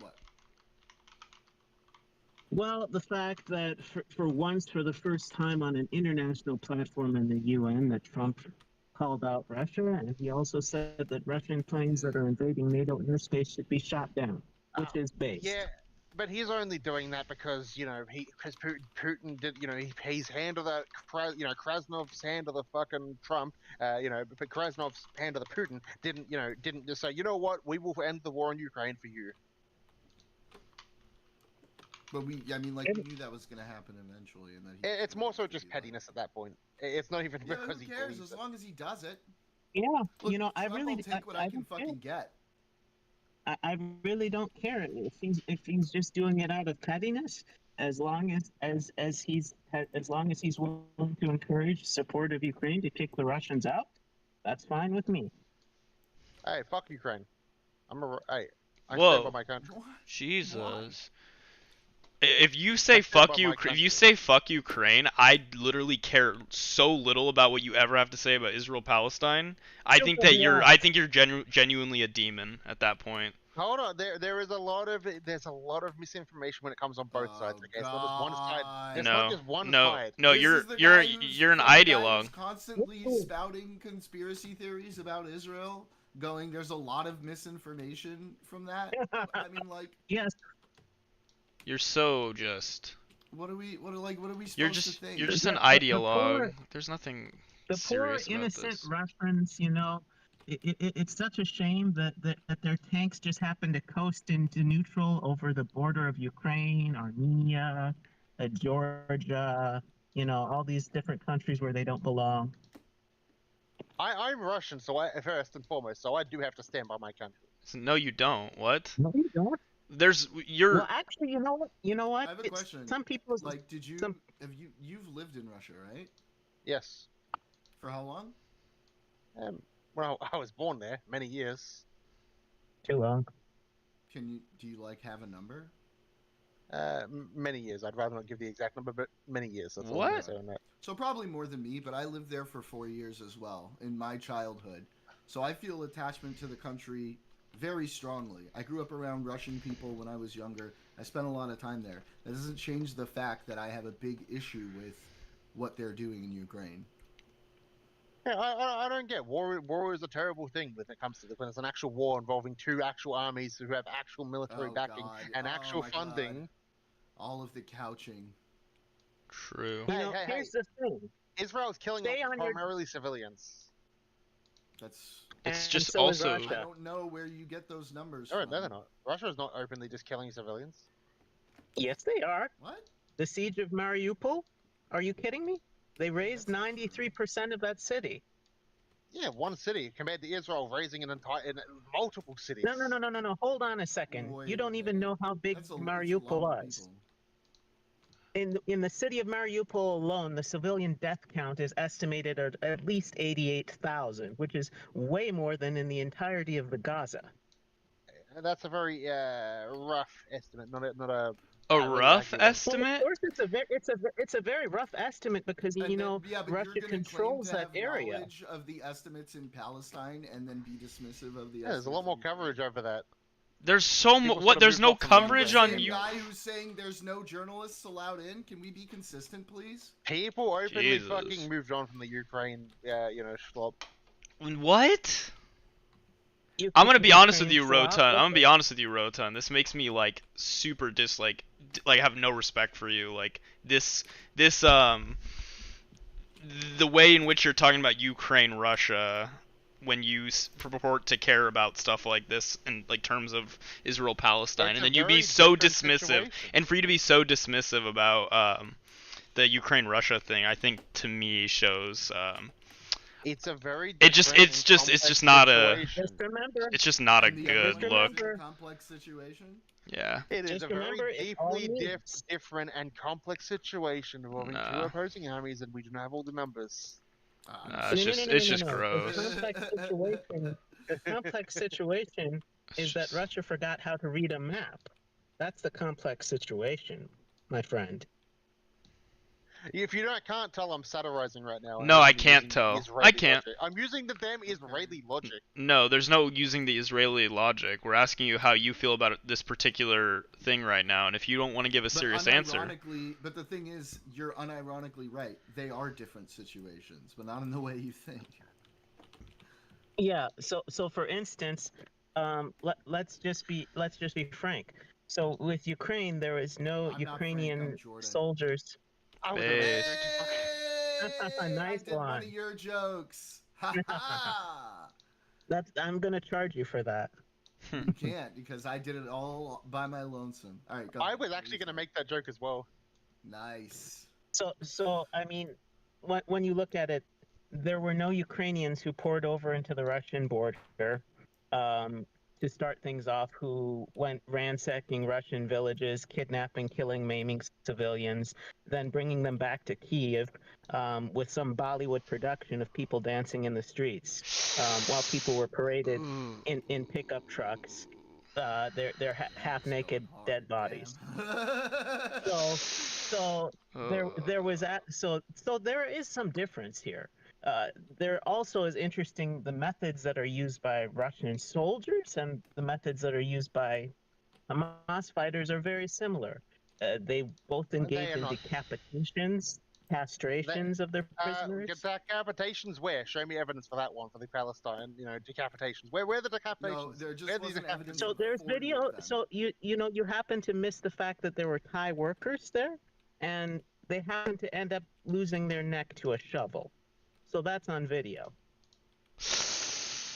And you have 100% clear evidence that was done by Palestinians? I love how it wasn't done by Israelis. Well, how do we know that? Yikes. How do we know it wasn't aliens that did it? Daniel, I forgot to mention it's actually everything was the Israelis, just FYI. No, that's a mischaracterization. It's such a perfect mischaracter. It's a perfect characterization though that perfectly encapsulates and embodies you. Everything is what about? You pivot more than Ross with the couch on Friends. Oh, you pivot more than great JD reference. Vance fucking a couch. Who's pivoting? I mean, Wait, who of us is pivoting? No one's pivoting. I would disagree with that. I've been pretty consistent in my point of view. I've been very clear too that there are a lot of real conversations to have about the issue. Yeah, I mean, to be honest, I've always been like, incredibly. We can't have those conversations when we're talking about like these crazy, unfounded conspiracies. Like, there's nowhere to go if we're stuck on that stuff. Because I'm happy to have the conversations about legitimate criticisms of Israel's behavior and like discuss those things, but we can't even get there. Yeah, and the thing is, it's like everything has to be serious. Everything is serious and taken everything literally. In the situation with Israel, Palestine, and with Russia and Ukraine, it's all a meme. Ha ha ha! How do we know for sure? Yeah. It's pretty gross considering like how horrible it has been for the Ukrainian people. Like you have no, you're like yeah, and the Palestinian people. Sure, I'm not gonna say it's terrible just on both sides. no, but unless you were 100% memeing. What's so terrible on the? Just to be clear, what do you think has been so terrible on the Ukrainian side? Like, Well, you know, the fact is the Ukrainian military kidnaps some people into the volunteer. Oh God! So it's not even no criticisms for Russia. Just to be clear, you mean enforcing their draft against unwilling people who clearly, abducting them when they're with their children. Which, to be clear, Russia is doing as well. Yeah, but They do Russia the isn't. exact You know, when same people thing. are walking down the street, and you not don't just see a their own Russian. people either. Yeah, Other there's countries. videos of the same thing. I mean, you can be standing in Red Square in Moscow and arrested for holding up a blank piece of paper in protest. That's on video too. A lot of countries tend to do that. Oh, really? What? Really? Name some. Wait, no, hang on. Let's say that's even true. Does that mean it's okay? Oh no. Okay, so then what was the point of saying that? Satirization. But if you haven't noticed, I'm very consistent with my views. no, you're not. I mean, he is, but the problem is. Well, towards Israel, I guess. Yeah, hang on. The consistency is a consistency in the, like, not in a good way. The consistency is, my consistent view is that Israel is the fault of everything. The kind of consistency I would like is a consistent, rational deconstruction of factual evidence. That's what I would like. Just remember the key thing. I wouldn't be a human if I didn't have a few reality that we're both in, and have a real discussion about the problems that exist in, say, Israel, Palestine, or Russia and Ukraine, because that's a conversation that's actually interesting to me. But like this constant, denial of, who's at fault for certain things. Like, we can't even get to that discussion because I'm sitting here having to explain that no, Israel did not cause October 7th or invite October 7th to happen. In order to be able to quote-unquote genocide Arabs. Yeah, genocide Palestinians. For expansionist reasons that you purport is why that. But anyways. For its own version of Manifest Destiny, Greater Israel. Yeah, exactly. So, like that speech, the speech that Putin had written down from about 4.5, 5 years ago, where he said that the peoples of Belarus, Ukraine, and Russia are all one identity, Russian? Or, I mean, if we want to go back a little bit... Much like Lava, I am a patriot, right? Slava Z. No, I will... There was a lot of... Sorry. There was a lot of patriotic Germans in World War II. Wait, which one are you a patriot to exactly, though? Russia. To Russia? Don't you also hold American citizenship? And Australian citizenship? Yes. Yeah, so, why Russia over the others? I just find Russian culture to be more superior to that compared to America or compared what does that mean? Australia. Oh, when you say China, I would hold China second. Wait, because culture. I don't really look at. Hang on, just to be clear, I don't really look at cultures as superior or inferior, except for Brazilian culture. That's the most inferior. Oh, Brazilian. At the end of the day, you I wouldn't be Argentinian. human if I didn't have a few hypocrisies or contradictions. Every human has contradictions. Well, we're pointing out your inconsistencies here, though. At least I am. Every human has an inconsistency. Every human. Because I think it's pretty disgusting to be on the I'm liking the Spanish laugh in chat, Van Kirk. It's appreciated. Lama, you are patriotic to a fault.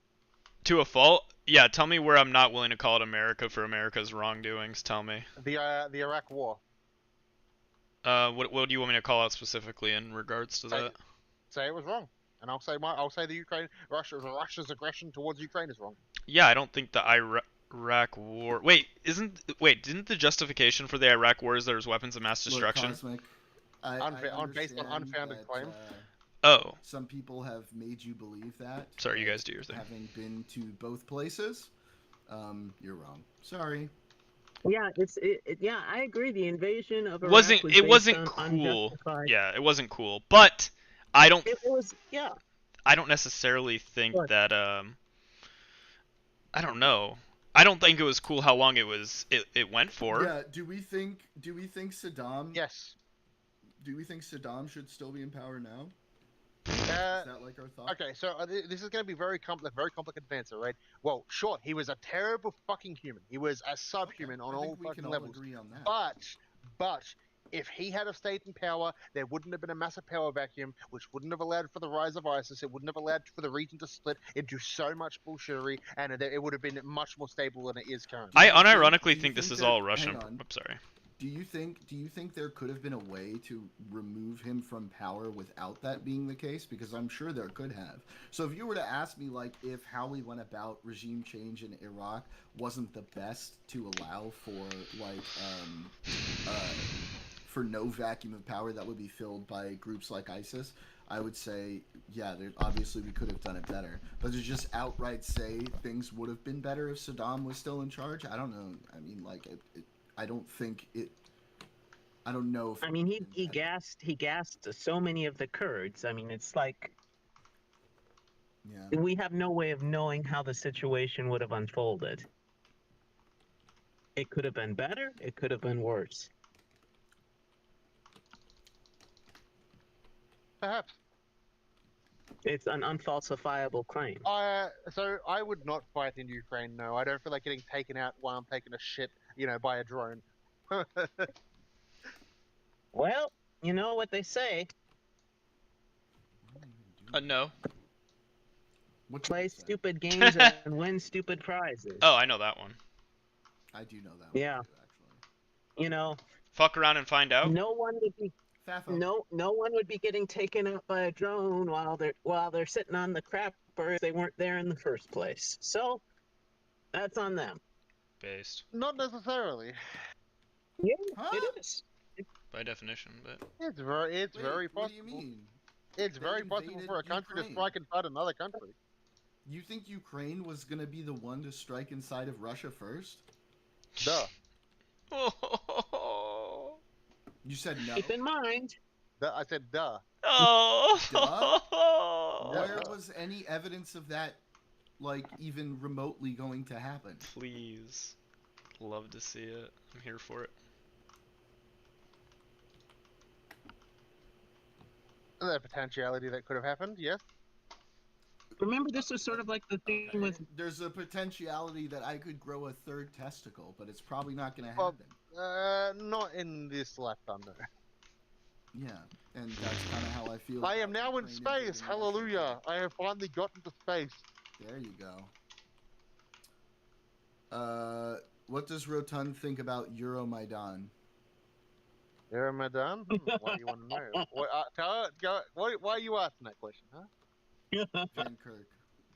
Why are you In before evil Victoria Newland donuts. You mean the obvious fucking CIA operation? Oh my god. Oh yeah, there we go. Well, look, Dude, keep in mind. It's so crazy to me, like, how far conspiracies have proliferated on the left now. Like, that used to be on like both sides. I don't even know if a base Jew even is on the left. I'm gonna be honest with you. What was that, Llama? I don't even know if you are on the left. I'm gonna be 100% real with you, dog. Well, I am. Let me lay out my beliefs so I can make it clear. I am right-wing authoritarian, but not on the side of the Nazis. I hate Nazis. Right-wing authoritarian. So you like Detroit, fascism? I mean, fascism without the Nazi aspect. Without fascism, without basing on. So you want a benevolent dictator? No, I feel like this isn't a real answer. No, that is. So you think that there is like a benevolent dictator that can exist? Without basing your entire ideology on racial segregation and racial attacks. Do you think that there can be a benevolent dictator? Well, yeah, obviously, if he's right-wing authoritarian. Oh, that's the whole point of it, then. I just think that it's so unfounded in, like, all of human history throughout all time. Much of human history has been authoritarian right-wing. And look how well it's. And look how much we progressed when we stopped doing that, as like a species. America. Maybe we should just go back to the feudal caste system. Maybe that'll work. Cringe. You mean like Russia now? Do you think that's gonna turn out better for you? Do you think you're gonna be a lord or a serf? I would be a lord. You are a little feudalist. You're a feudalist cuck. You're a feudalist cuck. This is the thing, though. No, I don't This want is a the thing, feudalism. That's what you want. Throughout the Russian Empire, the Soviet Union, and now even with the Russian Federation, it's never let go of the serf czar system mentality. So anything that the czar wants, the quote unquote leader of the time, the czar gets.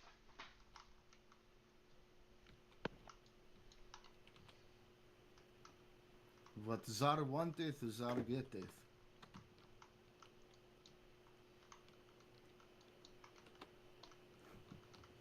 It feels like he dove into irony and can't get back to the sincere surface.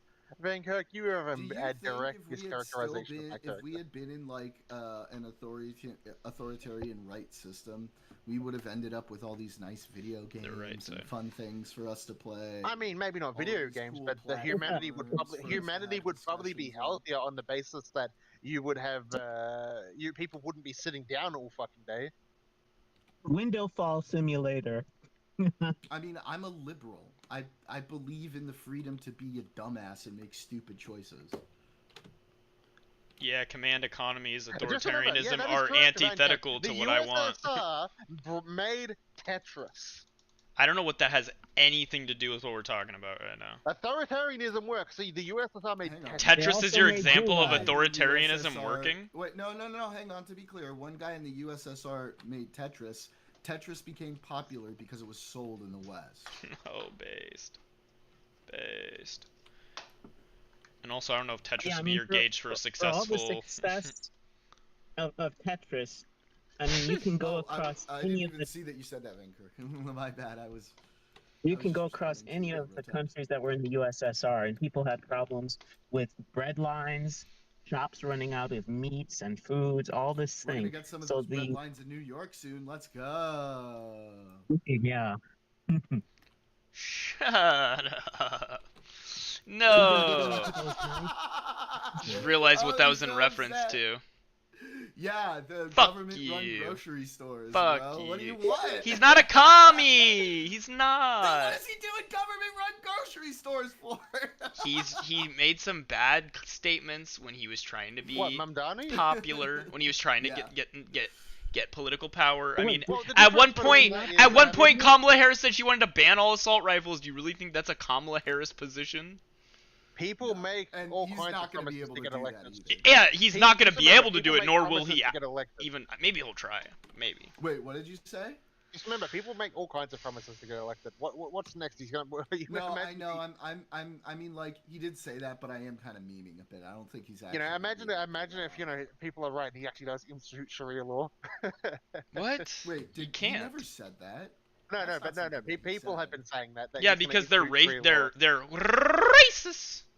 But imagine just for a second that was true. That America, the New York would be the safest place on earth. No, the reason why people think that is because they're Unless you're a woman.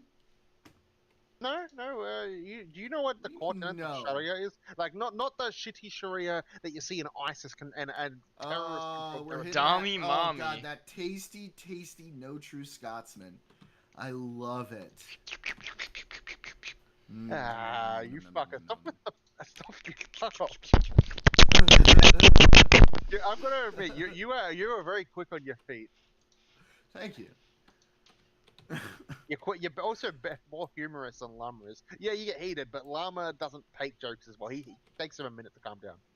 Calm down. I'm gonna be honest with you. Nothing annoys me more is when somebody tries to tell me what my state of mind is based off the way in which I'm speaking. That does annoy me. I'll be honest. I'll tell you, I am in a New York state of mind. Hey. In New York. State of mind. I mean, doesn't the U.S. Army do that as well, Cosmic? Concrete jungle, wet dream tomato. So I pay people, which is why there's less discount on the sign-up bonus, death and action bonus, and it's also wrong. I mean, yes, for certain things, but the idea that it's going to be like higher than other salaries. Well, you're going to get a Hellcat, and you're going to get a nice $80,000 salary. You're going to get a nice $140,000 after you finish. No, most people who go into the army, they're not like coming out really well off. They get free school and free like medical care and all that stuff, and that's really good, and that's why they sign up. But like, they're not getting like huge salaries or anything. in some of the outlying territories in Russia where people had lost their relatives in the war, some people were getting sacks of potatoes and sacks of fish. They weren't even getting the lada. Based. Hey, you can make a vodka with that, man. What would you rather have? By the way, Base Chew, the current Russia we have now, or like, I don't know, USSR Russia. I would definitely not like to live under the old Russia. No, definitely not the USSR. I mean, yeah, order and stability would be nice, but I also don't want to have to deal with, risking being informed on by the fucking KGB because I decided to say, oh, I'm not a fan of the picture of Stalin. He looks ugly in this picture. That's I don't progress. So, Based. I mean, you sort of got the same thing. Putin isn't rounding people up just for saying, "Hey, Putin, you look weird today." Show me the gulag. Show me the gulag. Where is it? Been disappeared. Yeah, dog. Well, if that's the case, all the arguments you made about like Israel of a disappeared person. Yeah, and at that point, if that's the argument you're gonna make, I'm gonna be supposed to do that if they're disappeared. True. Also, all the shit that you say about Israel that requires conspiracy to some extent where you can't prove it, I would just say the same thing to you on that. I'm just gonna. Do you want me to start hitting you with the show me, provide me proof? You already do that, Llama. You already fucking do that, Llama. No. I only try. In my defense, I only try to do that with positive claims. I don't try to do that with negative claims because that's. Llama does it with both positive and negative. And do I though? Well, I don't. Based. I mean, like I haven't. Give me an example on a negative claim, I guess. Just go back to our earlier interaction. No, don't say go back to our earlier interactions. I want you to give me an example. It should be pretty easy if I just do it constantly. You would like some proof of your positive claim? Yeah. You mean the WMD? You mean the WMD claims? We specifically, we opened, me and two other people provided you information about there was actual documents, and they openly said this and this and this, and you were like, oh, so prove it. No, that's not right. I read this one. Out of curiosity, that means everything there. Out of curiosity, how is that a negative claim?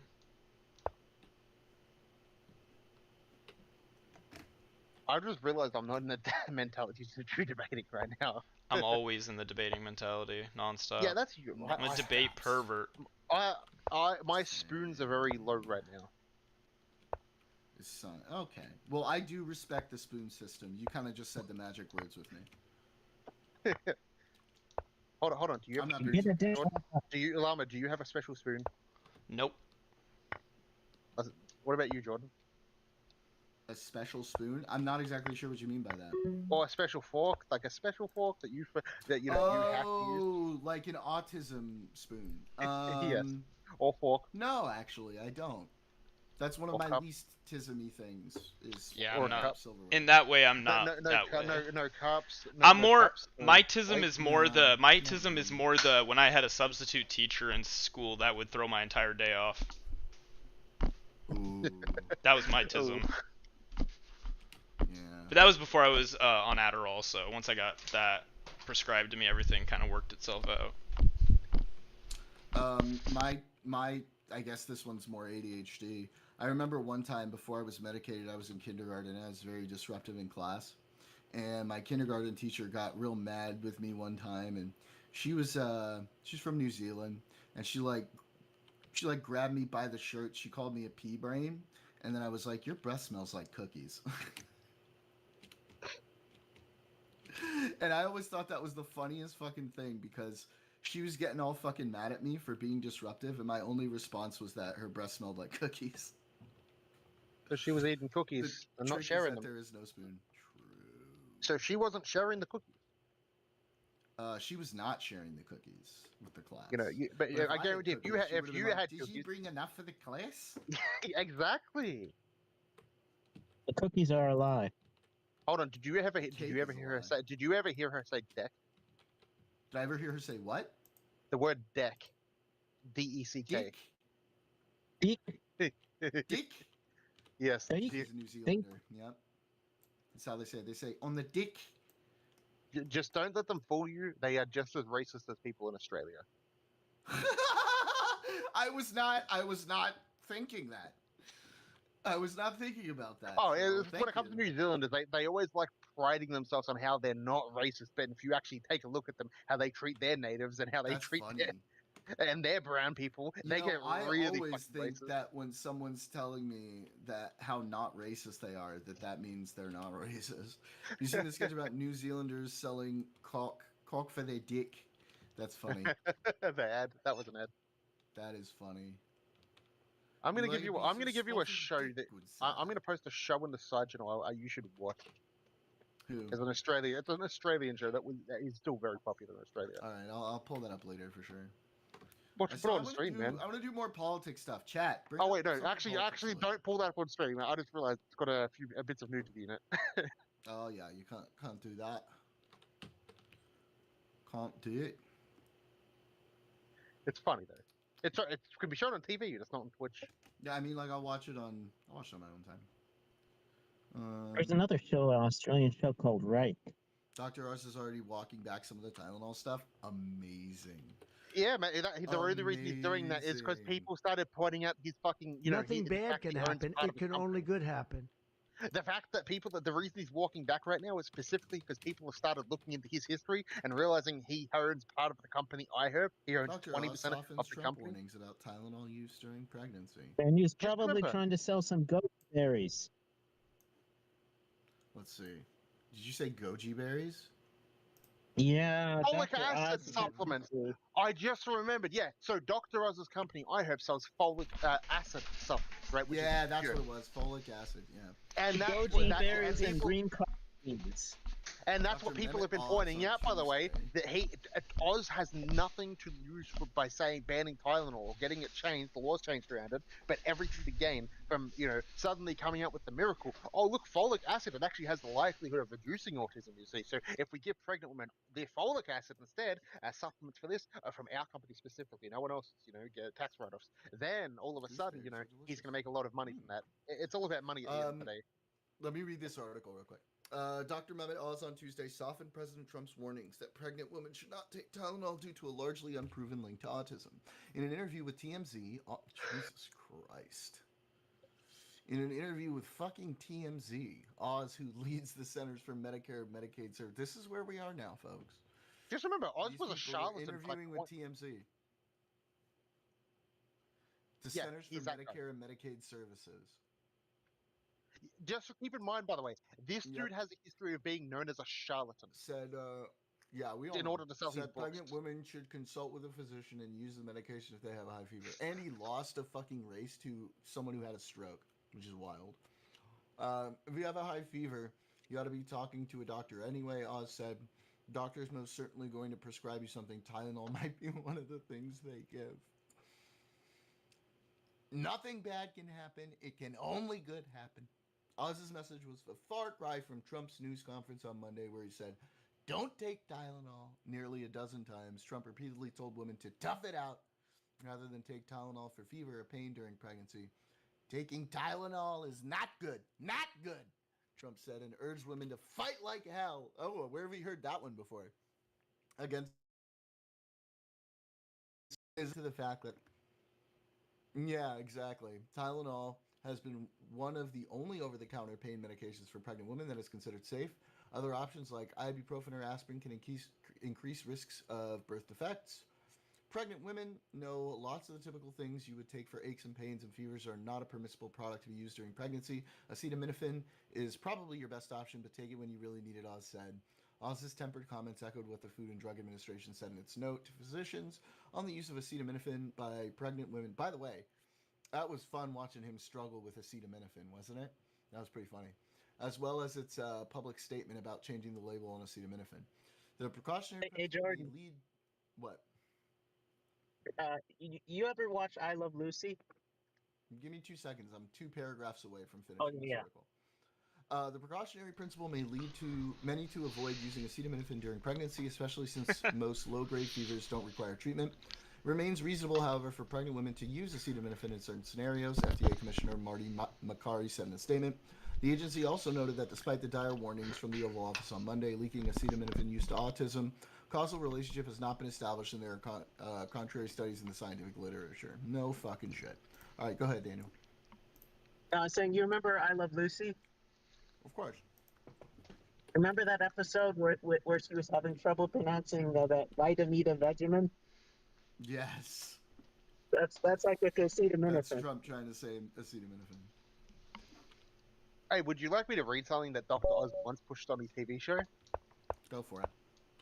An episode on November 2012 discussed conversion therapy under a different term, repatriative therapy, and forms of therapy that are designed to turn a gay person straight. This therapy has been rejected by mainstream health professionals. The broadcast featured Julie Hamilton, a representative of the National Association for Research Therapy of Homosexuality, NARTH, now known for the Alliance of Therapeutic Choice and Scientific Integrity, which offers conversion therapy. Basically, he was endorsing conversion therapy against gay people. Yeah. And it was a massive lawsuit because that. And then also, don't forget, he also fucking misrepresented fat bursting supplements on his show as well, and colloidal silver. The man is nothing more than a snake. Oh God, the colloidal silver thing is such brain. I remember years ago hearing that he wasn't actually a doctor. Like years back, I'm pretty sure there was allegations that he wasn't even an actual doctor, and he has fake certificates. I remember that being a big thing back in the day. Probably. Oh my God. Do we need to be proven though?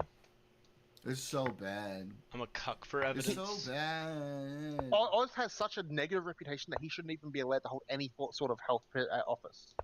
Well, any obviously. Yeah, but like, dude, RFK Jr. is the Literal, Secretary of Health and Human Services. Okay? Both of them. Literal brainworms guy. Like, I don't know. Yeah, both of them should be. Oh, and don't forget raw sewage. Don't forget raw sewage is good for you, the guy as well. And that actually reminds me of the George Carlin bit. Where he talks about how they swam in raw sewage. Just remember, RFK once said, raw sewage is good for you. It's okay to ingest raw sewage. Good for you? It's so good. There is no negative health effects for ingesting raw sewage. It's really good.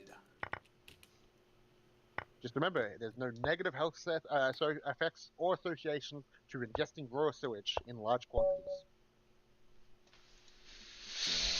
I don't understand. BRB AFK. No! Why you say that? Where's Casper? Where's Casper? I was wondering the same thing. Is Demon Cosmic Stray? No. Oh, wait, what? Cosmic is Cosmic Stray. Duh. I thought they were gonna join the call earlier. No, I didn't. I don't think he wanted to argue conspiracies. Because he's smart, unlike my dumbass. I just realized there has We're off Israel Pally now, LOL. That's what Casper said. Yes, Casper, we're off Israel Pally. She's in your chat? Yeah. Hey, how many people is she a mod for? She's not got me pulled up either? Okay. Well, wow. I guess you have to demod her and mod me instead. We abandon people. All right. I guess you have to mod me and demod her. You know, I'll take over your main mod position. Wow. Wow. Us Goy's got to stick together, you know.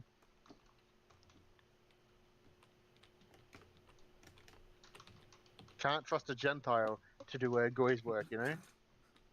Jesus. Yo, what's up, Slipknot? Just a sec.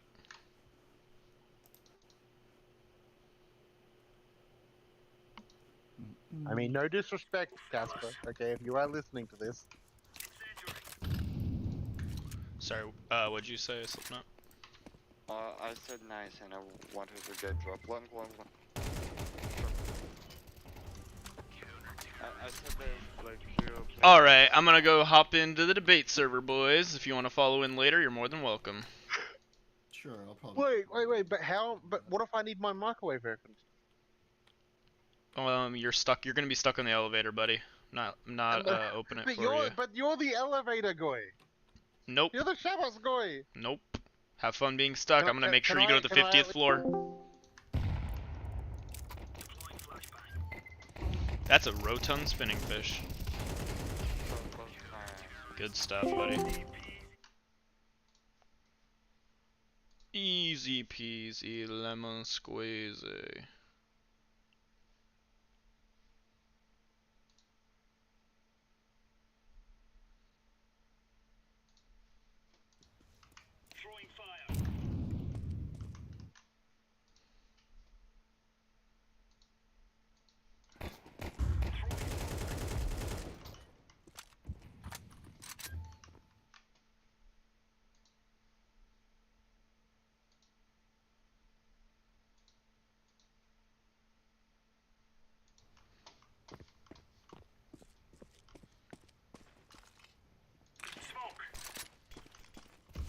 Short, short, short, short, short.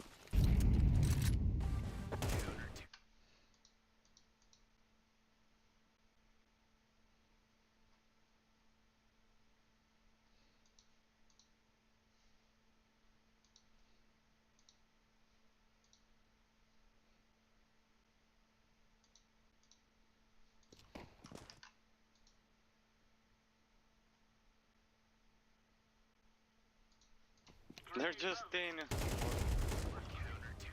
What is wrong with these guys?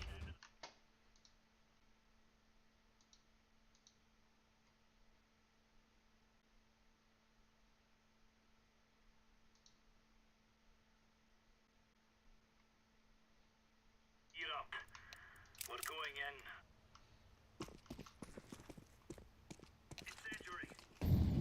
in. Laying down smoke. These guys are playing horrible and they're saying we're cheating? They're just pushing and they're dying. What? Like non-stop. They're so bad. Long short. They're pushing. Short, short, short. One short.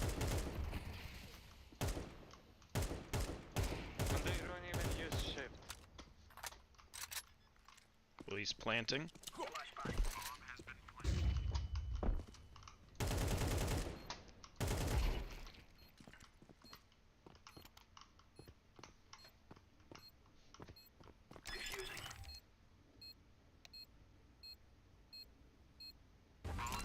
Like, I just destroyed that guy right there. What the crap? They're not good, dude. They're just coping. They're not.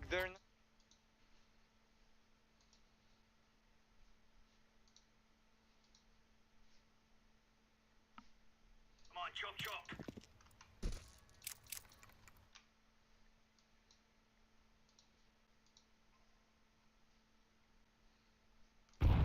One is short, one is long. Dude, they're just they're just W keying.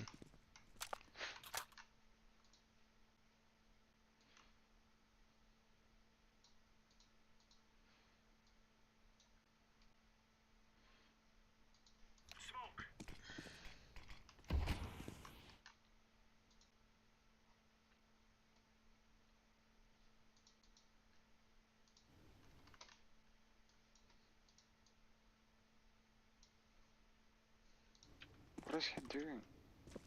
Hell yeah. I have no clue.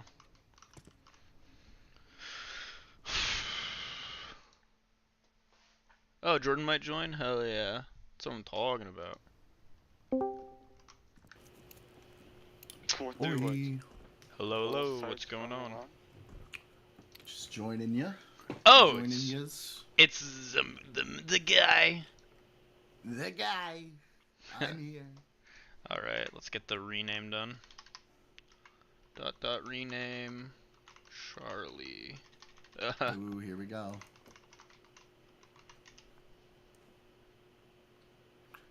Rotunda, I did give her a peanut. She did have a peanut.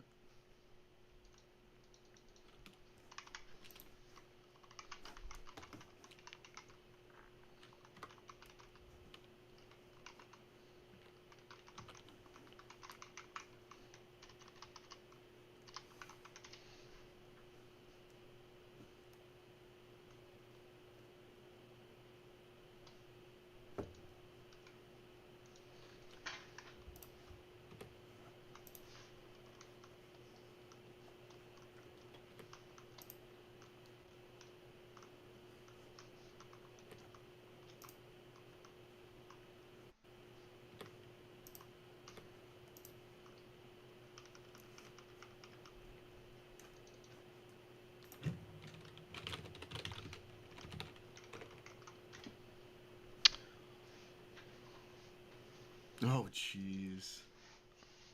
You saw what I saw? You saw it? You saw the saw? Yeah.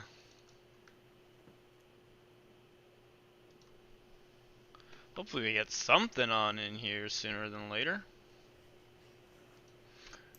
Sometimes it takes a little.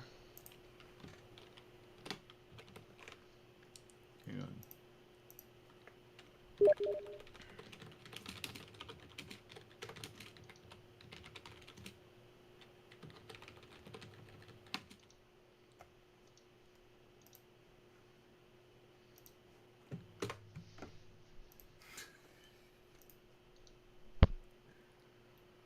What's up?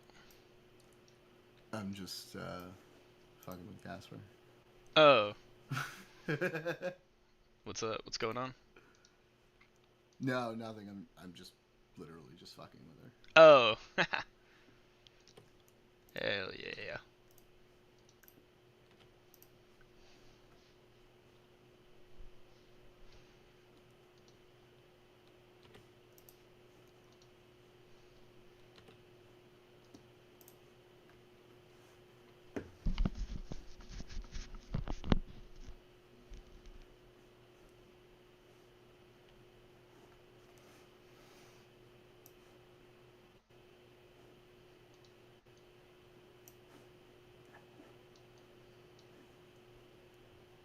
Grave bullets since Cash got a charge. Jeez.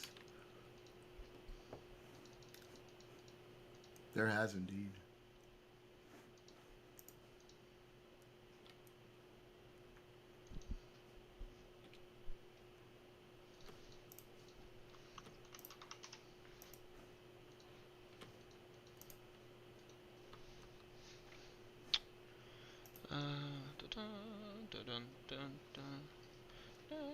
Where's Rotund? This motherfucker? Mother trucker? I think he was sending. He said he was taking off, I think. Oh, gotcha. Yeah. It's been a bit of a quieter night for streaming. Yeah, I was thinking the same thing, actually. Yeah. Not that I'm upset about it. Sometimes it's nice to have a chill My numbers night. aren't so great. My numbers aren't so great today, so. Oh, gotcha. Yeah, I'm a maybe little people are bummed just about maybe people are just poopered out, man. It's been a kind of a crazy period of time. So I could see that. Potentially. For sure. For sure. Because I'm with you, I don't feel like mine are quite. You know, sometimes I'd see that 10-ish, and it's not been the case. Yeah. Well, our last stream, it was like high 30s. It went over like 40 at one point, but today it's been like hovering around the 20s. Jeez. What's up, Intrusive Thoughts? How you doing, man? Oh, what's up, little bro? Oh, I already know this is gonna be fun. So, how do you feel about Charlie Kirk passing, dog? Oh, it's complicated, man. How do you feel about it? It's probably not a good thing that people are dying. Yeah, due to man, like like, political violence, you know? The left are a national security threat at this point that need to be dealt with. Oh yeah. Have they determined this guy's political? What about the neo-Nazi that killed the 2 children in Colorado that same day? Untrue statement. I hear 2 people talking. What's up? What about the neo-Nazi that killed the 2 children in that school the same day in Colorado? Yeah, those are fringe outliers. The left consistently just calls for violence. Give me all an the time. example of a non-fringe outlier.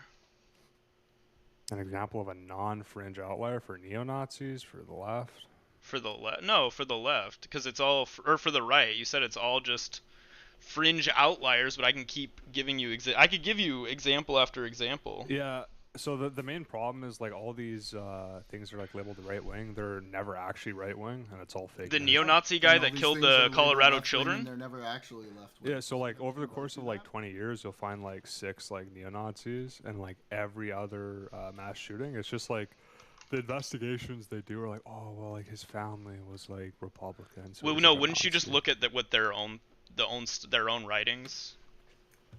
So who are we talking about? Yeah, you can do that for some. For the ones that did, just though, depends. wouldn't that be pretty important to just kind of see what they were generally scribbling, kind of like psychotically to themselves? Yeah. So who are we talking about? We're talking about vagaries here. So I'm talking about vagaries. Yeah. No, I'm talking about all the neo-Nazis. What neo-Nazis, bro? What are we talking about? For example, the guy who killed those 2 children in Colorado at that school the same day Charlie Kirk got. Yeah, so killing like some random like kids. Random? Versus... Nope, he Yeah, was yeah. a neo-Nazi with neo-Nazi ideology, which I would, Yeah. if I were you and I were me, we probably could agree that's probably somewhere on the right side of the political spectrum in terms of political extremism.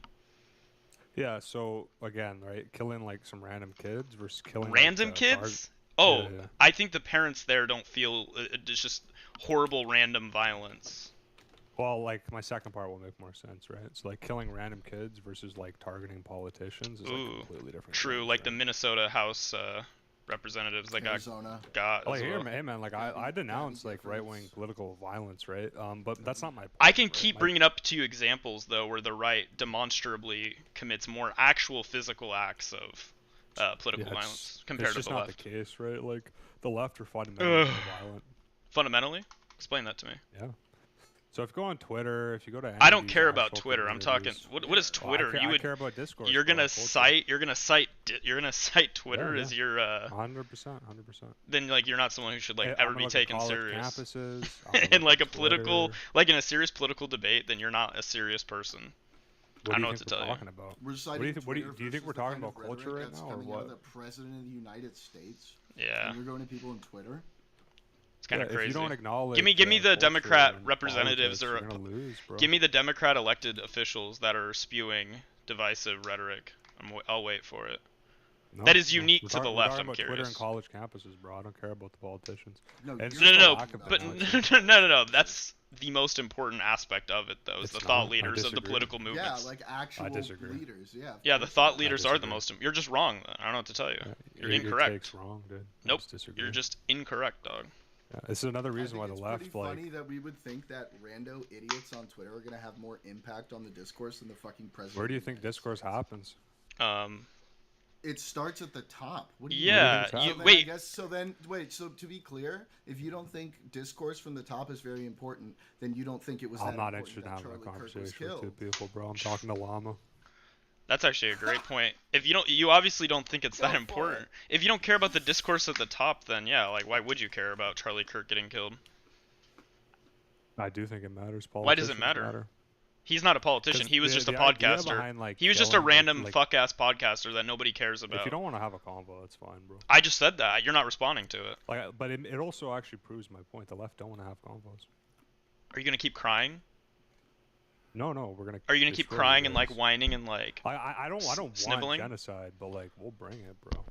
You'll bring it, dog. Okay. Yeah. And the left I is would. so much more violent. Yeah. Like, listen, True. There it is.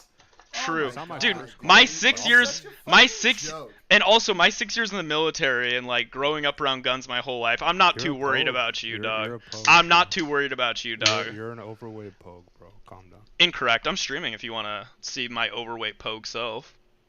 Yeah, go ahead. Where is it? Copy. No, I'll throw it in the side chat.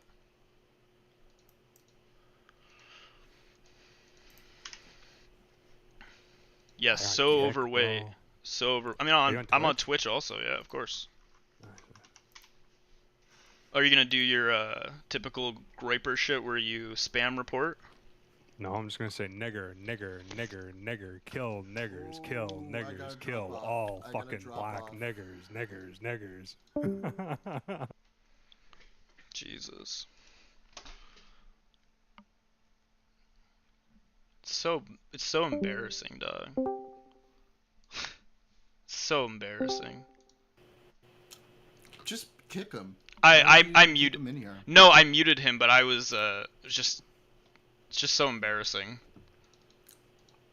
That's all they can do. I was trying to switch over to Discord real quick, but I didn't That's have all they can time. fucking do, dude. See, this is nonsense. He got actually pushed on something. He didn't have a real answer for it, and he starts spouting slurs. He after starts spamming a hard R, yeah. Straight up, after he straight up was like, "Yeah, we're gonna genocide, but you guys are more violent." What an unserious bunch of fucking mental invalids, bro. Yeah.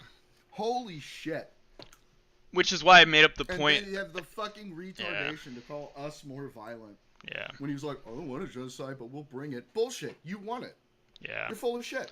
And even then, I'm not too concerned about the chuds. I'm pretty confident in my civil Dude, war capabilities if that ever were to happen. So Bro, it's fucking stupid. Bro, you don't even need to say that. It's not gonna happen. These people are all talk. It's fucking nothing. There's I understand no shot. that. No, I understand that it won't happen. I think that's ridiculous to even say that, to even pretend that's a real thing. But even if it were to happen, like, I've seen these motherfuckers in real life. All the chud, right-leaning people I know are like the most fat, overweight, fuck retards I've ever met in my life, who are incapable of like doing anything. Sleepy. Like, I think Jesus. he's just trolling, Sleepy. Oh yeah, no. You didn't think he was gonna be in there, did you, Barcode? But Sleepy is a very loyal watcher, and I appreciate the fuck out of him for it. Yes, obviously not all conservatives. You gotta speak with when you're speaking in a rhetorical manner. You have to. It's good to. It's good to. I'm a tribal. I love tribalism, baby. Oh, you just got here 4 seconds ago? Welcome. That was crazy though. It's so cringe. I even said what are you gonna do, your Groiper thing where you just spam report? And he did. It's literally he just instead of spam reporting, He just spam slurred to try to like get us banned or something. Yeah, it's cringe. Or me. If I make positive steps to like to exit that, yeah. But if I made positive steps to get out of there, it's not like. And same with you, right? You made the effort immediately to remove yourself, just as I did. Yep. We can't be in trouble for that. It's not our fault that Nope. that were to happen. But anyways, what's up, Dowler? What's up, Kingsman? Sup? How's it going? Nothing much, mate. Sweet. What are you talking about? Oh, we're just talking to a Groiper. Oh, Groipers. Yeah. We were. Unfortunately. Spamming racial slurs. So. Oh, Nick the Spick, eh? What a legend. Isn't he like selling out to Israel at the moment? What's going on with that? Oh, Nick. Nick Fuentes? I would be very surprised. Honestly, selling out to Israel, I think that's just a silly thing to say. That has no bearing on anything, like, personally. No bearing. Just like if anyone said... I don't know if it's very serious. He might be like being sarcastic, but he's like shitting on like JQers. He's calling JQers like low IQ over the Charlie Kirk assassination. And naturally, I see his point being the like Candace Owens like negress like just saying the stupidest shit and like the hyper conspiratorial people over like, oh, the Jews are coming underneath the ground and shooting him, or like the camera in the back of his head shot him. And yeah, I get it, like it's retarded, but jumping on like attacking the right at a time when there's like a unification going on just seems really hell yeah. like, have fun fucking... dealing with what center left liberals get to deal with. That's all I would say. Shit all the time from the crazy lefties. Yeah, have fun. I get it, but it's just like infighting when you have this moment to rally. Like I'm not even a fucking Groiper. It's so good. Like, I love the your infight. moment. I love watching infighting happening on the right. It's so good for me. It's so retarded. Like this is so stupid. Either they're stupid or they're fucking Israeli fucking agents. I'm a liberal, like a center left liberal. So for me, that is good. I do like that. Right. Well, yeah, that makes of course, naturally. Yeah. But I mean, from your perspective, I would see how that would be not frustrating. Yeah. Fucking stupid as shit, man. That's how Welcome to our world for like the last 10 years. So are you like a center right guy then, Dowler? I don't really affiliate with right or left. I'd say I'm just anti-Israel, anti-Jew. I'm anti-Jew. So you're just anti-Semitic? Yeah. I'm just anti-Semitic. That's my whole political fucking alignment. I think you're okay. You're probably just memeing, but I want to know like what is your actual like underlying political like ideology that you like, I guess. Because hating Israel isn't going to help whatever country you're in, like, do well and prosper. I get you. Yeah, I get you. Yeah. You can't be, like, anti anything if you're not pro something, yeah? Well, you can be pro that, but I'm just curious, like, what's your, like, I guess, what is your underlying political ideology? I don't know, man. It shifts between, like, a doomer perspective or, like, a bloomer sort of optimism. So, from a doomer perspective, I really don't give a shit about anything. So I just like hate, a nihilist. I just hate my enemies because they're like attacking me personally, right? So I have like a egotistical perspective on life. So you're just like a So nihilist then? So you just don't really care about Yeah, anything? yeah, nothing. Yeah, I don't really Nothing care about matters? anything. Yeah, Oh. yeah. Like kind of the So then you don't. So you don't. Not, So you don't not like vote or particularly interesting. anything. So you don't vote or anything then, right? Well, I used to, but no. Now you I won't don't vote now. or anything. Okay, cool. Yeah. Yeah. Okay. Then I mean, then you can believe whatever the fuck you want as long as you're not voting. Holy shit.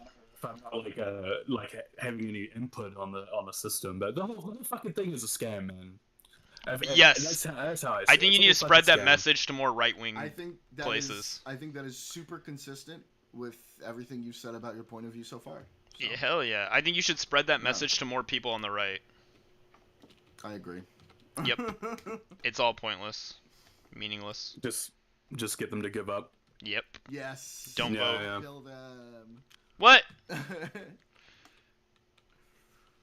I mean, they already are black-pilled fellas. Black-pilled, like, but whether you realize it or not. They're so black-pilled that they show up to vote like fucking crazy. Yeah, but but not for their own interests though. And you guys say that all the time. That's like a quote from the left. It's like, why do you not like vote for your own personal interests? No, Like, I didn't. I didn't make that statement. They don't. No, I'm not even making that point. You're saying that they're black-pilled, and I agree they're somewhat black-pilled, but it's weird that they all show up to vote. I don't care about in their own interest or not in their own interest. I'm just saying, for them to be black-pilled in the way that you say to be, claim to be, doesn't seem to be consistent with the fact that they show up to vote. Yes. That's what I'm saying, sorry. Yeah, two different kinds of black pill. You're quite right. No, they're black pilled in like the whole like they're just voting against their own interests enthusiastically. It's fucking exhausting.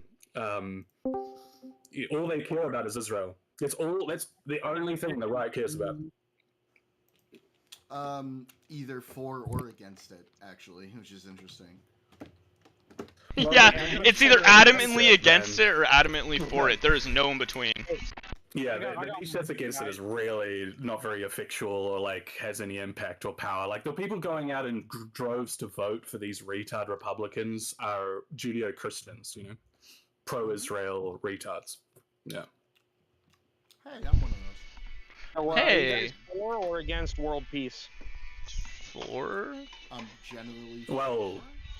Yeah, ideally for, but like, yeah, an ideal sense. But like, if somebody like, if China shot missiles into my country, killed a bunch of my people, I don't think that I would be advocating for peace. Yeah, at that point. Well, no, I guess it depends on what happens. Circumstance, right? for sure. Pummeled and China, Russia, they just declare like some global axis power. America gives up. NATO gives up. Yeah, like time to suit up. You could say it's peace. But like I say peace, I'm talking like, I guess it depends on the scenario, right? I would like you guys seen Injustice or no? Society You guys read the Injustice comics or no? I have not. No. Okay, so anyway, Superman at the beginning, he goes around, like if you've ever seen the movie, he literally gets someone from fucking Palestine, the leader of Israel or some shit, Netanyahu stand-in, they have to sign a peace treaty, bro. He makes he denuclearizes everyone, de-arms everyone. I mean, if we right? had a superhero, Based. I would hope that's the kind of thing that would happen, but unfortunately we don't have Oh, I don't want to spoil it, but yeah, he'd be an in anti-Semite. Fantastic Four, that's what they do, right? When the four of them come back with superpowers, they pretty much say, look, we can help you guys make a better world, but everyone who signs on to this whatever, they're agreeing to give up all their arms. So they literally, like, not like a gun buyback, but like literally just get rid of their armed forces, right? Yeah, that was the I mean, deal. And pretty much every country signed on. Ideally, what we're looking at in this situation is almost a benevolent dictatorship, but from someone who ostensibly well, that's the thing. The Fantastic Four, they're kind of advisors, and they're letting everyone do their thing. They're just kind of the mediators type shit, right? The problem is But, we like, in if you're America, in the world, we don't have like an Superman omniscient, and Justice in 5 omnipotent. seconds, right? Superman in 5 seconds, right? So Joker kills Lois Lane and causes a fucking nuke to blow up. So Superman says, you know what? I'm tired of letting humans do their thing. You know, Oh, he's gone. Wow. Just man, a Marvel Fan, eh? Gotcha. I mean, that'd be cool if we had like if I were a superhero, that's what I would do. But we don't have any superheroes. I was about to say, in real life, there's no omnipotent or omniscient, whatever. Yeah. Being. It's definitely a conversation of idealists. Yeah, that's Even like. then we'd have to But trust it's in the non-white fact men that they feel wouldn't pathetic about being eventually colonized by turn white men. around and. I'm sorry. What's up, Nature? I'm raising awareness for how non-white men feel pathetic about being enslaved and colonized by white men. Okay. What's up, Dowler? I was just gonna say, like, you know, I think we can all agree on ideals. Like, yeah, a world of peace would be fucking great, wouldn't it? Like, yeah, we can all agree on that. But ideals are it's just such a lazy conversation because it just doesn't go anywhere. It's like politically imagining ineffective It's too. nice to dream about, but we have an actual real world with real situations and actual wars and shit that we have to figure out and deal with. And everybody wants to paint very easy lines on these wars, but just like any other world conflict, things are not black and white. There's a lot of gray involved, and everybody just has to fucking grow the fuck up and understand that things do not map as cleanly as they would like them to. Yeah, I'm really sick and tired of the rhetoric these days about like we're the forces of light and they're the forces of darkness and shit. Like this black and white painting of good and evil makes me sick. I mean, for me, my own sort of judgment and sort of basis I try to start from is like, you know. From the perspective of liberalism, not like left or right liberalism, but like free society liberalism. I think that's, for me, one of the most important things that we need to defend. So, like, if you're against that, I'm against you. That's kind of where I'm at. Yeah, I can respect that. I mean, that tracks with you letting me even, like, spill my guts out in this chat, so I respect that. Brother, I am a Jew. I have dealt with far worse than anything you've said in here in my life, so don't even worry about it. True. Oh yeah, you can get way worse than that. I mean, like, I don't actually hate Jewish people, believe it or not. I know it sounds ridiculous after everything I said. Yeah, you didn't actually come off to me that way, as you were just memeing a little. Well, it's not necessarily memeing. I think it's more about like if I was being really specific, I don't like people who have like a religious or spiritual belief that I'm their slave in the future or something like that. I have a problem with that. It doesn't matter if you're Jewish or not. I don't care who you are. Anyone that wants to like constrain me into their worldview and tell me that this is how I have to live and have to govern my life. Yeah. So let me just like mention a couple things. Number one, I mean, like I'm ethnically Jewish. I'm actually an atheist, right? Like I don't believe in God or any of that. So I don't. Yeah. Go No, it doesn't matter to me. Like I have no animosity towards you. And number two, I, like most Jewish people, are not going to believe that either. That's going to be a very small group of people. Most Jewish people don't prescribe to the whole we're better than everybody else because we're the chosen people. In fact, for most Jewish people, the whole chosen people thing is actually seen as more of a burden. It's pretty dangerous. Yeah, it's never a good thing to go and spout that sort of shit because people are going to turn on you pretty quickly. Yeah. Well, but even religiously, even from the religious perspective, it's generally thought of as a burden that the Jewish people have to carry rather than a positive. So, just a little, little misconception that I think a lot of people misunderstand. That I think. Oh yeah, they don't claim that they're chosen because they're better. They claim that it's just like it's an extra obligation. You have like more rules to follow. Exactly. Now there are some people who do see it that way, but I don't like those people. Look, I just buy into the JQ conspiracy that they control the world. That group of people that have this particular belief. Is it really a conspiracy? I don't think it's a conspiracy. Naturally, I think it's very well. The word conspiracy meaning like some sort of theory rather than reality. I think it's reality. I would say it's a theory. Sorry. If I were to suggest one thing, it would be to go take a look at the number of people from any particular religion of any kind who are CEOs who own different companies. I think you might be a little surprised. Sure, man. Really I could do that. Blackstone, BlackRock, Vanguard, they all own those companies. And there are other companies that they don't. And they're all Jewish. Yeah, But I there's would there's sort so of, many like, countries. There's narrow so it many down to companies. Western world.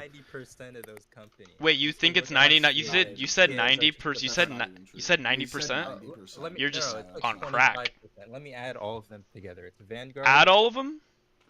Yeah. Add up all the Hang on, companies if across you're the just entire gonna world. list- If you're No, just no, going to list a bunch Vanguard, of companies in a Blackstone, and vacuum, you're BlackRock. not actually doing a realistic Measurement Do you know or what breakdown. Vanguard, Blackstone, and BlackRock are? We're well aware of the big scary Oh, companies. yeah, Yes. How much? Okay. Then what are you saying? I They would. already I told would you look at that see we're a. naming companies in a vacuum is not an actual Like argument. like analysis of how many people are controlling what. Okay, so Then you give how an many people are ethno controlling race. the left? Also, the CEO of Vanguard is Salim Ramji. It's not Jewish.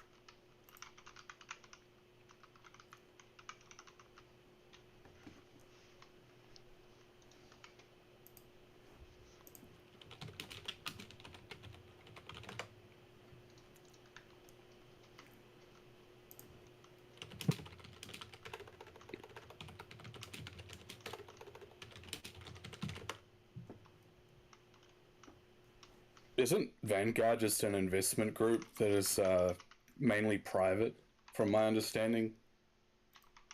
Yeah. Like who are actually investors in that group, not publicly known? The CEO is publicly known. Who invests is not, but there are far more CEOs. I mean, far more billionaires who aren't Jewish than are. Would you agree that at least Vanguard's What would be- investors have what- more power than the CEO? What would be, out of curiosity? Sure, but we don't know who who they are. Who are they? Out of curiosity. I mean, we'd just be making assumptions. Yeah, out of curiosity, what's the like dollar amount a company needs to be worth in your mind for it to be a company that it's like, ooh, they could exert some sort of softer or hard power? Just one more thing I want to say before you ask the question. So we've got three major investment groups that are like the three major investment groups. Right? We've got Vanguard, BlackRock, and State Street. Of those, only one of them has a Jewish CEO. By the way, CEO doesn't matter. Look at their chairman. The CEOs get fired. The chairman and CEOs. I would say look at the investors, but you can't. The chairman. for the I'll most part. answer that question. The chairman and CEO of State Street is Ronald P. O'Hanley. I didn't say so State let's take Street. a look at the other ones. Go to Vanguard, BlackRock, and. Well, State Street's a huge investment firm, so why wouldn't you look at them?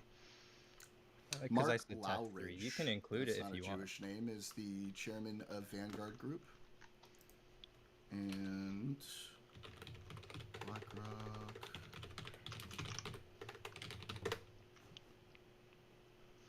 BlackRock chairman Lawrence Fink, same guy as the CEO. So once again, 1 out of 3. What would be the... Okay, anyways, back to the company thing, out of curiosity. Do you think, like, companies that are worth, like, $1 billion would be where you're, like, at that point you think that their influence or, I guess, soft or hard power would begin to matter to you? Or is it, like, 500 million? I guess, where is that number for you?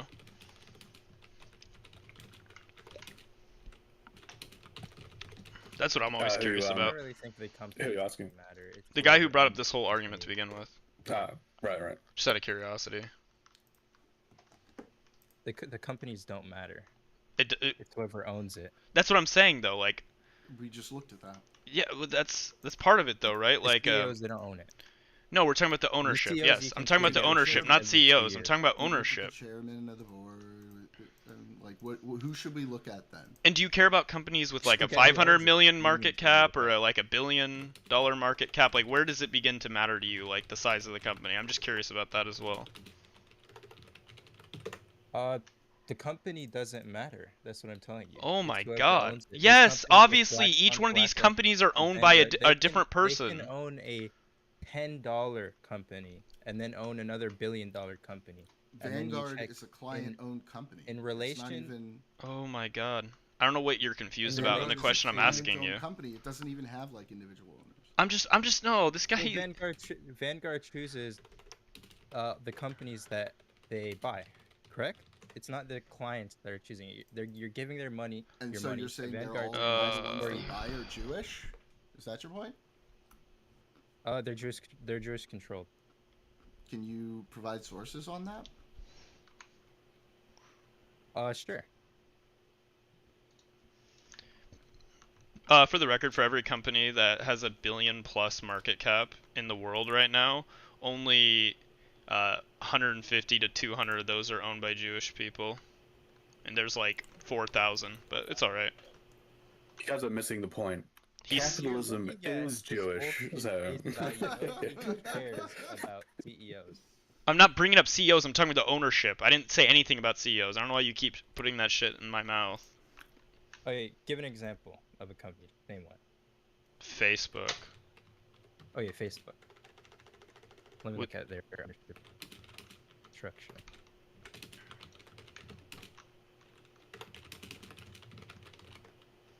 And then we could look at like the amount of individual billionaires that exist as well too. So that could also paint. I could care less about that. Who has the money? What? Would it bother? Oh, so companies that true. You're so right, King. It wouldn't matter. It wouldn't matter if there was 1,000 billionaires and 990 of them were like Arabs, for example. Like that wouldn't matter at all. Jeez, not one bit. That's super irrelevant fact. Just to spice this conversation up. I'm not saying that that's the case. I'm just saying. I care more about their asset management over their net worth. I think you care more about a random 10-minute YouTube video you saw once. That's what I think. In the narrative it gave to you, because you're not able to like engage with anything that's being said to you outside of like very specific dialogue trees. You hand wave everything that gets brought up, even though it like. Huh? Because nobody cares about it. Nobody cares about the amount of like controlling wealth. No, on a billionaire individual level, no. I'm talking about companies, not a billionaire individual level. You're saying the top 3,000 billionaires or 1,000. Not billionaires. Top 3,000 companies. Top 3,000 companies. Not people. Companies. Wait, do you think I said CEO again? Are you still confused about what's going on here in this conversation? No, now you're just trying to gaslight me. You're trying to say how many billionaires. I never had once said how many billionaires, other than. I think you're getting confused. Sir. You did. You said both examples. You said how many billionaires. Well, that was the bringing up the billionaires was when you were hand waving the companies. Was when you were hand waving the companies, as if that like didn't actually matter the individual companies. I don't think the I'm still trying. I mean, because like every time you've brought up a point, we've looked it up, and so I'm still trying to understand what it is. Well, you're just looking at it as face value. Who's the CEO that got fired 2 years ago and got replaced? And wow, it's an Indian, so can't be Jewish run. Can't be. I'm not talking about CEOs. I'm talking about companies. You haven't ownership. Outlined you guys were just like talking a specific about point. How Hang on, no. To be clear, every time. That's funny. Because every time you've actually brought up a point and we've looked it up, you've then hand waved that point away and pivoted to another one. Can you give us like an actual clear point that you want us to look up to show whether people are actually Jewish in charge of everything or not? Or do you need to continue with the sort of nebulous point of view so that we can't nail you down on something? Because that's what it seems like from our perspective. Well, I know it seems like that from your perspective. So then give us a specific thing that you want us to look up to prove your point. That Jews Jews control the world. Sure. Give me a second. I'm back. Jews do control the world, guys. We're trying to figure that out right now. Yeah, I know. We're getting hit with the trust me, bro, on this one.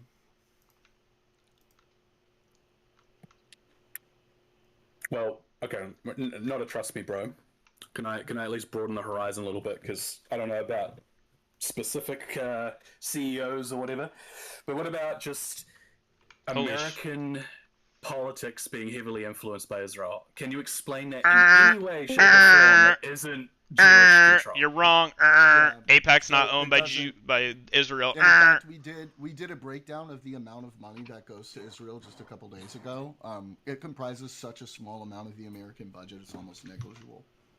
So why do they worship Jews then? Who worships Jews? The American politicians, like on left and right. The one thing that they categorically agree on is that Israel is their greatest ally. So if you're looking from like a religious perspective, evangelicals have this weird thing about like the rapture and all of that shit. So yeah, that's a weirdo thing, and Judeo-Christian thing. But then when it comes to putting our money where our mouth is. if we're talking about like Democrats in general, that's going to be more about strategic positioning in the Middle East. So Israel is sort of like in a very opportune position for strategic advantages, and it happens to be on our side and pretty strongly on our side. So it makes sense for us to maintain that relationship. But you think that America could tell Israel what to do, like if Of if course. they had to Of course. push them around? Yeah, Of course. They kind of have. And we did under Biden's pretty significantly, but Yeah. Trump is maybe a different story. I don't know why that's the case. He's like an extra big Israel dick suck, so I don't know. I just think Right. he's more of an opportunist, and he's going to do whatever he thinks is going to make him more popular with people on his side. And to be he fair, tries to in support America, Israel. being pro-Israel is like an American, or like Americans find that to be popular. Like, if you look at just the aggregate of voters, that's just the case. Just look at Poland. I mean, yeah, it obviously, I think what the other guy said, I lean towards it stems from this religious fundamentalism. Well, from the right perspective, I would say, when we're talking about evangelicals specifically. Outside of evangelicals, not so much. Yeah, I mean, before like the recent Gaza situation, the left were still pretty favorable, and like you said, it's probably more geopolitical strategy. And moderate Democrats are generally going to still be pretty favorable. They're going to put more pressure on them. I would say so, yeah. They're going to put more pressure on them to like allow aid and try to come to a solution than somebody like Trump would. But you are never going to see moderate Democrats like outright abandon Israel. There's a couple more extreme Democrats like Ilhan Omar who might want to push for something like that. But in practice, moderate Democrats aren't going to do that. So like even Kamala Harris was like it was a big deal for her to even say like a two-state solution, which I support, by the way. I'm a two-state solution guy. Oh yeah. But that was like a big thing. I just don't see two-state happening. I don't want to change the subject. Kind of it certainly would be more de-escalatory than what we have, but I just don't see it happening. I think it's going to be very difficult too. But like if people ask me like what I think the best solution is, like morally, that's what I think the best solution is morally, and that's what I'd like to push for. So you're like a left-leaning guy. Like I don't even say Jew, just because he's no unironically ethnically a Jew. Yeah. I mean, I'd probably be considered like a more traditional Democrat rather than like a farther left, progressive. Yeah, and were you speaking of yourself when you're referring to like that people in that category would still support Israel even with the current climate? I would. I mean, I'm still. I also am not like, if I think Israel does something bad, I will say so, right? But like, I'm not somebody who's like, okay, Israel shouldn't exist or anything like that. There's certain things I might be critical on. But the problem is I end up coming off like a huge Israel supporter because most of the time I'm talking to people who are against it, and so I'm always arguing against these more extreme positions. It certainly doesn't help that you're Jewish. Because the left are going to see that and go, "Ooh, you're just a Zionist, like secret agent, double agent." There's nothing I can do about that, But I do my best to try to make reasoned arguments that can stand on their own without me, having that position, and that's all I can really do at that point. Oh, fair enough. But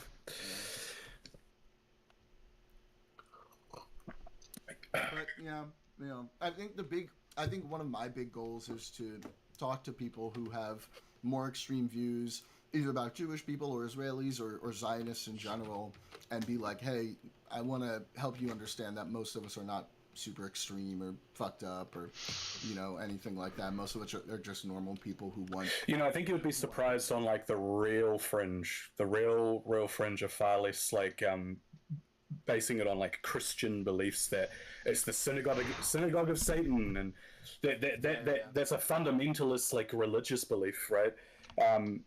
I think that the more extreme side of that anti-Semitism is just derived around this conspiracy that you guys have too much control, and if you can just prove that you don't, look, no one's going to be unhappy that you proved that the enemy have no control. That's a good thing. Look, if you could prove that the enemy have no control, then I'm fucking elated. I'm not. Then there's less of a threat as them as the enemy. Yeah. Yeah, And yeah, that's yeah. kind of So what I've been trying to do a little bit here. more than open and to that's it. why I sort of made a recommendation where I was like, hey, actually go look at, how many Jewish people. I would say we probably overrepresent per capita. But the reason we do, I think not a lot of people understand this, right? So we've kind of been fucked a lot through history, right? As a people. Yeah. We've been fucked by a lot of people. And so it's because we've had to adapt to new societies and new civilizations over and over and over again. One of the things that's been really important in our culture and something we're taught from very young is very high education and to make sure that you can take care of yourself and your family. So Jews tend to be to have education as a really, really central and important part of our lives, which means we tend to just do well as a people because we have a high importance on that. Yeah, survival. It's from a background of being almost destroyed, right? Yeah. Yeah. But wouldn't you call that like an Would you call that an ethnocentric sort of belief system there? To protect each other. I mean, it's less about, okay, we're Jews, we need to do that because we're better than everybody, and more about we're Jews, everybody's trying to fuck us, so we need to do it to survive. Yeah. No, I agree with you. I don't necessarily think it's out of like, oh, we're better and we're above, but it's more of a we've been fucked over 100 million times. Like we It's can't not take like any chances. it's not like ethno supremacy. It's more just like exactly. It's the same thing with like same thing with like Nigerian people in America. They are very, very successful for those same reasons. Same with Asian look people. out for each other. Yeah. Yeah. Well, Chinese specifically. But but you can see how they could still create like a tension with any person that isn't a part of the Jewish community. If they felt like the Jews look out for themselves, right? It creates like a division. And we have a very strong community, right? And again, that's just a reflection of what we've had to do to survive in all of these different situations over history, and that tradition continues on in our culture. So we do have very strong community. We do feel very strong ties to other Jewish people. But for example, me and my family, I was always raised to care about everybody. It doesn't matter who you are or how you've been raised. Like, people are people, and most Jews feel that way. There's gonna be there's always gonna be fringe for every group of people, right? But most of us are taught to be good people, and that's what we try to do, and take care of ourselves and our family and do well, and just make sure that we survive and that our culture isn't lost, because that's important, and I think that's important for a lot of people. It is you would be surprised, like I said, like the really far fringe, that we don't even disagree that we have the same exact goals. Yeah. One of the things it's that literally kind of the bothers same. me is from the far left is this idea that certain cultures are worth preserving and other cultures aren't worth preserving. That's one of the things that I disagree with. Like, if you're a white person and you want to preserve your culture, and in preserving your culture, you're not doing a white supremacy thing, but you're just well, I'm white and it's cool to be white and I want to be okay with that. Fuck, I don't care. Of course, do that. That's fine. Yeah, imagine if you kept hearing over and over again in universities that Jewish supremacy is the reason for all the bad things in the world, right? Like, imagine how that would build up that defensiveness in you, and you would close up. Yeah. Well, and for the record too, though, when you look at disproportionately making up for example, even millionaires, or I think Jewish people are very disproportionately, because there isn't a lot of Jewish people, but they make up 2% of the world's millionaire and above, right? Which is crazy. That's pretty impressive for them or whatever. But I mean, white Americans overrepresent too for their. He's gone. He never gave us the numbers we wanted. No doubt. Oh, he didn't. Fuck. But it's the same thing with white non-Hispanic Americans. They also overrepresent based off the total population of them, of myself, or I'm not a non-Hispanic. Well, immigrants, and this is really interesting too, because in general, immigrants tend to overrepresent, because a lot of times if you're going through the immigration process and you're being allowed into the country, it's the higher chance of being No, okay, yes, that too. No, I'm saying in the entire world of all the millionaire plus people that exist, white Americans, non-Hispanic, make up a disproportionate number of that percentage as well. We also Gotcha. For our population on the Earth, is what I'm saying. Yeah. Well, that's also probably an effect of America being the richest country in the world. For sure, but then people wouldn't say like, well, this is pretty suspicious. No, they would not. You know, like, well, some people do, I guess. Well, America does control the world, so, but yeah, to some extent. Yeah. I mean, people always kind of tend towards paranoia from the other, you know. Of course. Even if they're coming from a position of power rather than a position of being a minority, you get the feeling that you're Team Red versus Team Blue, you know, and it just builds an animosity. And it's how weird. do you bridge that? It's tribalism, like, baby. I'm somebody. Yeah, so, man. like a little bit of background about me. Like, I'm somebody who grew up all over the world, right? I grew up in 5 different countries, and I got to see a lot of different cultures. I grew up around a lot of different cultures, white cultures, black cultures, you know, all of the above, right? One of the things I've learned is that people are fucking people no matter where you go. There's poor people, there's rich people, there's good people, there's bad people. So like when I hear like this whole, you know, anybody coming in with like, okay, this one group has it out for everybody else, or this one group is like going after everybody, I'm like, that's just like, I don't even, like, it could be a group that I've never met before personally, and I would still be like, based on my experience, I would be like, nah, I don't believe that. I bet there are other factors that are leading to whatever facts you're about to give me that are more reasonable and a better explanation than, ooh, they secretly control everything, or they're trying to do this and that. Unless we're talking about Russians, in which case that is exactly what's happening. Yeah. And like, when I get asked the question, do Jews rule the world, right? I'll say yes, but when I say that, I'm actually really referring to the West. I'm not referring to Russia or China, because I have no idea about this. And it's big. Yeah. Well, but the West is best. So, yes. It's a funny. I think often it's just sort of like lazy language. You know, like you build up these. The way that you speak within your in-group is going to generalize a lot more than in your out-group, so you often, when you get into conversation with people that actually see the world in a very different way from you, you'll say things and then they go, what the fuck are you even saying? And then you go, oh yeah, if I'm actually being specific, that generalization is, I don't even agree with that. Like, I don't agree that Jews rule the world, like, to the linchpin, like, every single little thing. You know, that's just, it's ridiculous. All I think is that we have a Judeo-Christian West, and I believe Abrahamism, even Christianity, is Jewish. Okay, so some of them are good, some of them are bad. That's just the way that I see it. People rule the world. There's some good people ruling it. There's some bad people ruling it, and that's really all you need to know about them. Someone in my chat also said, and the close-knit community also came from the fact in most areas for the longest time Jewish people were minorities. They were shunned, forbidden from mixing with, in general, or marrying outside their community. That's true as well. So we were also forced to be insular. Even for the record, heavily discriminated against. For the record, out of all of America's wealth, Jews hold like 2% of it. Which is probably a bit of an overrepresentation, actually, because there's like 7 million Jews. Yeah, which is crazy. But like, to act as though that is like controlling. Sorry, it's just cap.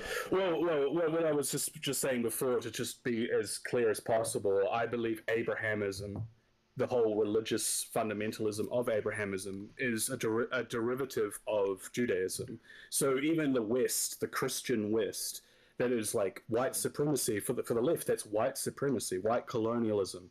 I mean, that was all founded on religious fanaticism that comes from where? It comes from the Hebrew Bible. Well, so here's one of the things I find really, really interesting as somebody who was raised Jewish. And I think one of the things that a lot of people sort of misunderstand about those things in the Torah is that it's never been like, okay, so we're chosen and we're better, like I kind of said before. It's more like because it was so long ago, like a lot of the way that most of us look at these things is like, okay, this is the way it was back then. we often adapt those things in the Torah to be more appropriate for the modern times. So most Jews are going to be Reformed Jews, which I actually refer to as Diet Jew. It's not super like, Right. It's not really like strict. It's not very strong. I was raised in a synagogue where, like if there was a disagreement between the Torah and the science and I went to the rabbi and asked about it, they would be like, you always take the science over the Torah. The Torah is just, we take good moral lessons out of it and we try to apply those things to our lives. So most people who are Jewish are going to see it from that perspective. So, this idea of like taking things super, super literally is actually going to be a very small percentage of Jews. I think a lot of Christians, especially in the United States, who do tend to like view the Bible very literally, assume that Jews mostly do that the same. But for the most part, they actually don't. Yeah. Sure. Which is probably why that when you look at the breakdown of like voting on between Republicans and Democrats, Democrats have are more educated and they make more money because they don't believe in creationism or whatever the fuck. Yeah. I really, all my hatred comes down to fanatical religious people. It's when I say Jews, I don't mean the people. I don't mean you. I don't mean people who are just born Jewish. And I kind of hate the fact that I have this lazy linguistic terminology where I just say Jews this, Jews that, because it does. Naturally, that would raise your defenses up because you're thinking I'm talking about innocent people. I've heard a lot worse over my life. Don't even worry about it. No. I just have I don't like Abrahamism, like even Islam and all of it. This is a fundamental. Hey, I'm gonna hop crisis. off real quick. Sorry, I don't mean to interrupt. I'm gonna hop out, no, Jordan. no, It is. I gotta get up early tomorrow, unfortunately. Oh, you're taking off? Yeah, I think so. I have an early meeting in the morning. I don't want to die. All right, dude. You take it easy, man. I'll be streaming again on Friday, but I'll probably talk to you tomorrow or something. For sure. A little bit better of a day. Yep. Talk to you later. Bye. Alright, stream. We are ending it there. You all have a great rest of your night, and we will talk to you all later. Goodbye.